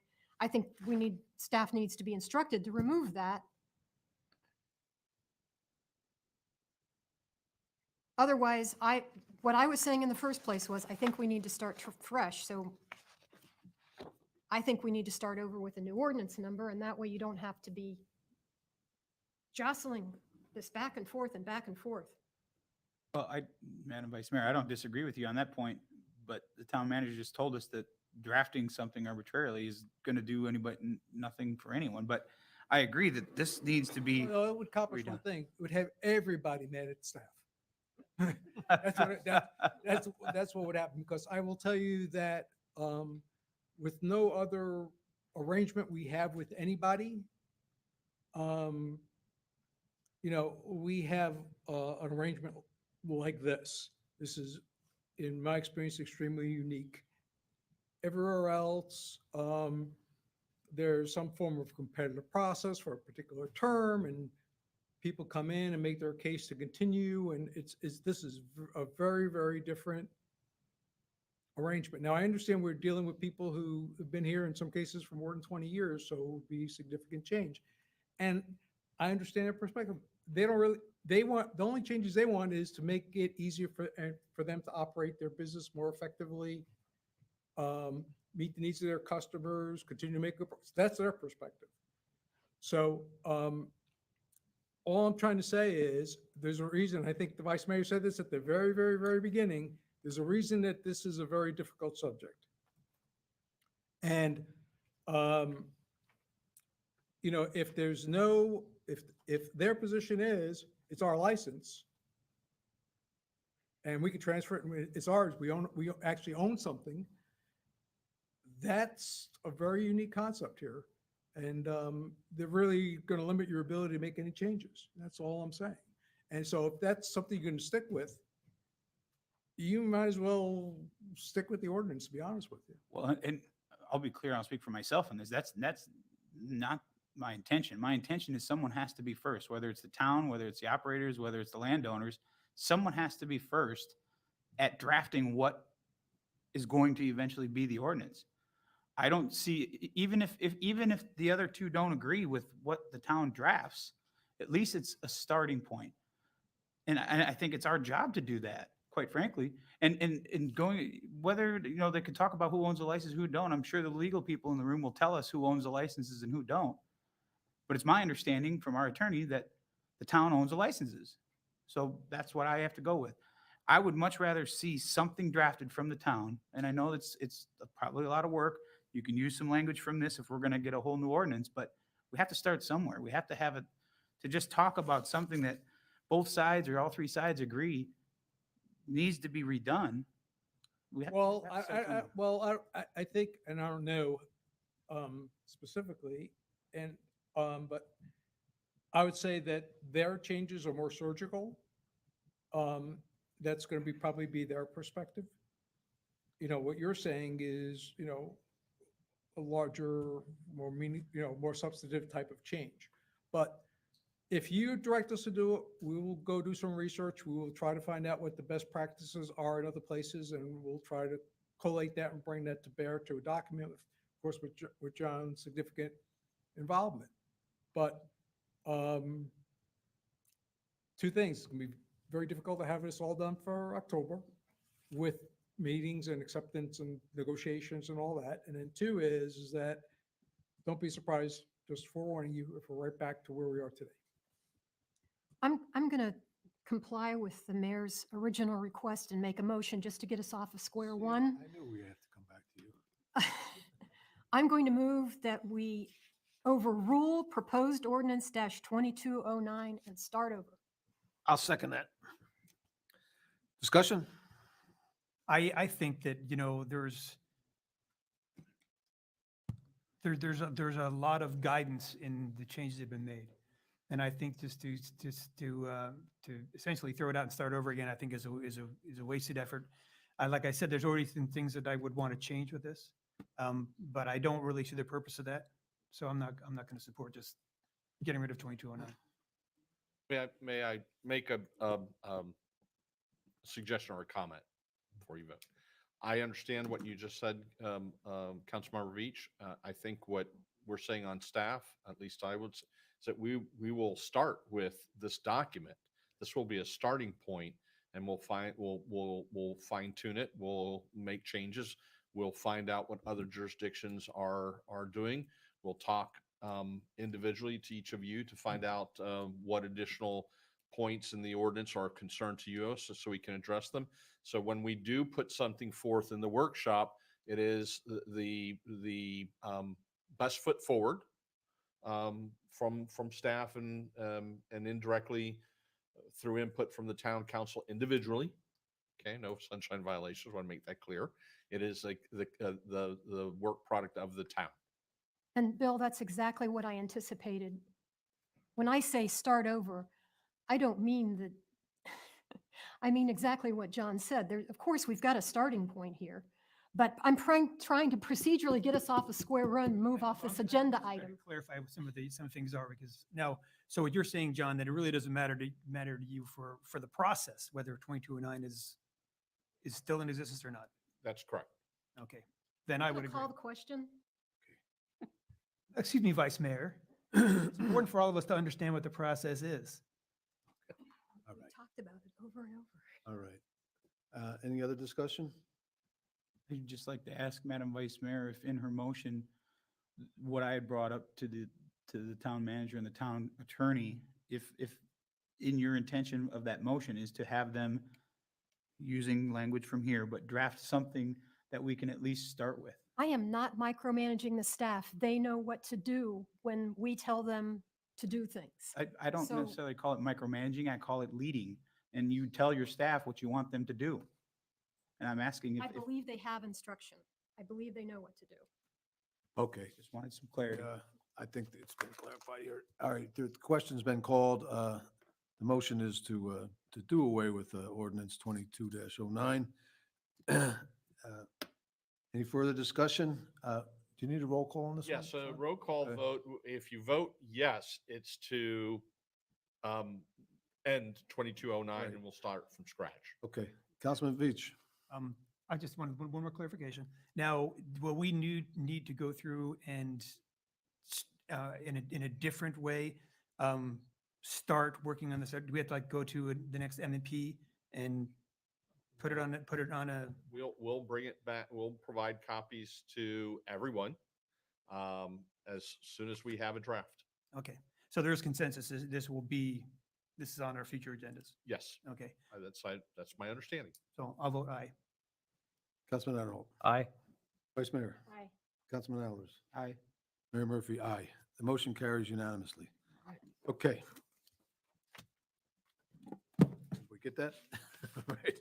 All right. We'll move on to the administrative agenda. And the next item is new beach access naming. This is the naming of the new beach access, which could replace Canal Street. Was provided by TPI Hospitality as a condition of development approval.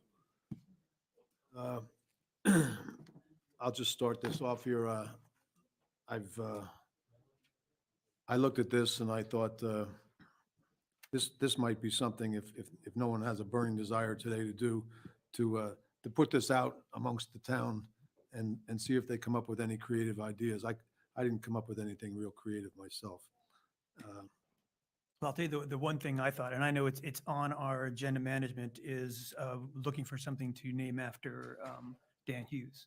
Well, you know, that, excuse me, Bill, that thought occurred to me, but I really have, to be honest with you, I have something else in mind for Dan. And if you want to get into that now, we can discuss that too. But if you want to. I know it's on our list, so. Okay, well, can we talk about that now, since we didn't, yeah, okay. What I had in mind for Dan was that we name the road, the lane, or whatever you want to call it, that circles the Mound House after he and his wife Ann. So the Ann and Dan Hughes Way, Ann and Dan Hughes Lane, or whatever. I think that would be more, in my opinion, more significant and meaningful to the family rather than some random access out on the boulevard. That was my intention. And I actually ran it by Allison the night over at the Mound House, and she thought it was a good idea as well. So that's, I mean, we could erect some sort of sign out there and have a little ceremony and that sort of thing. But the Mound House meant so much to Dan and Ann that I thought that would be the most appropriate. You know, I don't think Dan really cares at this point, but I think his children and grandchildren would appreciate having that testament to him and his service. So with that said, then I agree with you we can, make this a fun activity. We can put it out to the PIO to Yeah, put have it a out there and contest. see what kind of ideas we get for a name for the beach access. I guess the only reason I would disagree with that is there is a tradition in the town that the beach access is named for the street that it's closest to. To me, that's very helpful. If I say to someone, I'm going to meet you at the Flamingo Beach access, everybody knows where it is. Well, and I thought of that too. I thought of that too, and I thought It would just make sense to me that that, the people in the process were a little annoyed that they were losing their Canal Street access. But why not name it Canal Street? I mean, so. whatever street is. you know, of Well, your or access whatever's, closest to. that's fine. I mean, that's okay with me too. I mean, I just thought it'd be a little fun to have a little contest or something, but either way, I'm open to the will of the council on this one. So, Jim? I was going to say, I like the idea of opening it up and letting the public have some input on it, but I understand the vice mayor's point, but I'm still, it is in the entertainment district. It is an opportunity to have a little fun, and I think the public input would be welcome. I think it'd be interesting. Could we sell naming rights like they do for stadiums? Well, how pressing is this, Mr. Manager? Do we have to have something? Well, only to the extent that for the short term, there'll be a sign on the corner that says Star Boulevard and a stop sign for people coming out of that access, but there won't be the name, street name sign until you guys decide on a name. So I don't think it's significant. That, Or we could call it the no-name access, I don't know. that's not a platted street, though. It's gonna be. it's- Well, it's a newly constructed, public dedicated unapproved right of way is what it technically is. The real question is, did you want to continue the Canal Street name? Do you want to come up with your own new name, or you want to go out and see if the community has any suggestions? Those are the three alternatives.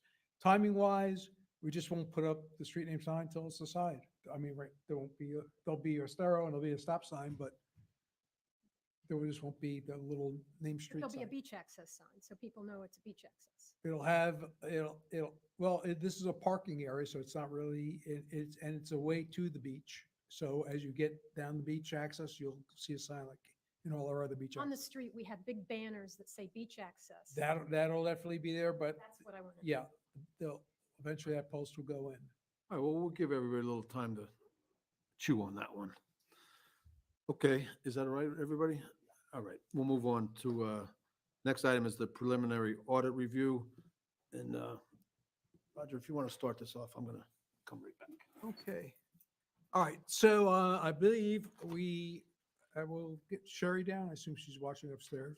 And or Joan, or they're right outside. And we'll try to pipe in Wade is there. It looks like we're bringing Wade up. He's our external auditor. Wade Salisbury. Yes, can you hear me? Yes, we can. Just give us about 5 seconds more and Sherry on her way. Here she is. Okay, so Waste Company is in the fourth year, I believe, of their 4-year agreement with us. For those of you who may not remember, 4 years ago, they were selected by a selection committee to be the town's auditor for a 4-year term.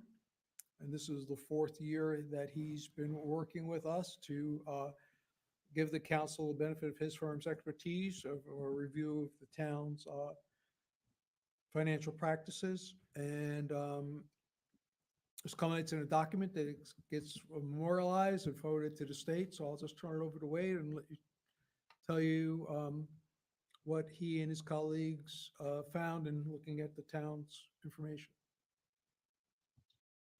All right, well, thank you all and for allowing me to be here with you all today. I don't really have a presentation, but you all do have the current draft of the financial statements, and this is what we call the face. This is your actual statement of net position, your balance sheet, your income statement.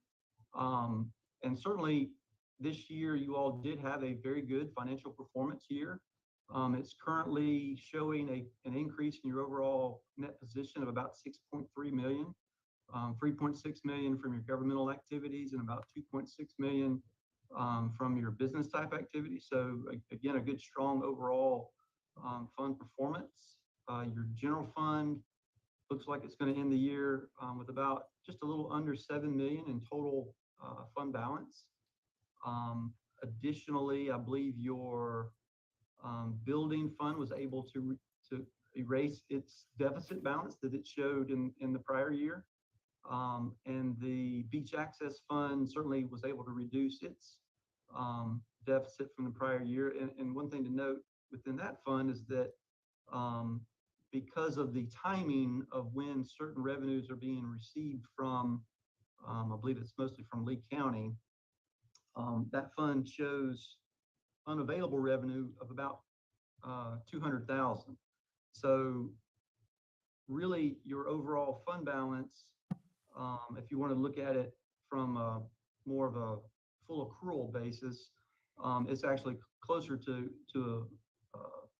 a zero fund balance, which would be reasonable, and really kind of expected for that fund's activities.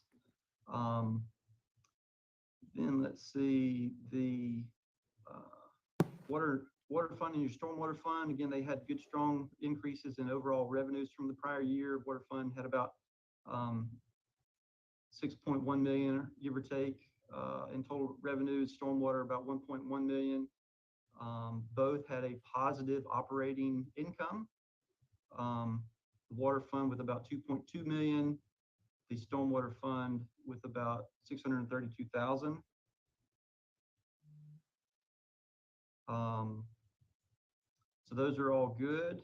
Again, when you went to, if you went to the cash flow statement, you could see again positive operating cash flows from the water fund of about 2.2 million and about 662,000 from the stormwater fund. So certainly good overall fund performance for the year. We are currently in the process of trying to wrap up the overall audit itself. You know, as you all know, the water and stormwater fund had a large overall project that is finally coming close to being completed. A lot of those funds are from the state SRF program. There's also some funding from Lee County. There's also some funding from the town itself. And the funding from the state must also undergo a single audit. And that is really kind of where we stand right now. We're trying to just finish all of that documentation up, and I'm actually waiting on some information from your third-party consultant to make sure of one thing. I've got a feeling that we might have, that the town might have one draw from the SRF program duplicated. I want to make sure of that, but that will just be a balance sheet only type of an adjustment. And so we should then be able to hopefully quickly finish up once I receive that this year's overall audit. As you all will recall, there were a couple of financial findings that were reported last year. Sorry to say that it looks like we're probably going to have a couple of those same findings be repeated this year. And I don't think that's a reflection at all on the current staff. I think that's more a reflection on the system that is in place, and the fact that a lot of the people that we spent a lot of time with last year and trying to help and to make some changes for are no longer with the town. And so I think some of those changes just weren't able to get made. But those are certainly not finalized, and those will certainly be provided to the town with plenty of time to make changes before it is finalized. But that's basically all I wanted to be able to talk to you all about today. Do you all have any questions for me? Mr. Mayor? Yes, sir. Wade, I'm just curious, does the audit committee have a copy of this draft, and have you gone over it with them? Yes, sir. We did that last week. And so you've met with them personally then? And I think last year there was some concern that you were not able to meet with them in person. Are you going to be able to come before that? I guess the mayor knows all this because he was there. No, we had the meeting, the audit committee last week, and Wade appeared by Zoom there. Wasn't here personally. Were there any, Mr. Mayor, was there any comments or concerns expressed by the audit committee? No, not really. No, there weren't. As a matter of fact, they were very complimentary on the status of the financial status of the town. There were compliments given out, and there were. What we do need is we need some more members. We've had some attrition on the committee, and that committee is set up as for 7 members. And we're down to 4. And the other day, we only had 3, so we didn't have a quorum. So we didn't vote, or they didn't vote on anything of any consequence. So, but I would ask the town staff if we can look to see if we can advertise for some members for that committee. But other than that, with the report itself, everybody was pretty pleased with the report. And so Everybody that was there. procedurally, does it come back before you for a formal approval then, or? No, I don't think so. That's not the function of the committee. They just receive it and send it forward to the council. I guess I'd just chime in at this point to the community and say, we really do need members of this committee. It is a state This is- statutorily required committee. It's not like our other committees. One that we have. We have to have this committee functioning. So we need people to come forward that have some background in finance. Yeah, we lost a few members. Of course, Mayor Hughes passing, and John Goggin moved off island. One of the other members dropped out. So it's been, there's been some attrition of late, and we need to fill that committee back up. So the sooner we can get some new members, the better. And it's, you know, it's if you're into finance, there's a lot of good discussion going on, so come on. They're a down. fun group of guys to hang out with, I can tell you, having been their liaison in the past. So what happens if we can't keep a quorum on the audit committee? Well, I mean, as of now, there are enough members to make a quorum. It just didn't happen to be the other day, but Well, I guess the mayor will go out to the Canal Street access and start grabbing people to work Exactly. for the committee. Exactly. Something along those lines. But I don't think that's where I'll find them, but Just to specifically answer your question, Counselor, so when there's not a quorum, they can't vote to take an official action, but clearly it's my belief that if there are any questions or concerns about the audit, they would have shared those with you as an individual member to members of the council, not representing the whole committee, but representing themselves. No, I was asking though, because you said it's a constitutionally mandated committee that we No, have. there's two components to the audit committee. There's one that it performs a function under state law, which is it's the one that makes reviews and makes recommendations on the selection of our outside auditor, and then all their other functions. And that's the one that the vice mayor is referring to, that it is statutorily created. There's a requirement under state law that all local governments have a audit selection committee. And in our case, the audit, or the finance committee serves both purposes. yeah, their scope is very limited, Bill, but they do tend to discuss other items, in the financials and offer their expertise, which is fine, you know. So where are we with this? Are we just, We're done. we're done? Okay. Yeah, unless there are additional questions, as Mr. Salisbury said, he'll be, wrapping this up, and hard copy will be filed with the clerk. Very good. Okay, thanks, Sherry. And Sherry and Joan are doing a fantastic job up there. Appreciate everything that they've done to get us back on track. Thank you, Wade. He's gone. Okay. Should have said we were done. Thank you in spirit. Okay, the next item is Resolution 22-16, Expo Shows, Inc. This is to adopt Resolution 22-16, approving a piggyback contract between the town and Expo Shows, Inc. to provide fireworks for the 4th of July and New Year's Eve in an amount not to exceed $60,000, utilizing the City of Marco Island's fireworks contract number 2022-007, authorizing the town manager to execute the agreement, expend budgeted funds, and take all appropriate actions to conduct the fireworks displays and providing for an effective date. I'll ask for a motion to approve the resolution or deny the resolution, then we'll discuss this. I'll move to adopt Resolution 22-16. Been moved? I'll second. It's been seconded. Discussion. I guess I'd just like to say for the record that my understanding is that this is a higher amount because we no longer have our provider, and just put the Chamber of Commerce on notice, because I know they share the cost with us for these holiday celebrations, that our costs are going up, and just want to say on the record so that they know that they're sharing the cost with us. It's going to go up. Are they okay with this cost? I mean, did you get any kind of? Well, haven't the talked to way, them, but- well, yeah, well, actually, I have a pending meeting with the executive director that we had some scheduling conflicts we're trying to work out in the next week.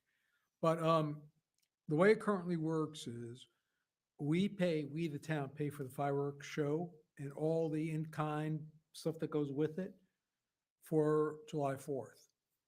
For New Year's Eve, we pay for all the in-kind stuff that goes with the fireworks show, but the chamber pays for the fireworks itself. Sounds like a good arrangement. Okay. Any other discussion? Any objection to the motion? The motion carries unanimously. With a bang. With a, very good, Bill. All right, next item is D, approval of bridge closure for 4th of July parade and fireworks. This is to approve closing the Matanzas Pass Bridge on July the 4th, 2022, from 9:30 a.m. to 11:30 a.m. for the parade, and from 9 p.m. to 11:30 p.m. for traffic coming on the island. That's for the fireworks. Is there a motion to approve these bridge closures? I'll make a motion to approve the bridge closures. I'll second. It's been moved and seconded. Any discussion? Any objection to the motion? The motion carries unanimously. Next item is Resolution 22-15, updating joint local mitigation strategy. This is to adopt Resolution 22-15, updating the town's joint local mitigation strategy. Is there a motion to approve the resolution? I'll move to adopt Resolution 22-15. Been moved. Is there a second? I'll second. Been moved and seconded. Discussion. Any objection to the motion? Motion carries unanimously. The next item is STA number 12, the Times Square LAP Project Administration. This is to approve supplemental task authorization number 12 with DRMP Inc. for engineering services in the not-to-exceed amount of $78,200 and approve the one-year renewal for DRMP and authorize the town manager to execute the contract documents. Is there a motion to approve this supplemental task authorization? I'll move to approve the supplemental task authorization. I'll second. Been moved and seconded. Any discussion? If I could, Mr. Yes, Mayor, sir. just because there's a lot of interest in this project. Roger, would you just give us a 1 or 2 sentence explanation of what we're doing here? Okay, so we received 2 different $1 million grants for Times Square. One of them is through the FDOT, and they're using federal funds, which makes it a LAP project.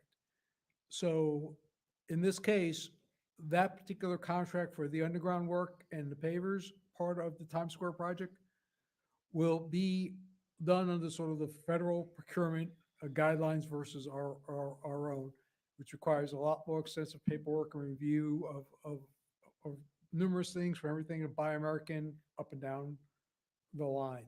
So because of that, and that's a change from how we originally were proceeding with that project, it's going to require additional work and effort on behalf of the consultant to make sure that when we submit for reimbursement, we get reimbursed, we've met all the criteria. And that's what this additional fee is for. Thank you. Okay, any further discussion?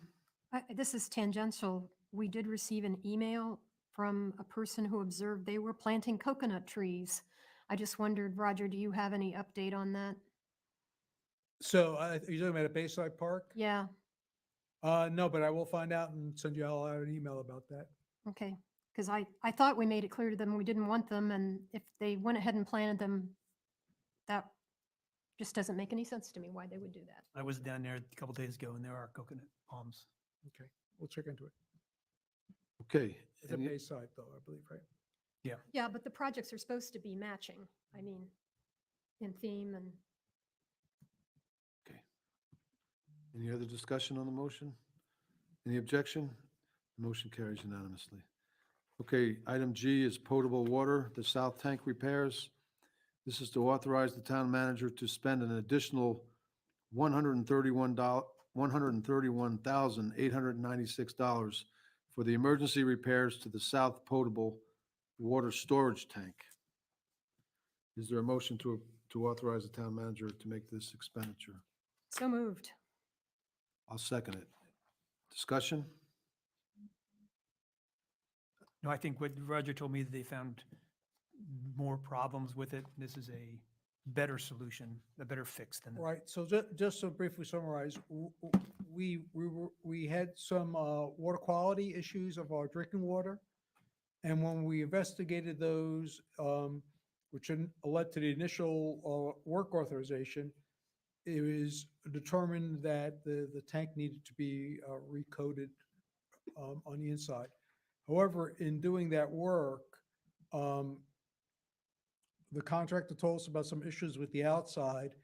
And while he was mobilized, if he could repair those, he would be able to then give us a 20-year warranty on the tank. So we authorized the additional repairs to achieve this warranty because replacing the tank would probably be over $1 million. And of course, would be a substantial problem for people. It's at the south end getting water to the fourth and fifth floors if we don't have that tank in operation. So for all those reasons, it's in the town's best interest to proceed with this additional work and other ancillary work to make sure that we can meet the water demands of the public. What was the problem on the inside? Was it rust on the inside of the? Well, those coatings, wear out after time from the chlorine and other chemicals in the water.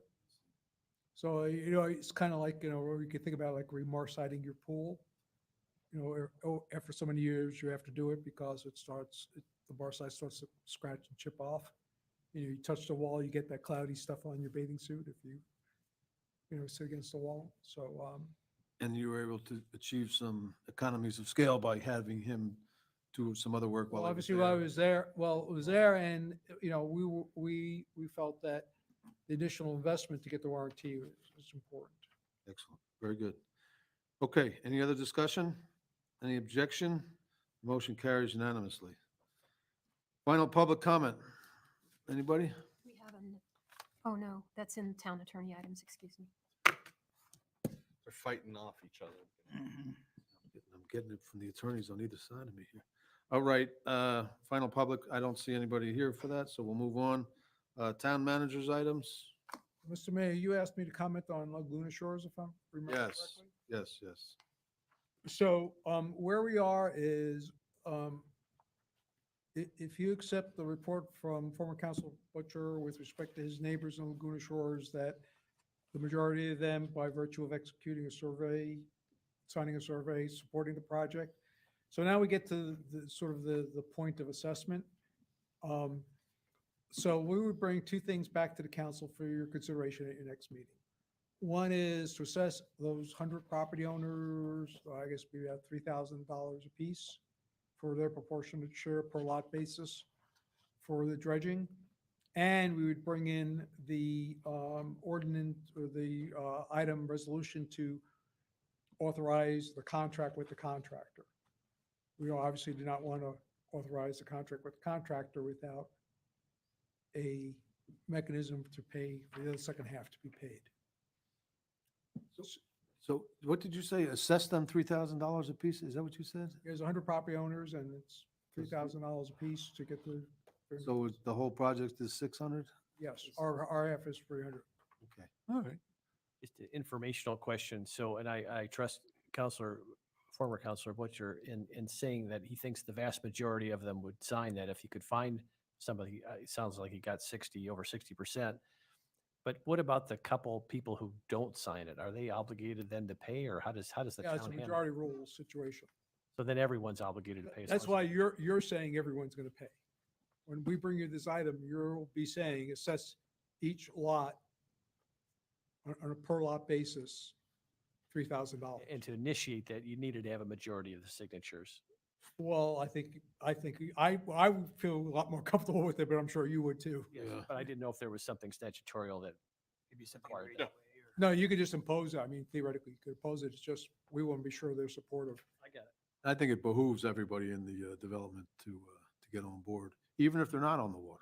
Now, one of the things we are looking at, just so you're aware, is because the amount, relatively speaking, is not that great, we're looking at doing it via the water bill versus adding it on their tax bill, because then we wouldn't be getting the money till the end of 22 and 23, and we don't want to really advance it, and we'll cross 2 of our fiscal years.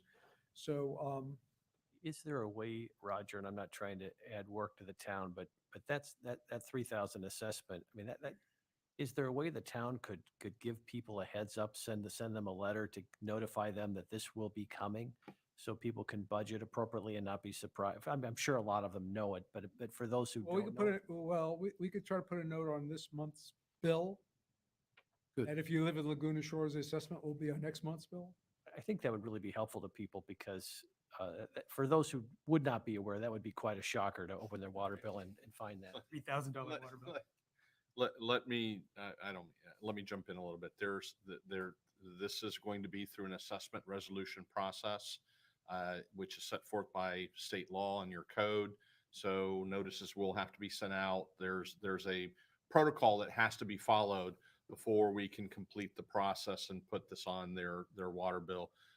As the manager indicated, the biggest difference that we're proposing is we would be doing the collection efforts ourselves through the water bill in order to be able to get the money as quickly and upfront as possible, as opposed to waiting for the tax notices and the tax bills to go out, the real estate taxes to go out at the end of the year and collect sometimes over time. So there is a notice requirement then? Yes, sir. All right, thank There you. will be. And in addition, they have a homeowners association that I'm sure Mr. Butcher has been talking about this through them. Okay. Anything else, Mr. Manager? You know, just very briefly with respect to the window tinting issue. I just don't want it to be lost that there's a relationship between the 15% tinting and not having turtle violations, which triggers work and us and grief to them when we start, if we start strictly enforcing the code versus the 45 window tinting. You know, I understand they don't like the 15 because it's darker and it's thicker. We've checked with at least one company that says it's not really any more expensive and that much longer, but there may be others who are charging a premium for it. I don't know that. We didn't check with every single company. But the point is that to the extent that the council may consider some type of, you know, phase-in period, that will create additional work on us to be checking because potentially there's more violations, because that tinting in and of itself does not prevent light from spilling out onto the beach. And in a lot of these buildings, you get turnover due to rentals or whatever. So, you know, their excuse when we give them a warning or a citation is, well, yeah, well, those people left last week and now we have new people in there. But we're going to be constantly fighting that battle in terms of education and enforcement, to the extent if we slow down the amount of time or lengthen the amount of time that people have to get to before they have to put in the 15%. But just so you kind of understand both sides of the issue. And I'll just comment too, because I'd called a glass vendor and they said that all the windows were 6 to 9 months out. And it depends on the manufacturer. So I also talked to a contractor, PG&T, is it? They were pretty far out. But then there's Eastern Glass, who is, I think of even a local place, that they had much shorter lead time. So it also depends on what glass person you use. If you're going to comment, I'm sorry, it's 2:25. I'm just going to say something real quick. Let's all try to remember that piece of glass that was handed around through the dais the other day. That 15% is extremely dark. And as somebody who lives and would be impacted by this, I'm just letting you know that there will be an outpouring of outrage if people are required to put basically dark sunglasses on all of their windows.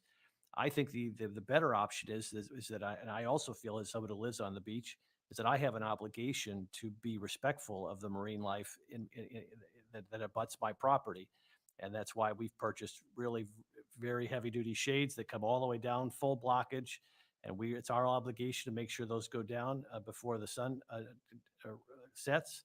And we have an obligation as somebody on the beach. And if the town needs to step up enforcement procedures to do that, and whatever that entails, I'm fine with that. But I think this 15%, if you just remember how dark that glass is, to make everybody who faces the ocean put that glass, it would destroy the whole effect of living next to the ocean. And I just think, again, it's sort of like somebody in your kindergarten class. If they misbehave, then you're going to punish the whole class.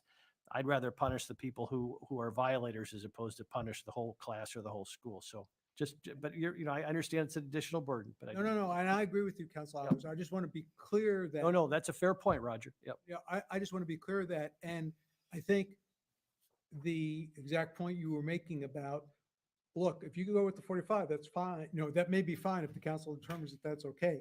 But don't be coming in here whining afterwards that, you know, so-and-so had to face enforcement or whatever, because for all the reasons why we find ourselves in that situation, because that you will have more of those type of cases because of that. That's fair. That's fair. And I would just point out that I think that piece of glass was not really demonstrative, because in the Murph meeting where the guy said, it's kind of like window tinting on a car where you can't see in. Well, it's true, but when you're inside the car, looking at the bright light, you see fine. So that is not really representative of how it's going to look. It's like, if you're into photography, it's like 2.5 f-stops going from clear glass to the, I hope when this comes before us, we can find another sample that maybe give us a better. it's not the sample, but it's how you look at it. You have to look through a window of bright light. It's like when you're inside a car with the tinting, it's really doesn't affect the person inside the car that much. Okay, that remains to be seen, but I'll take I won't take your word for it because I'd like to see it, but it has a lot of people very concerned, I guess is what I'm. And the other case is, this is not a solution looking for a problem. There are disorientations. And when you have a condo, particularly, there's a lot more windows on that condo than there is on a house. And so you get cumulative light from the different windows. If those owners are not in compliance, you're absolutely right. And those owners need to be in compliance. And like, Murph said, they agreed in, putting it out for a year, but they also said with the condition that we are doing more aggressive. I have no problem with more aggressive enforcement. I'd like to see that 45% stay permanently, not just for a year until the state changes the guidelines, because you're going more stringent than the state. But this is, sorry, Mr. Mayor, we're getting off subject, but it's an important issue. That's all right. Okay. Anyway, anyone that was the end of my comments with that. I just wanted to make sure that those questions didn't sort of be lingering. Anything else, Mr. Manager? No? Okay. Mr. Town Attorney. Yes, sir. As was discussed at the last MNP meeting, we provided you with a memo, which is included now in this packet, outlining the various code properties that are the subject of code violations and that have accrued a significant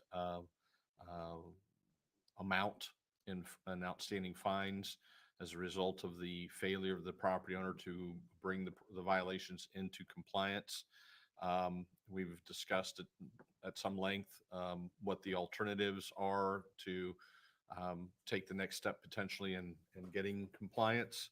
And as we've informed you in the past, this really boiled down to either foreclosing on those accrued liens, or alternatively, authorizing us to file for injunctive relief in circuit court, where we basically would go to courts saying, we have this outstanding code order.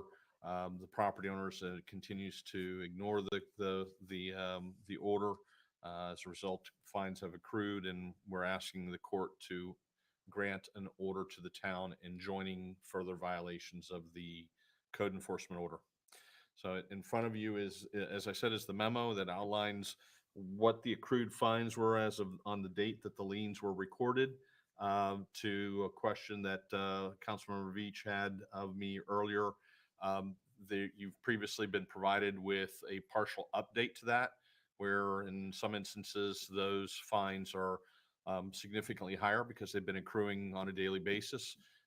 If you do authorize us to file for foreclosure, we would update that lien as the first order of business and then file the foreclosure action on the updated amended code lien. Are you ready for a motion, Mr. Mayor? Always. I move to authorize the town attorney to enforce code violations and liens as shown in attachment E through court actions to include but not limited to foreclosure, injunctive relief, or monetary judgment, and may I add attorney fees if possible? We will pursue those. I'll second that. Been moved and second. Any discussion? Any objection to the motion? The motion carries unanimously. Very Thank good. you. Very good. Nothing further. Thank you. Council members' items and reports. Councilman Allers. Just a couple comments based on the lighting discussion we had today. I'd be lying if I was saying I'm losing my confidence in our consultant. They seem very underprepared, lack of knowledge. I don't know where we can go from here as we continue this, but I think it's been very clear that the council is moving in the direction to try to get lights as soon as possible, depending on costs. But the lack of being prepared is astounding to me. So I don't know how my fellow council members feel about the performance of our consultant so far, but today was a mess. I want to ask, I'm not disagreeing with you. I want to ask the town manager, Are we in a contract with them whereby we have a defined timeframe, or can we end this anytime, or how does, or do we have to have the results of their consultation to use for something else? No, I think there's another phase of this that once a solution and amount is picked, that will require a consultant. It does not have to be the same consultant. This consultant basically is on a day-to-day hourly rate basis pending us getting to that point in time. So the minute you get to the point in time where you say, I have no further questions of them, we can stop our engagement with them. Well, I happen to agree with Councilman Allers about, I mean, the one that was on TV today, or on the screen, we've never been able to get a straight answer out of her. And when we do, half the time it's not correct. So I think we know which direction we're heading, don't we? I mean, we sort of, we're all in agreement where we're waiting for that luminaire to come out and, or is that what it was? A visionaire. And we're waiting for that to come out and the results of that. And then we're probably going to proceed forward in some fashion, chasing that. So, I mean, I'm of a mind with you. I mean, what more do we need from this consultant? And then, and as far as your, later on, Roger, if need be, for the next phase, another consultant, I'd be more than willing to get another one. Oh, yeah, I mean, we're gonna get into actual, once the design is picked, we're gonna get into actual sort of more engineering design. It's no longer conceptual, it's gonna be place this bulb here, what's its reach and range and, and permitting and all of that. So we're at a point of, actually, we were at a point several months ago of being done with them, and rather than sign an extension, we're just basically going an hourly rate, literally, in 30-day increments, so we could stop But it. you're overpaying them. You're overpaying them for what we're getting. Yeah, You're- I you're- think it's a severe waste of money at this Yeah. point, in my opinion. And I agree. The only question I would have is, do we add delays if we change horses at this point? Well, there's